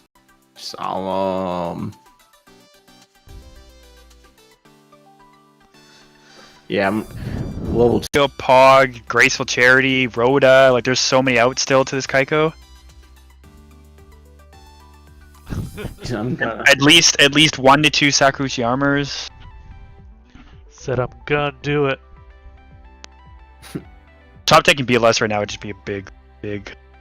Slap yeah, in the the- face. Yeah, I'd say like a good 40% of his deck can out this Kaiko, and that was not it. He didn't do it. He got game 1. Nice. True nobleman. Damn, that's unfortunate. That's good, really good for Mr. Big Noodle because he can. I'm sure his deck because it's like focused on chaos. He's pretty glad to get that win game 1. Even if he wins, It he's gotta doesn't do it seem 4 like a more bad- times. Yeah, It doesn't seem to be a bad matchup, that deck versus Warrior, because Decree shuts down a quarter of Warrior's deck. I mean, and then you have Spies and Berserk Gorillas, just huge beasts. yeah. No, those are. I think those are more of the issue than the decrees are the spies and. It's not garbage. It's just that you have nobleman, mind control, mind control, mind control. Yeah. Yep. Yeah, and two, and this is another thing I think Lucas was even saying it in the chat earlier that he really misplayed that Prima Exiled. I was wondering what he was trying to do, but yeah, I think he just forgot that was a SERP. It never really came up though. Yeah, but I think, yeah, you're right, it didn't really come up that much. But he could have put 2 monsters on board and it would have traded with whatever he summoned after, and then he would have just won the game the next turn. Yeah, like even if he didn't banish, if he had banished the serpent, then it wouldn't have mattered. Yeah, it wouldn't have mattered. But I don't think he would have. I don't think he would have. Not in that game state, right? Because now you have 2 attackers, and he only has one settable card. Mirror Force. Yeah, and a He had Mirror a Force Mirror to back Force it up. though. I think you just attack and do the damage, and then you essentially say you have to draw something because if you just set SERP one more time, you lose. Probably should have grabbed Blade Knight. I agree. I think Blade Knight or DD were definitely better. I mean, did he had 1 card in hand still, or was SERP the only card? Because even like Don Zaluk would have been, better because you could have just attacked over with your prematured Blade Knight and then just hit with Dawn and hit the other card that was in hand. I think there's just about. So, if you're Lucas, which you know his deck pretty well, what are you doing game 2 against this? Well, I'm siding 3 Dust Tornado. Like, I know that's not great for Decree, but you kind of have to play it like I'm going first. I have 3 Dust Tornadoes and a bunch of other cards, MST, Storm, whatever. I want to just have as many outs as possible. And then, Cliffs? Yeah, Cliff for sure is coming in. And if he decided to do the 2 Suzuki Grandmaster side, then I would be doing that. I'm not quite sure if he's doing that or not, though.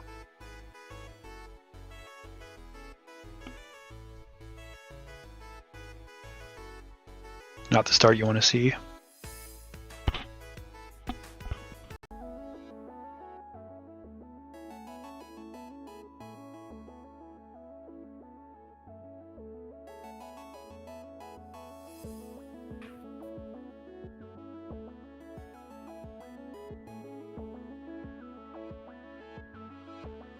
Oh no. I was gonna say, yeah, if you're setting one as Lucas, it's either TT. Possible.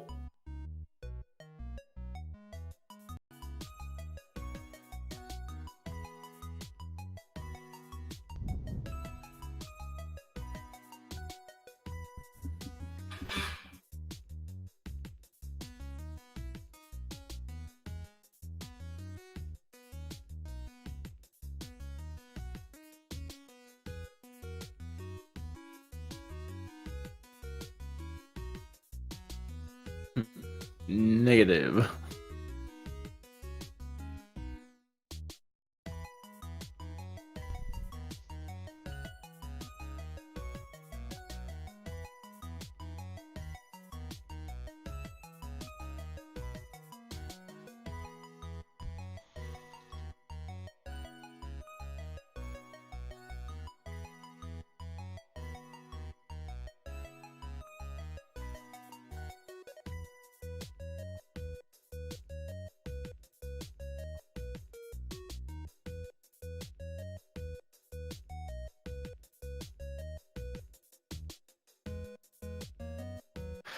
That could hurt. Yeah, this is a pretty strong position. Though it's interesting he didn't set or summon anything on his turn. Yeah, he needs to draw into a monster to take advantage of it.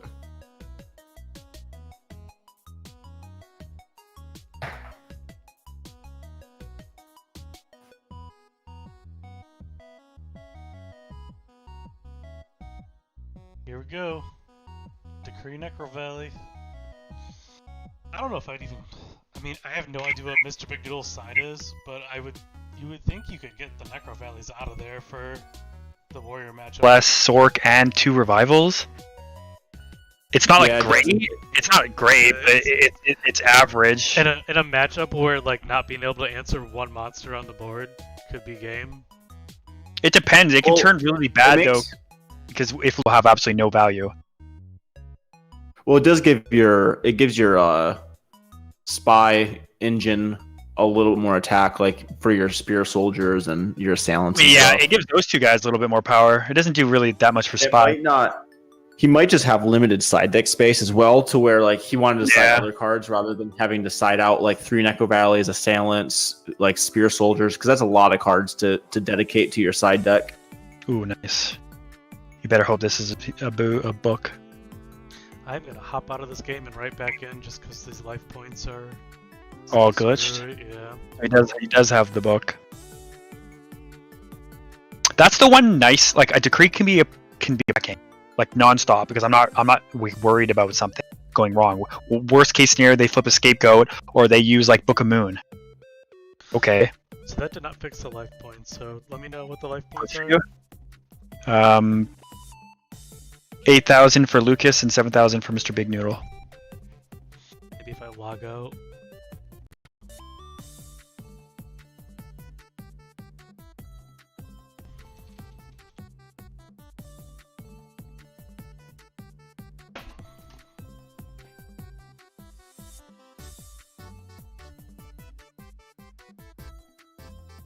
I would assume too that Lucas probably sided in 2 books because he knows decree's coming in, so you want to be able to have a different sort of protection.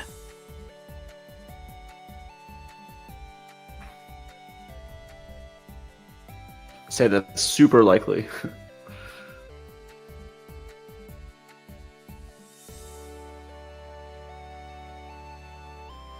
Oh wow, he's going for Royal Tribute? Holy smokes, no way. You've not seen that yet. Does it hit anything?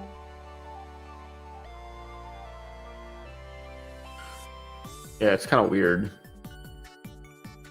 He gets to verify his hand though. Do we do that with this card? Whatever TK says. Yeah, honestly, I can't keep track of what cards we're looking at and what cards we're not. I definitely, I played Gravekeepers for a good chunk, and you definitely get to their hand. Well, so we thought about a lot of these cards. Both players get to see each other's hands. That's how it works. It's the same thing with Mind Crush. Like you get to like verify and stuff. Yeah, not in Go Forma no more. You definitely don't get to look anymore. What do you mean? I don't know the specifics, but the people who do delve super into all that found, I guess, information says you don't, or something like that. Scully might know more than me. All I know is you don't verify for Mind Crush anymore. Yeah, unless 0 copies are discarded. Yeah. All the people put hours and hours of effort into doing a lot of research into it. They found out that they said that you don't, and I'm just going to trust them because they put a certain amount of work into it. It is honestly still debated, but that is where He probably bricked on multiple Necros, which is kind of funny. He decided to go a little bit more of a cheesy route against a deck that, you know, like Royal Tribute is not the greatest card against Warriors unless you can, like, for sure. Yeah, Royal Tribute does not seem to be the card you want to play against Warrior. It seems really good against Chaos. Oh, he's going to chain MST to this. MST. Yeah. Yep, good play, good play. another set decree.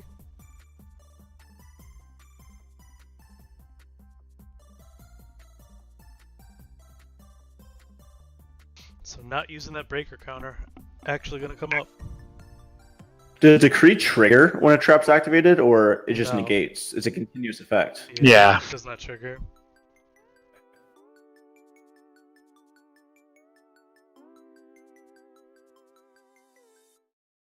So, like, something that could come up is, like, if you have Decree here and they play Sakuretsu, you have Solemn set, you should play the Solemn on the Sakuretsu. Because then you still cannot chain the Mystical Space Typhoon to the Decree, or to anything. That's crazy. I mean, this is one of the instances where, I mean, like, he should have, because there's no reason not to use your breaker point. Like, you're just kind of being greedy for 300 extra life points. No, that's not true.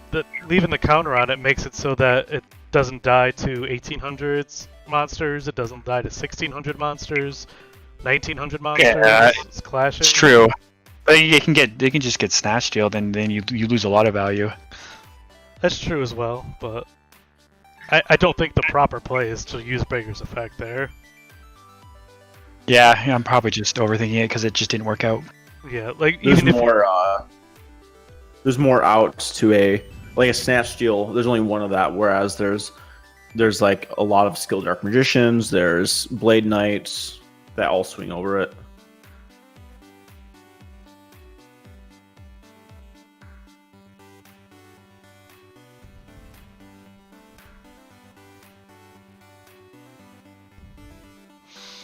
Oof.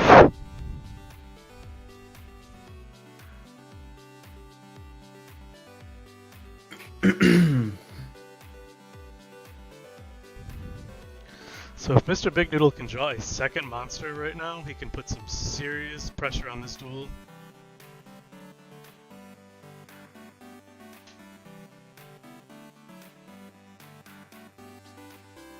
There it is. MST already gone for Big Noodle.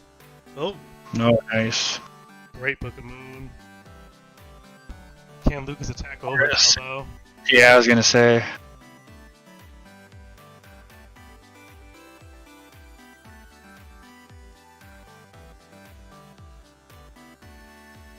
Well, right now I guess it's 15. Doesn't really matter. He'll be able to walk over it with Blade Knight.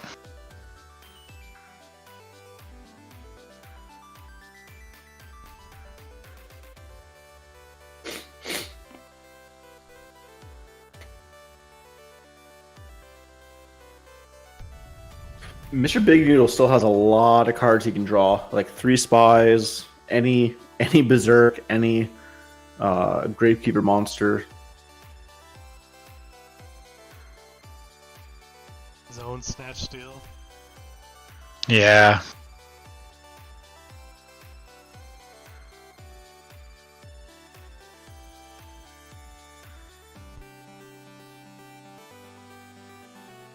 The decree is likely making the 2 back rows dead too, so I mean it's a lot closer than it appears. Could be Nobleman set too, though.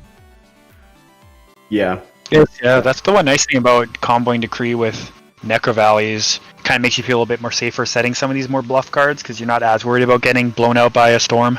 The storm's just going to hurt your opponent just as much. Now, him thinking about, I mean, Mr. Big Noodles, takes his time on turns, I guess. But like, if that was a spy, you wouldn't really be thinking, right? Like, you would just be setting it. So saying anything? Yeah, Sangan, Serp.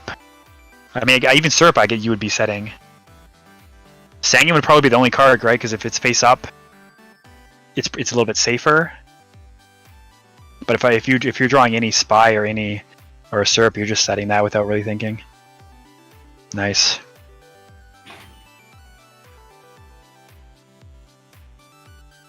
Oh wow. Game 3 coming up. Yeah. Well, we know he doesn't have Nobleman now, so Spy. Bigger threat. Oh, Done. okay. That's that. And again, yeah, that's one of the nice things, or not a nice thing. It's one of the counters to why Decree can also be just as bad. Is if you're not in like an overpowering position and you're down in summons, the warrior player can just so aggressively just push without thinking, and they can just take you out in like 3 turns. Because like warriors in general could actually kill most decks really fast, but they can just go. Yeah, so I think Big Noodle's mistake there was Royal. But Yeah, I yeah. don't know his side, so. Yeah, because that Royal Tribute didn't get almost any value. It hit a MS bricked on him too. He had to discard one.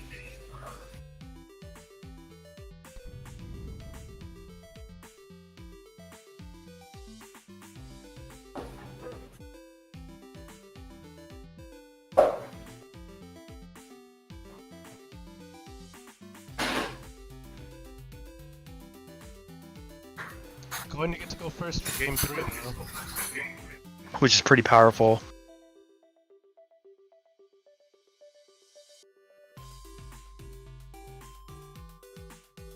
You have to be really careful though if you're Mr. Big Noodle because you don't play like a super hyper like aggressive back row card, so you have to be careful about like Spy is almost a win con for you. You have to be careful about just setting it like turn 1.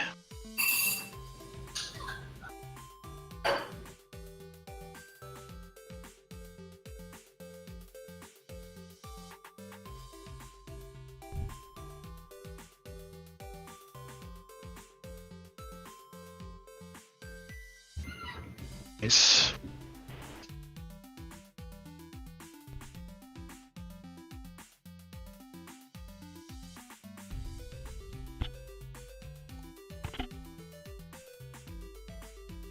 So a monster with nothing else. I wonder what Big Noodle's hand is looking like. Yeah, you think if he had oh wow, Pod into Graceful was good. Maybe he didn't want to commit Necro Valley to the field yet. That's a good card to side in.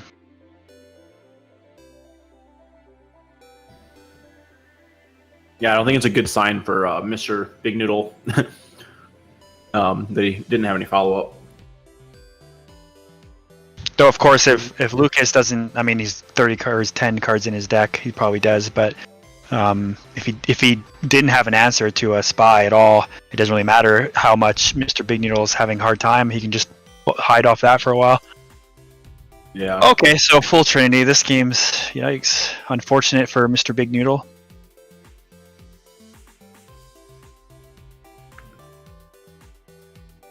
If he's got the follow-up Rhoda for Mystic level 2. Yeah, see that's the Ouch. thing. There's a lot of cards here that he could have in his hand that can to the set card.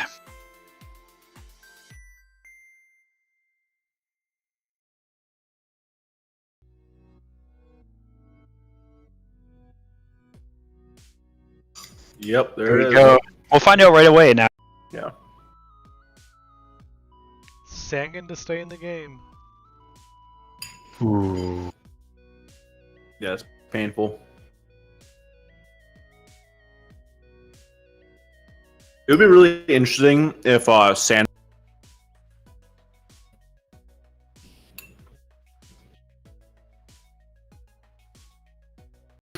So he did hit the Solemn, so no more Solemns for Lucas.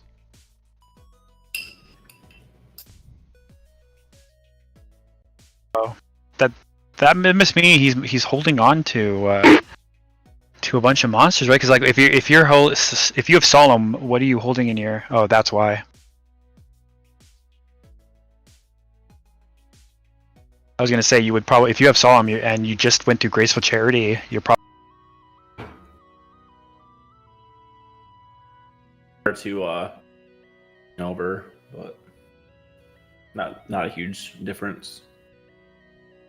Just less information for them to make a decision from. Like maybe he keeps an enrollment or something. This is a bit closer than I thought it was going to be now. Yeah. I still think it's going to be rough. He very likely has a monster to swing over the soldier. Yeah. Monster of his choice. wow. So how good will Breaker be? Break would be an insane top deck. I wonder if it's better to actually like do that play, or just get a monster to swing.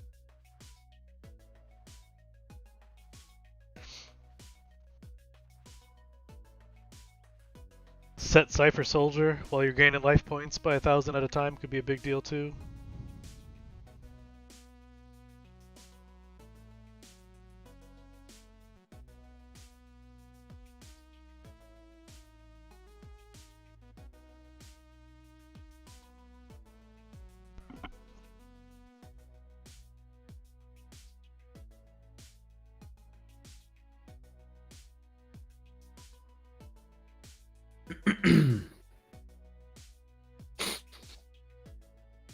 So the other finalist is looking like, is it the young guy, young MF? No, he's out. It'll be the winner of He's this out? will face Taz, and the winner of that will face AJT for finals. Okay, got it.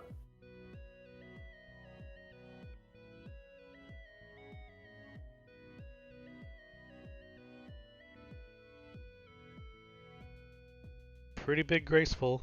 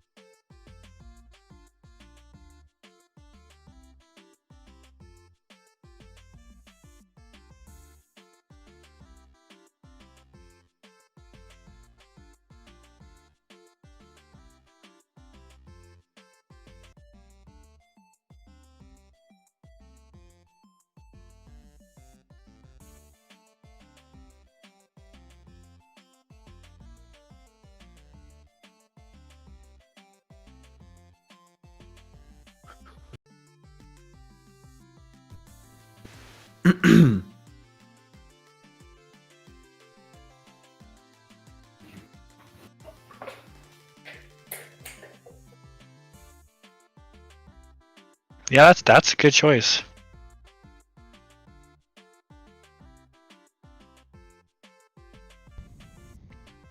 Hmm.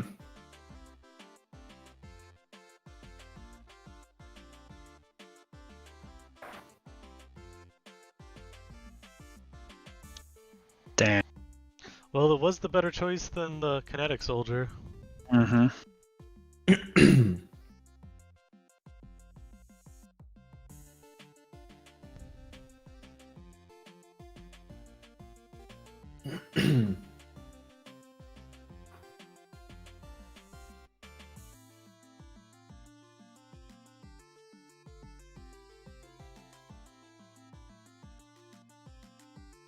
Yeah, some pretty close games being played now. Do you know the story behind the Cypher Soldier? Like why they chose to change that name? I think Cypher, Archetype, wasn't it? Cypher is an archetype now. Yeah. Cypher is an archetype? What do you mean? Like there's other Cypher cards. Yeah, they did it to make it an archetype, so it's part of like a group of cards. Oh, so the actual like Konami changed it. Yeah. I see.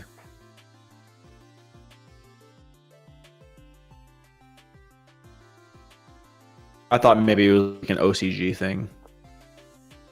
It might have been that it was, I don't know, maybe it was called Cypher Soldier in OCG. So then when they made other ciphers, they had to change the name here. Is usually where these name changes come about too. So like it was I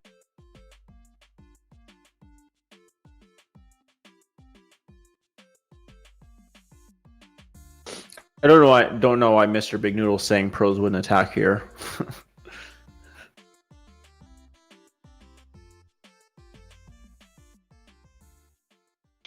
because he didn't know what to do.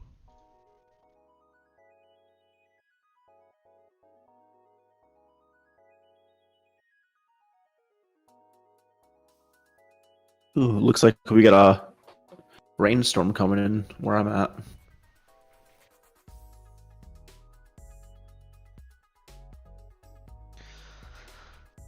Here's finally a light for Lucas.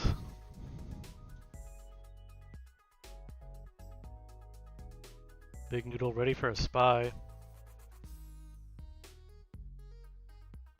Yeah, and I'm not. I'm just going hard if I'm Lucas.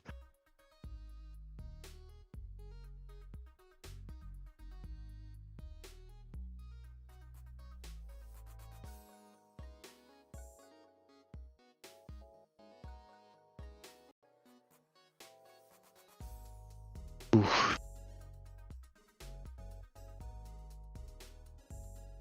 No Mirror Force for Noodle.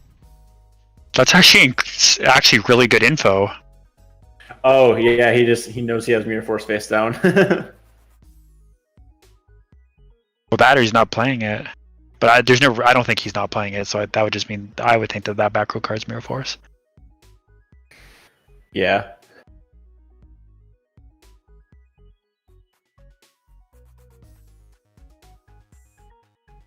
Oh, or he would not play Mirror Force at all. That's surprising.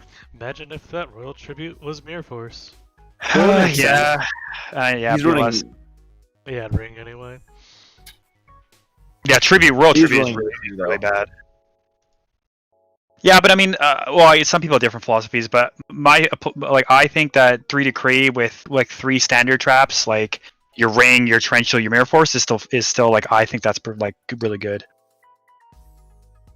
Yeah. I wouldn't just use Decree with a bunch of. I think it's also viable just to run like double Decree and not go so hard.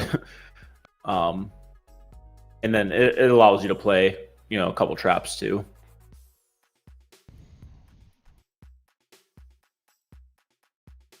Well, we're at the point now where it's warrior, how your top 3.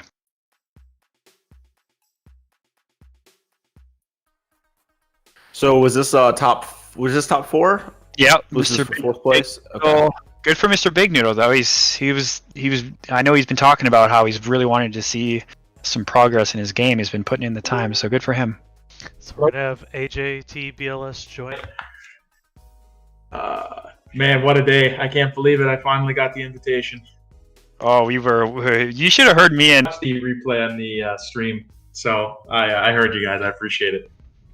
yeah, we're stoked. It's good. You've been grinding hard, doing your thing, and it's well deserved. So we are Thanks. in losers finals. The game is up. Lucas the Heretic versus Taz. The winner of this match will get a Worlds invite. It could be the first Worlds invite for Taz or the 4th for Lucas, and the winner will go on to face AJTBLS, who is here on commentary with us in the grand finals, and they'll have to defeat him twice if they want to take the title.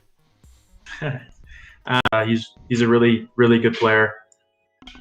Yeah, he just got top 6 at the FLC last weekend, and just barely lost his game for top 4. Lucas, but Taz is strong as well.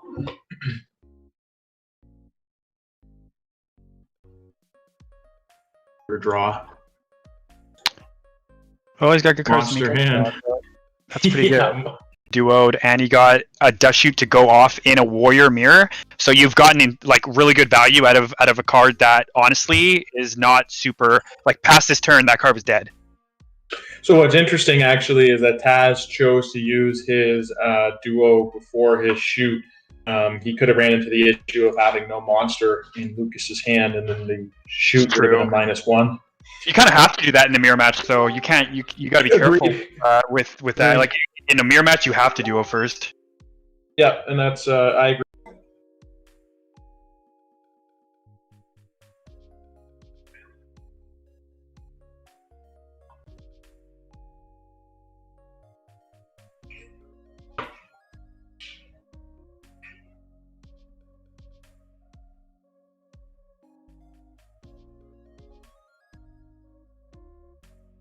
Pretty easy discard. Shoot there. Dead card.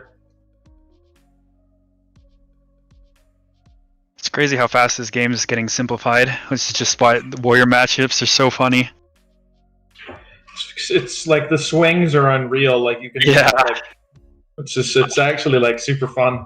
Oh, Warrior Mirror is one of the funnest like mirrors I've played in my history of goats. It's so fun. It's such a wild ride. Yeah. So Lucas using heavy ignite. I think he has book set or ring, one of those two. Yeah, I mean you can't really use it though, because like he's just gonna summon a monster and attack over it. If it's book, I would use it, but other than that, Really? I wouldn't. Oh, for sure, Yeah. because he already pitched his like. He probably would have threw away his knock from Grayskull. So you're just kind of just by using book. Lucas choosing to use heavy here, he probably has Yeah, it, right? no, I mean, for sure. He's for sure gonna have an answer to it regardless. Like, I think we're not a poor player, so that's saying I think he just wants to force out a stronger monster. I mean, he's gonna do it anyway. right. We're gonna see a 2K Blade Knight here. I assume. Unless Yeah, Lucas he's gonna- misclicked. No, he's gonna set a card because if you weren't gonna get a Sure. stronger monster, he would have just got Could Suzuki. have got Sasuke. Yeah.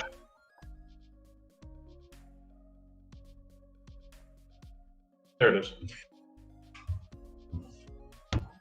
So Lucas is up a card.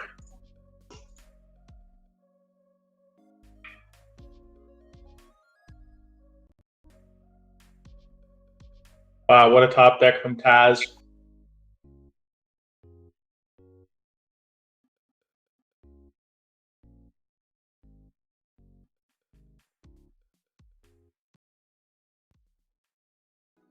Okay.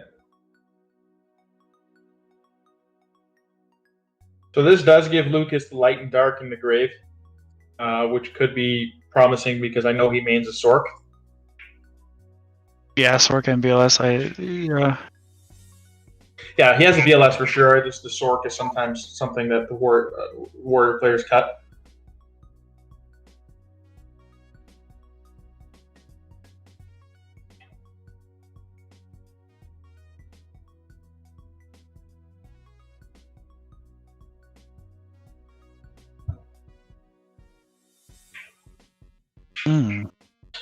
Duos for one here.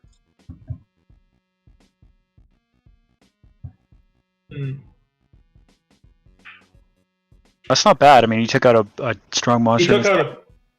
I mean, Yeah, he took out something Tribe, nice. Tribe's like one of the cards you can walk over decently easy. I mean, the back row Oh. is not bad, but it's a walkable monster. While this looks like Lucas is really far behind, and so he uses Ring and Battle Phase for 2K, and okay, so it's not lethal. He can still take another 1600 swing if he so chooses. Ooh, pro set heavy. I would force a Solemn if it exists. Oh. Okay, so your pot, but Lucas also opened pretty nutty as well. So that was a well played game.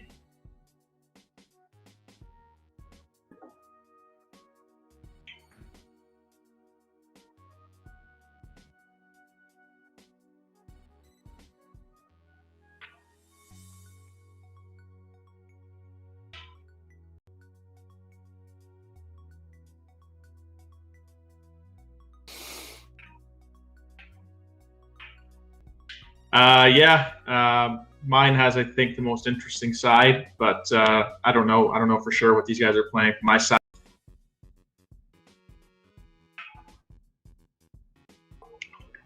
I basically gambled completely that I wasn't going to see any alt win, and it worked out on my path.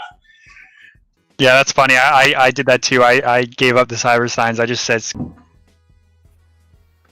Yeah, it's fair enough. I remember there was like one national tournament I played when like I think Frog FTK became kind of a new thing, and I remember it hadn't like quite caught on yet, and I remember it was definitely an issue deck for me, but I felt like, you know, I was only able to commit a couple cards to it, and I just remember I was like, you know what, screw it, I'm just gonna close my eyes, plug my ears, and just pray I don't help play against it, and ended up working out pretty well. yeah. Lucky enough not to play against it for a national tournament. Sometimes it just be like that. So Lucas opening with Rhoda here and taking a Blade Knight, so this to me signals that he has some sort of chaos, like he needed a light. Not usually a play I encourage, but only in the mirrors where I think it's okay. Yeah, for the mirrors, you kind of just want to have your stuff just ready. All your answers as fast as possible so you can trade and just win. Mm-hmm. Blade Knight set 5. Let me see the classic. Oh yeah, love to see it.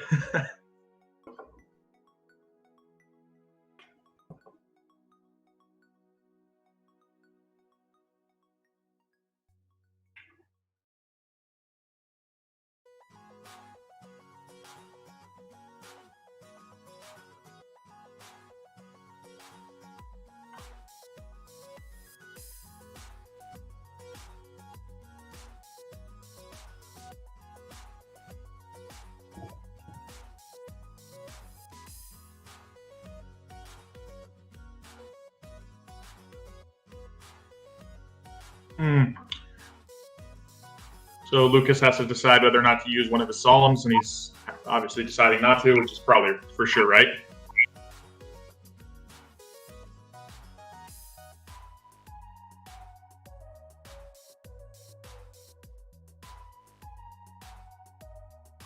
And if you're Lucas, if you have a bad...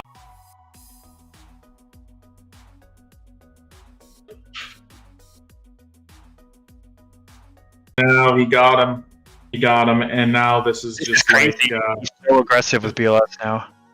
Yeah, so my read is that Lucas has some sort of chaos in his hand already because of what he did with the Rhoda in the charity. But we could be, I could be wrong. The BLS, yep. So that'll be easy 4,400, and then maybe he can add on a little something on top. There it is. I mean, this is almost basically like game now. This is like game and a half. There's like nothing really that game's over. We're going to be going to game 3. There's literally nothing Taz could draw here. Because there's like Lucas has a solemn. That's going to get solemn. If Lucas has it. Yeah, so now you got to think though, because if you solemn and he snatches and that back card is fake, it's over. That's true. That's true. Yeah, good. I would still do it though. For sure. You can't just let him unlock his back row. It'd be like a +3 and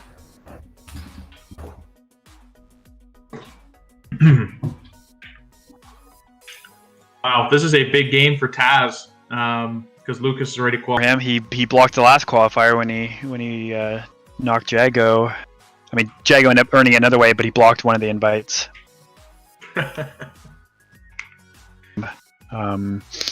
Theory crafting and deck testing and deck building this warrior deck. I think him and I play the exact same main deck. Lucas is a cool guy, yeah, he's a smart guy.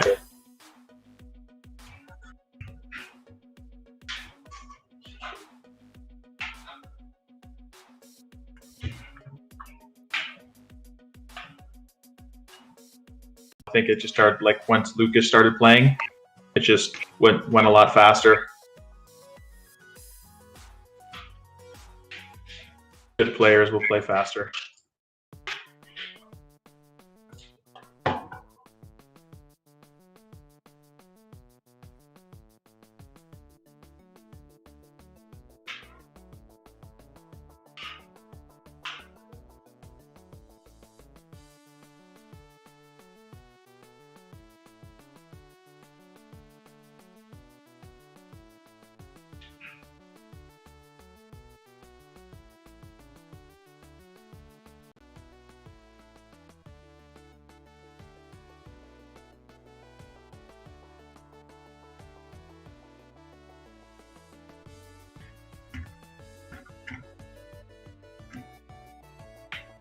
Damn awkward.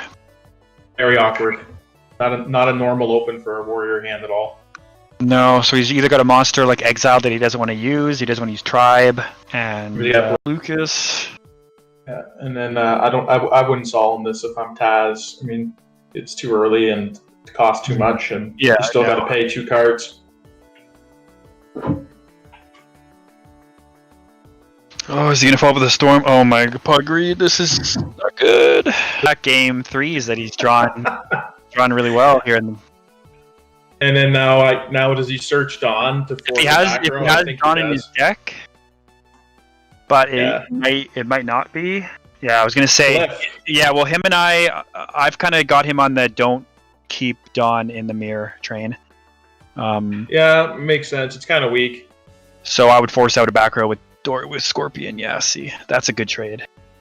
Sure, for sure. Yeah, when you're trading a 1200 attack monster in a warrior matchup for a Ring of Destruction, you're just like, yep, thank you. Yeah, but I mean, and then Taz doesn't really have a choice.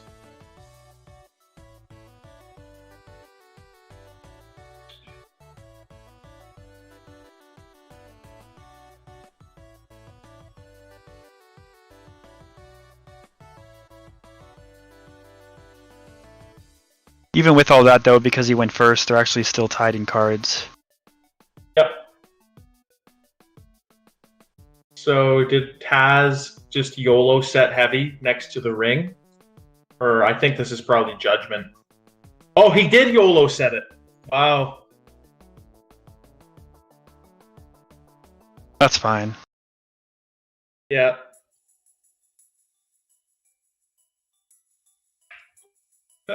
So Taz just said, if you have heavy, you have heavy. On turn 1. I like that play. Wow. This is a free +1. Oh, chainable. Nice.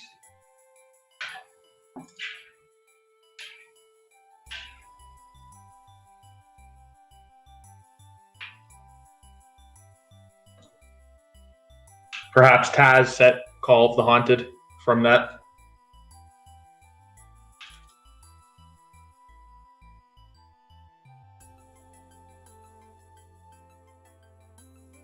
Desperate.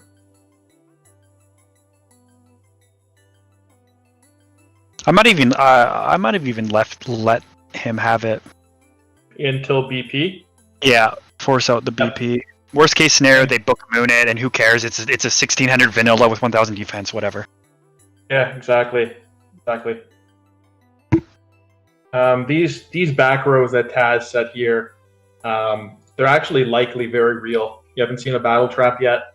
Your heavy's dead, and a tornado's down. So, I believe that these back rows are real from Taz.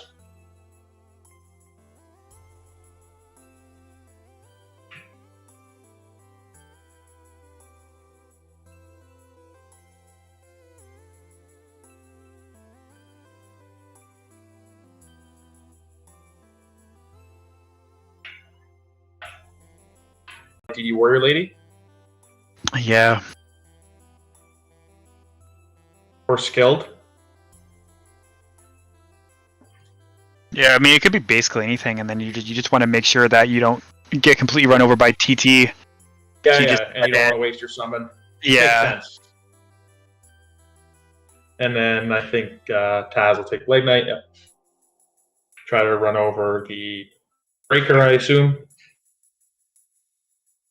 I know, I think I go for the set. The Breaker's for sure money. You never know what the set is.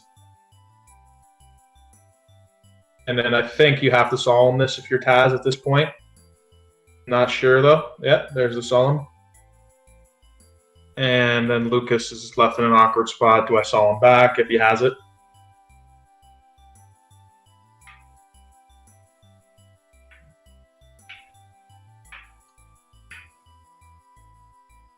What would be sick is a new chain, Ring of Destruction from Lucas.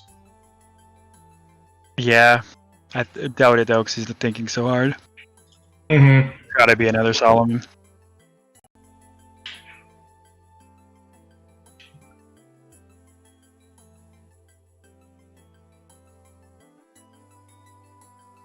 to go through.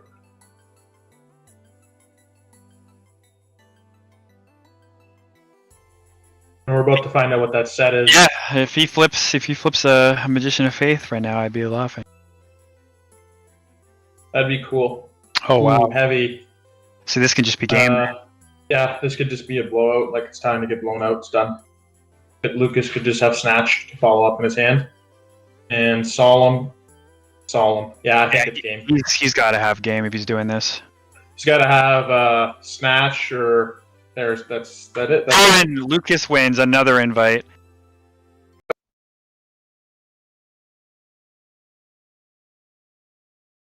For anyone watching, Lucas has just secured another invite that puts him at what, 4 now? 4 points.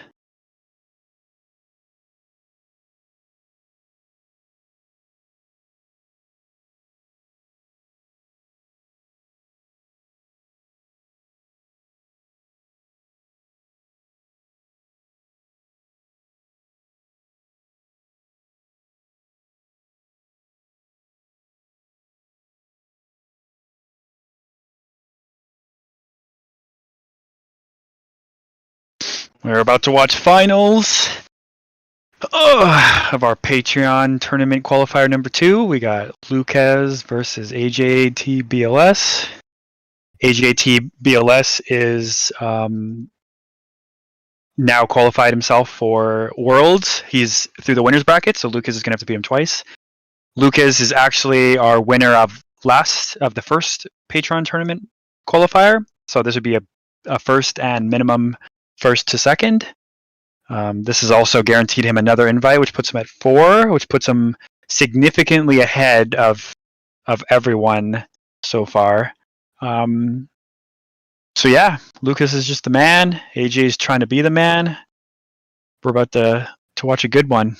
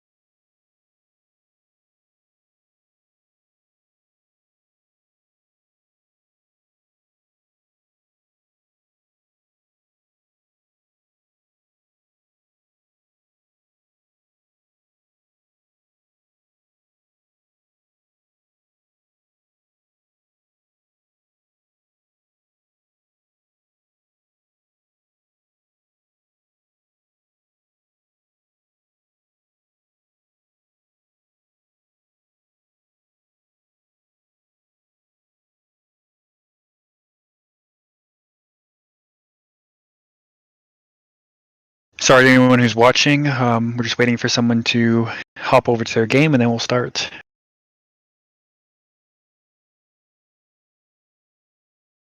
Sorry to anyone.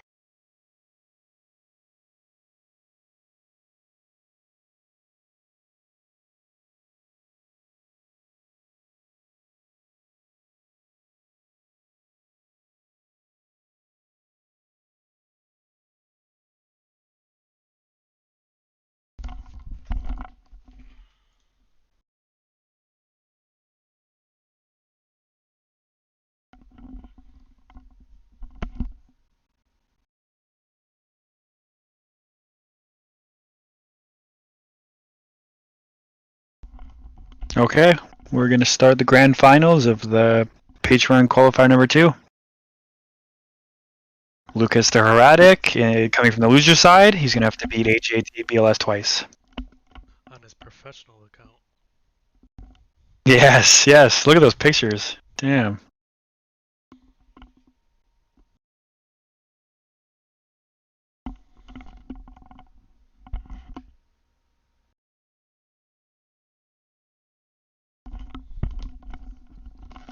So Lucas has now qualified for Worlds 4 times this season. That's actually absurd. Insane. I can't imagine anyone is going to match that. He could probably take the rest of the season off and still be number 1. Yeah, and he won't too. I remember when we interviewed him last time. He's just loving playing right now.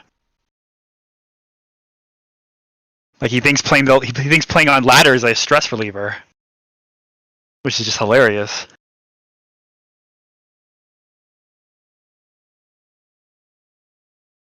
Awesome. This is great for me. One of my favorite community members in AJ, and one of my teammates in Lucas playing. This is great.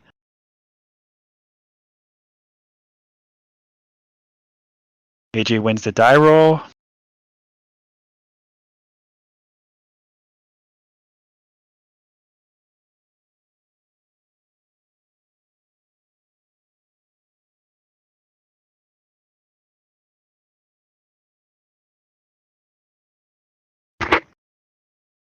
Dust shoot, it's always good. This is one that I was gonna say. This is like the mirror match. The dust shoot is going to be super important because they're both maining dust shoot. So whoever wins the die roll is going to have a huge advantage for a dust shoot, which you can see now because now Lucas has a dust shoot that's dead in his hand.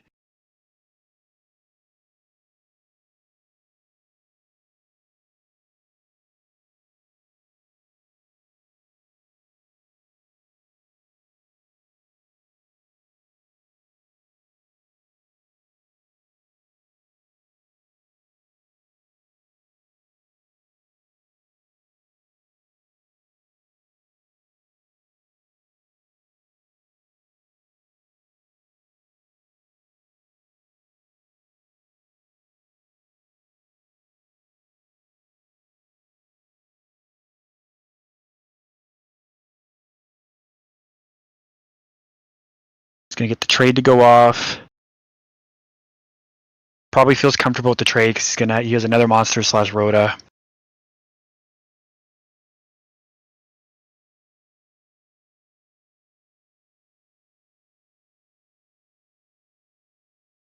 It doesn't have anything. It's interesting. So how did AJ feel about going into finals here? He seemed pretty happy, pretty confident. He said he loves his side. Maybe he's got an edge. The dust shoot though is kind of being a little bit of annoyance, right? Because if he's got any dust tornado, like another dust tornado or another MST, he can't just like blind it because if he hits the dust shoot, he's just gonna feel bad. Having MST as your monster is not great though.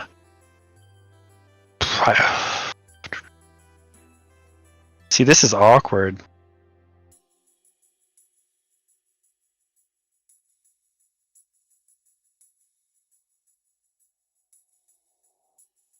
Damn.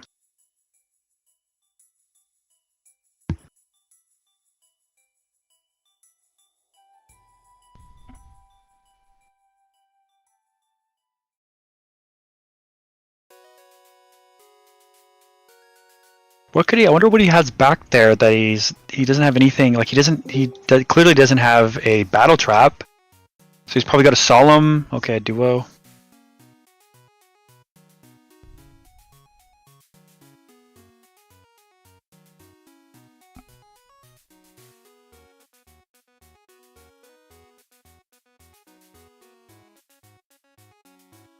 Triple solemn set for anybody? Oh, that'd be so sick.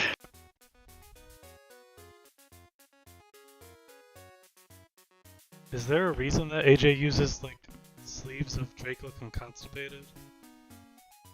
Oh, his profile? That's just like his professional profile pic, I No, think. his sleeves. Oh, that's the Drake ones? Constipated Drake, yeah. Yeah, I don't know why he chose those ones. He just really liked the picture. Yeah, see, yeah, I'm not a big fan of the dust tornadoes like this, just because there's so many cards you could hit that are dead, right, in the game one especially, Yeah, that blinding seems not very good. both of those kind of would have been a miss. If it hit MST or the Nobleman.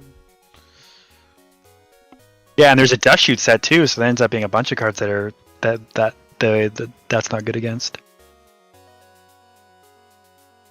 Decides not to go into it.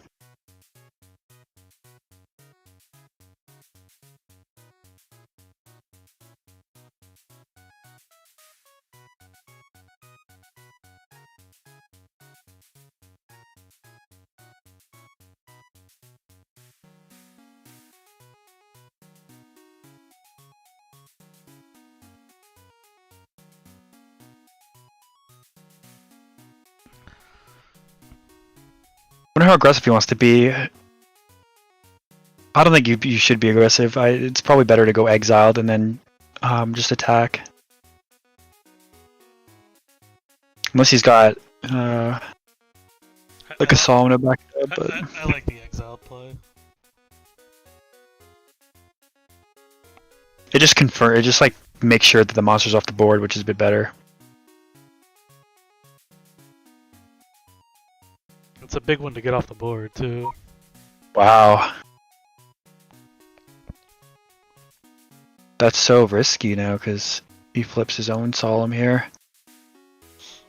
If Lucas does win this tournament, that will be back-to-back WCQ tournaments. That'd be insane. But there's so much variance in, not so much, but there's a decent amount of variance in tournaments because of just the way it goes with power cards and stuff, that you can just lose a game out of nowhere. You know, has his ladder stuff that he's been doing really good on. Like, that's just insane.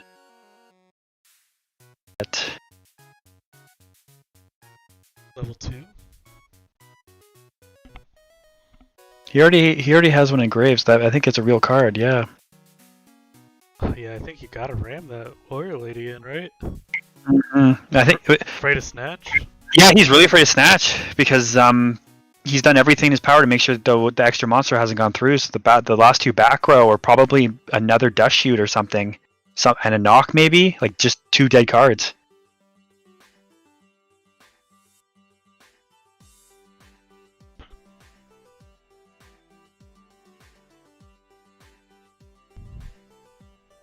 That's a good card, Torrential.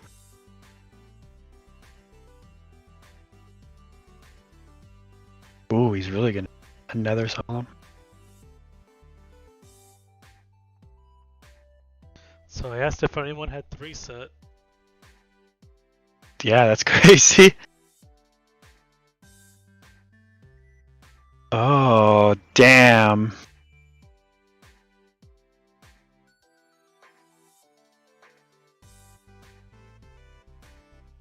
Yeah, so Lucas could have heavied last turn. But he would have lost Torrential. Well, he just set that one, I thought too, right? So he could have stormed and then trenchelled, He could have. or set trenchel. So he could have, even if Torrential was set, he could have stormed to try to force a Solemn. Mm-hmm.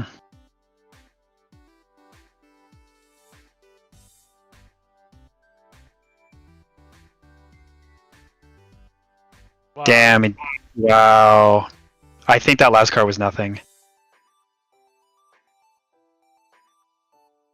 I mean, Lucas had the advantage there though, just because he already went through a bunch of his dead cards, like in the matchup, and was still in a power spot. But AJ hadn't gone through full cards. This is the part I'm really interested in because I know AJ has a wild side.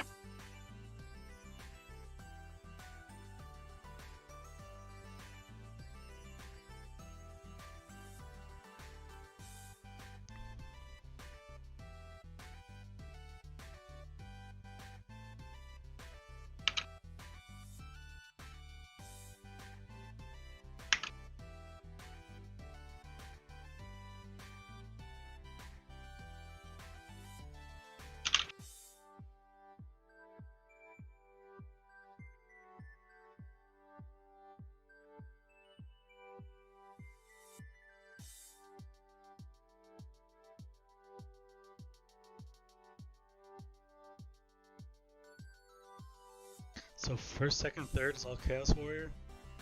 Yep.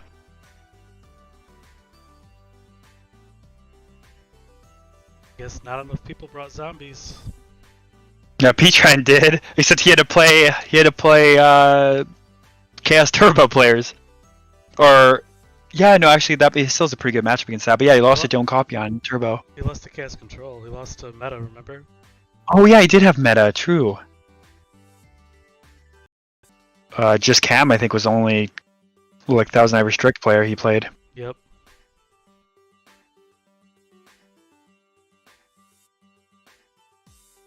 Graceful back and forth is. He discard. Yeah, I'm surprised he kept MST in. I know some people do just because they really don't want to lose to Kinetic Soldier. Plus, he knows that AJ sides into flips, so I guess it makes sense. Did you mean Mystic Swordsman? Yeah, sorry. Like normally that's the card you would that'd be like an auto side out.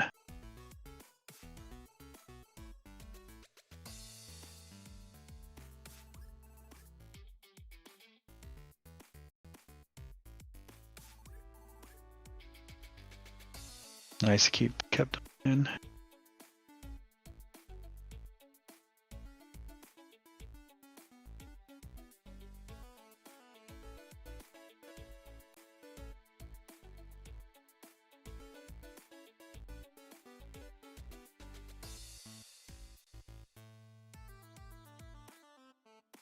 Holy shoot, snipe to BLS. That's a card.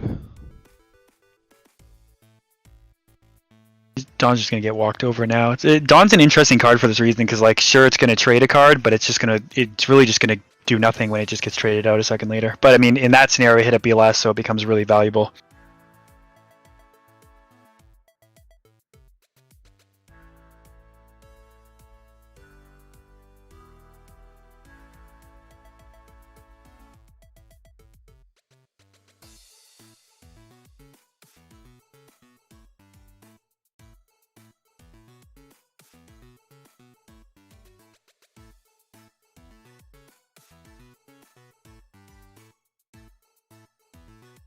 Damn, these trades are insane.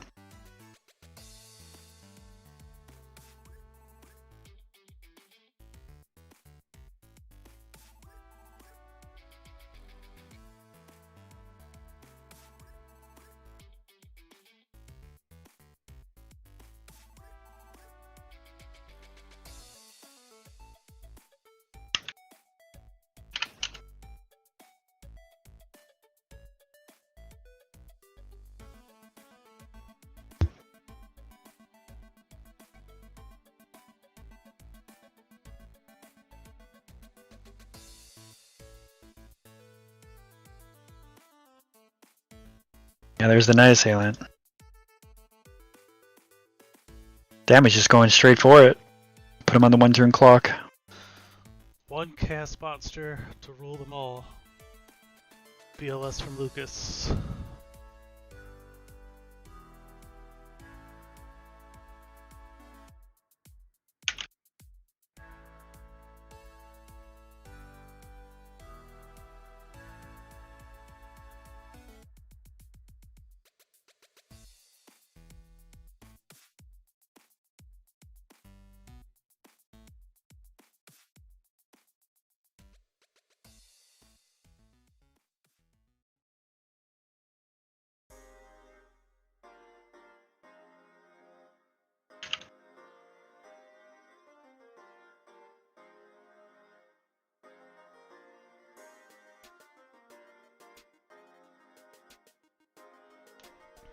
I will say the competition has been fierce these last few months. Everybody is going hard in these Go format tournaments. Yeah, it's crazy. So many people are just playing them. Like a lot of the top of the top are playing them, and a lot of them.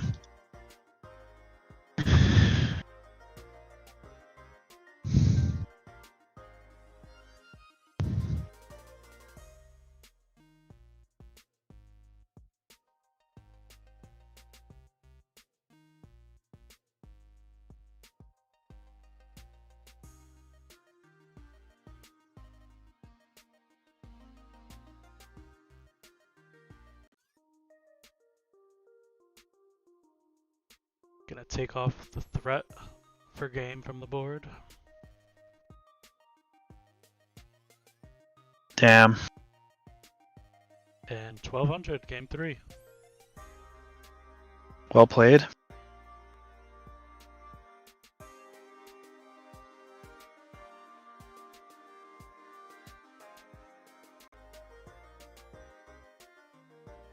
This would be the first bigger one for AJ. I don't think.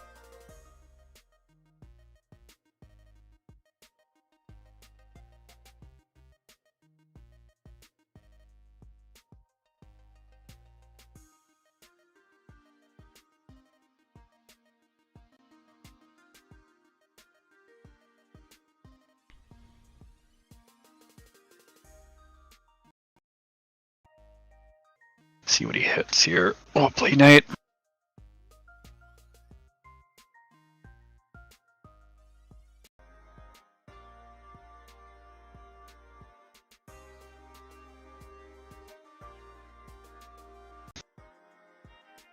That actually went through. What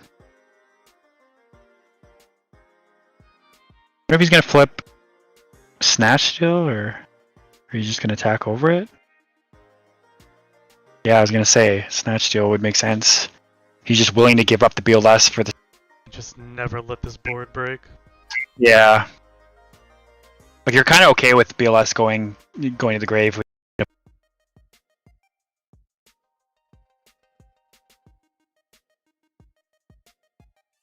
Really could have set that whole hand last turn. Yeah, I'm surprised he didn't.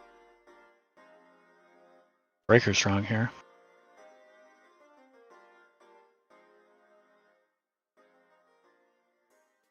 It's probably doing math maybe on if he solves it or not. Yep, that's what I was thinking. Why would you not set your second solemn?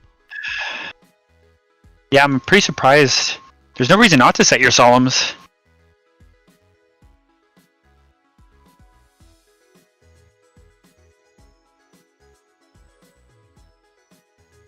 I think we're gonna see a bracket reset.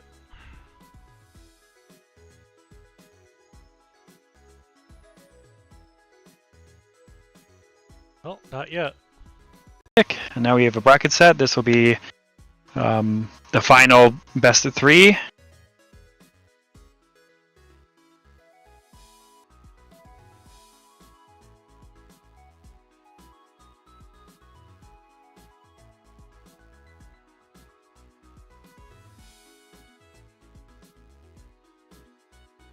Kaiku set 1. Damn. Oh, he does have the sack to back it up.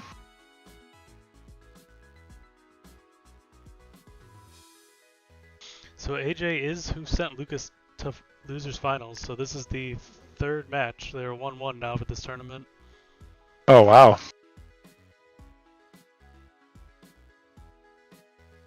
Oh, dang. That's a powerful solemn.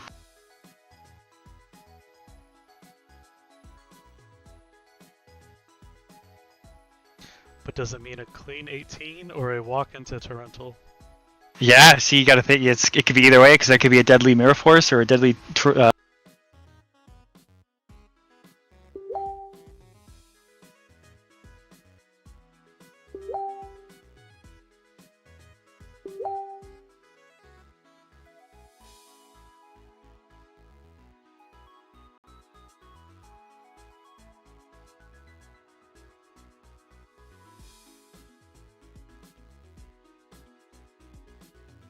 opts to go with the Exiled Force on the Skill Dark Magician. Which means his hand is probably monster heavy. That or he's holding onto bad cards like Knock and Trap Dust Shoot just in case he gets Grace.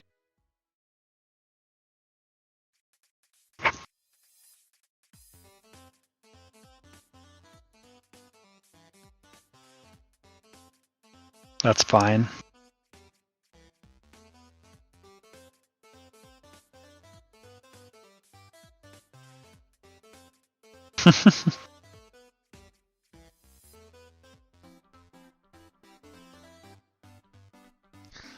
It is pretty crazy though that like the last major tournament, the anti-warrior deck wins, and then 3 warriors are in finals the next tournament. It looks like they haven't. It's not enough yet to push them off these decks. It's just like got to the point where like other people are going to start playing these kind of like I know because P-Tran did and I think a couple other people did like they're It's grinding with it to really figure out the right plays. Mm-hmm.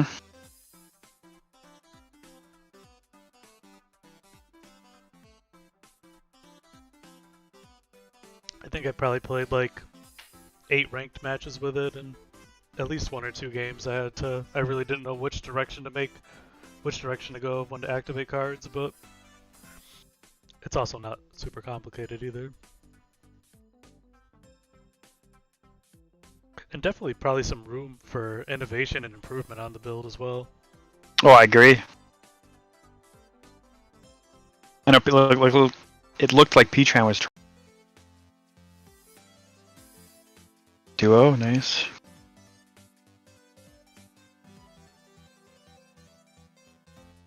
Hits the faith.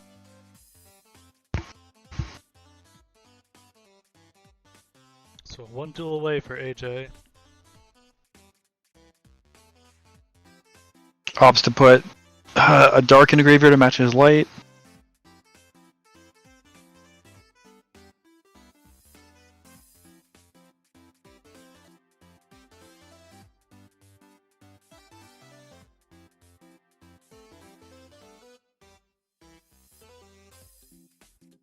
Damn. Just a breaker before the pot. That's I like it. That's fine.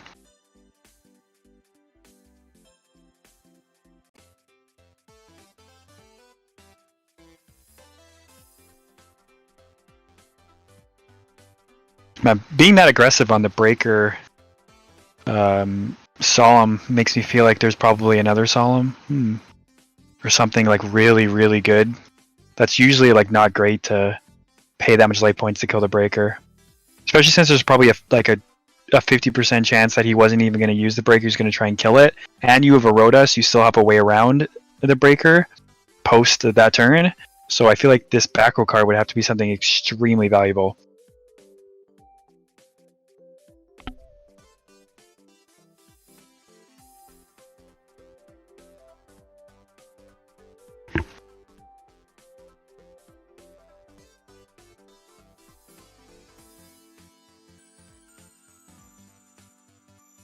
Yeah, see, if he's going Donzalug, oh, it's a Storm. He's probably hoping for more, for...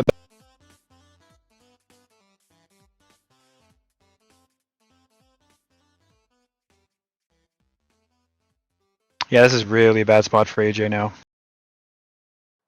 Blade Knight kinda solves a lot of issues. Yep, and there it is. And that peaceful transfer of power.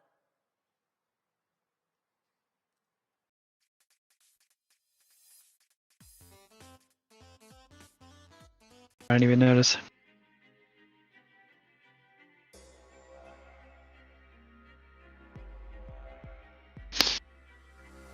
Opts to take out the Dawn.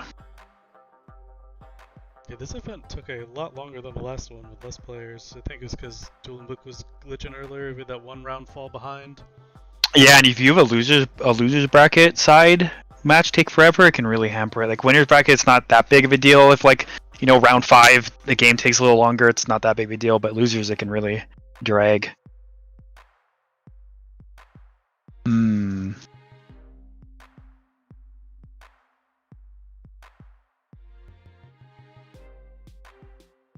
Oh man, decides to get rid of the BLS and not hold on to it and just go for sheer attacking. Must not have a light in his hand, he just wants to just put the pressure. Light and dark for AJ now. This is a bad spot though. Oh, he decides to set.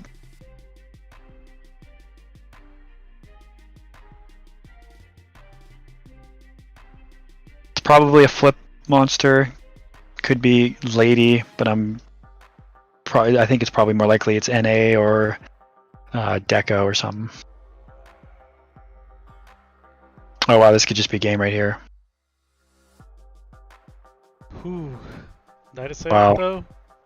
Yeah, nice. And we keep him tribe first. It's just a breaker instead of the tribe. So we are into our last duel. This is it. Yeah, and these games have been going by pretty quick. AJT 1 game away from winning his first major win, and Lucas looking to be the back-to-back qualifier champion.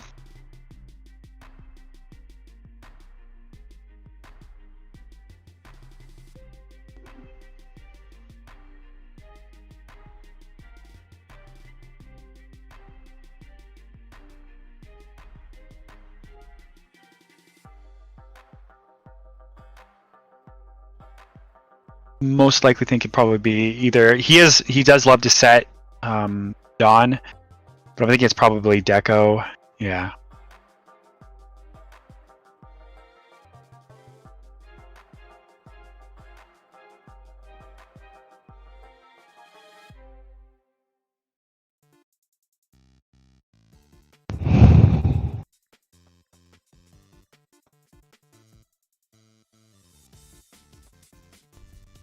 Not setting anything behind Lady makes sense if you don't have a lot of good cards, it's like a Solemn or something to go with it, and you don't want to get breakered, ran over.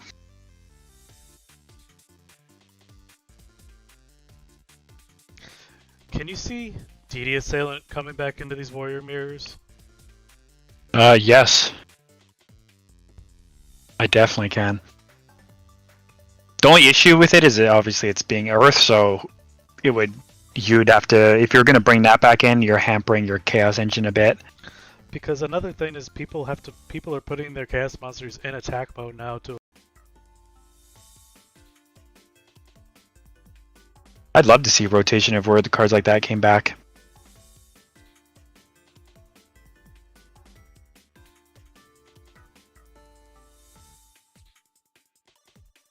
Oh, this is good.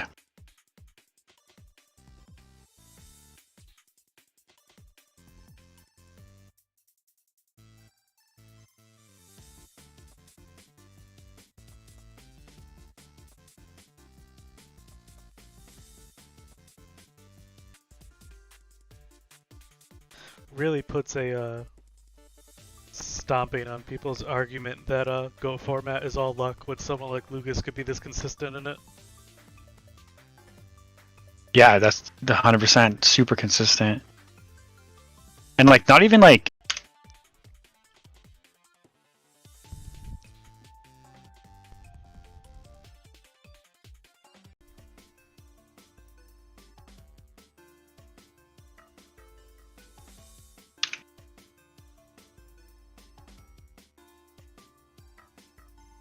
Damn, that's a good card. That's a good turn. That's a really strong. That is Essentially up 2 cards now. not saying any back row though. It's kind of unfortunate because now a Blade, he'll just get one of those card values back. He'd still be up.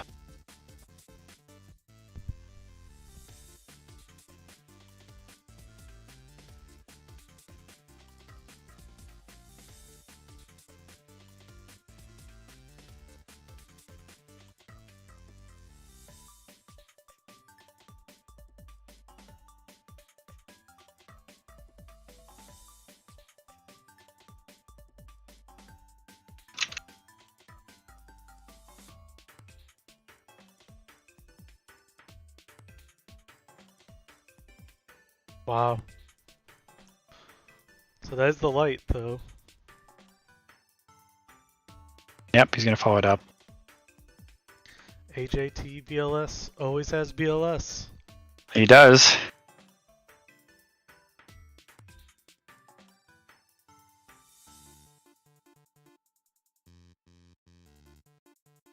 See if we're gonna follow with a Snatch Deal.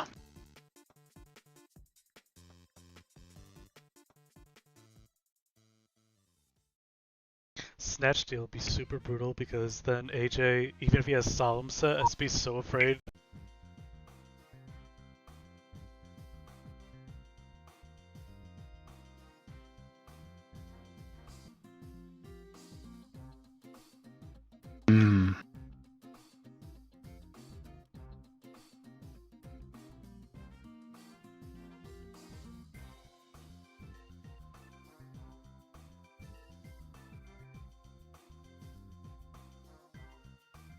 He's the owner. Now, it's going to be bad for AJ if this was actually a set NA.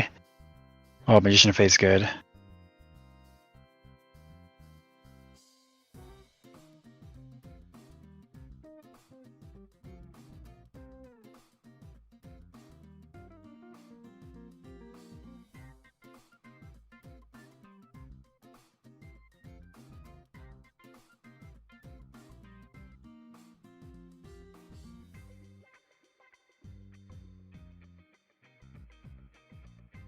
Close game. Yeah, this is a crazy close game.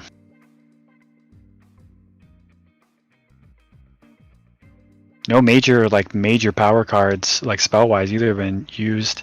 AJ had got a BLS out.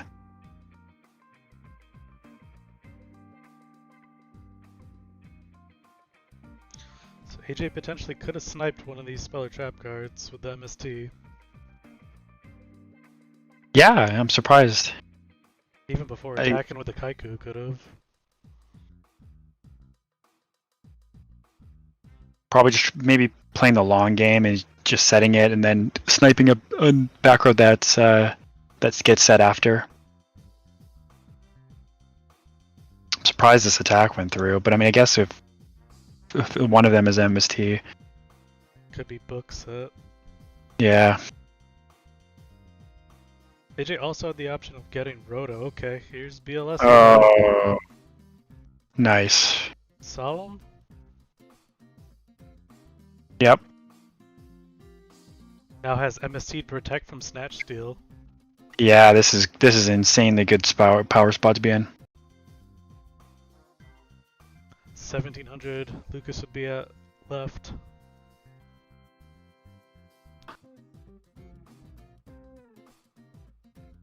He does have his own light and dark, which is pretty valuable because you know the back row is an MST, so any sort of, his own BLS would be really good right now, or Chaos Orc.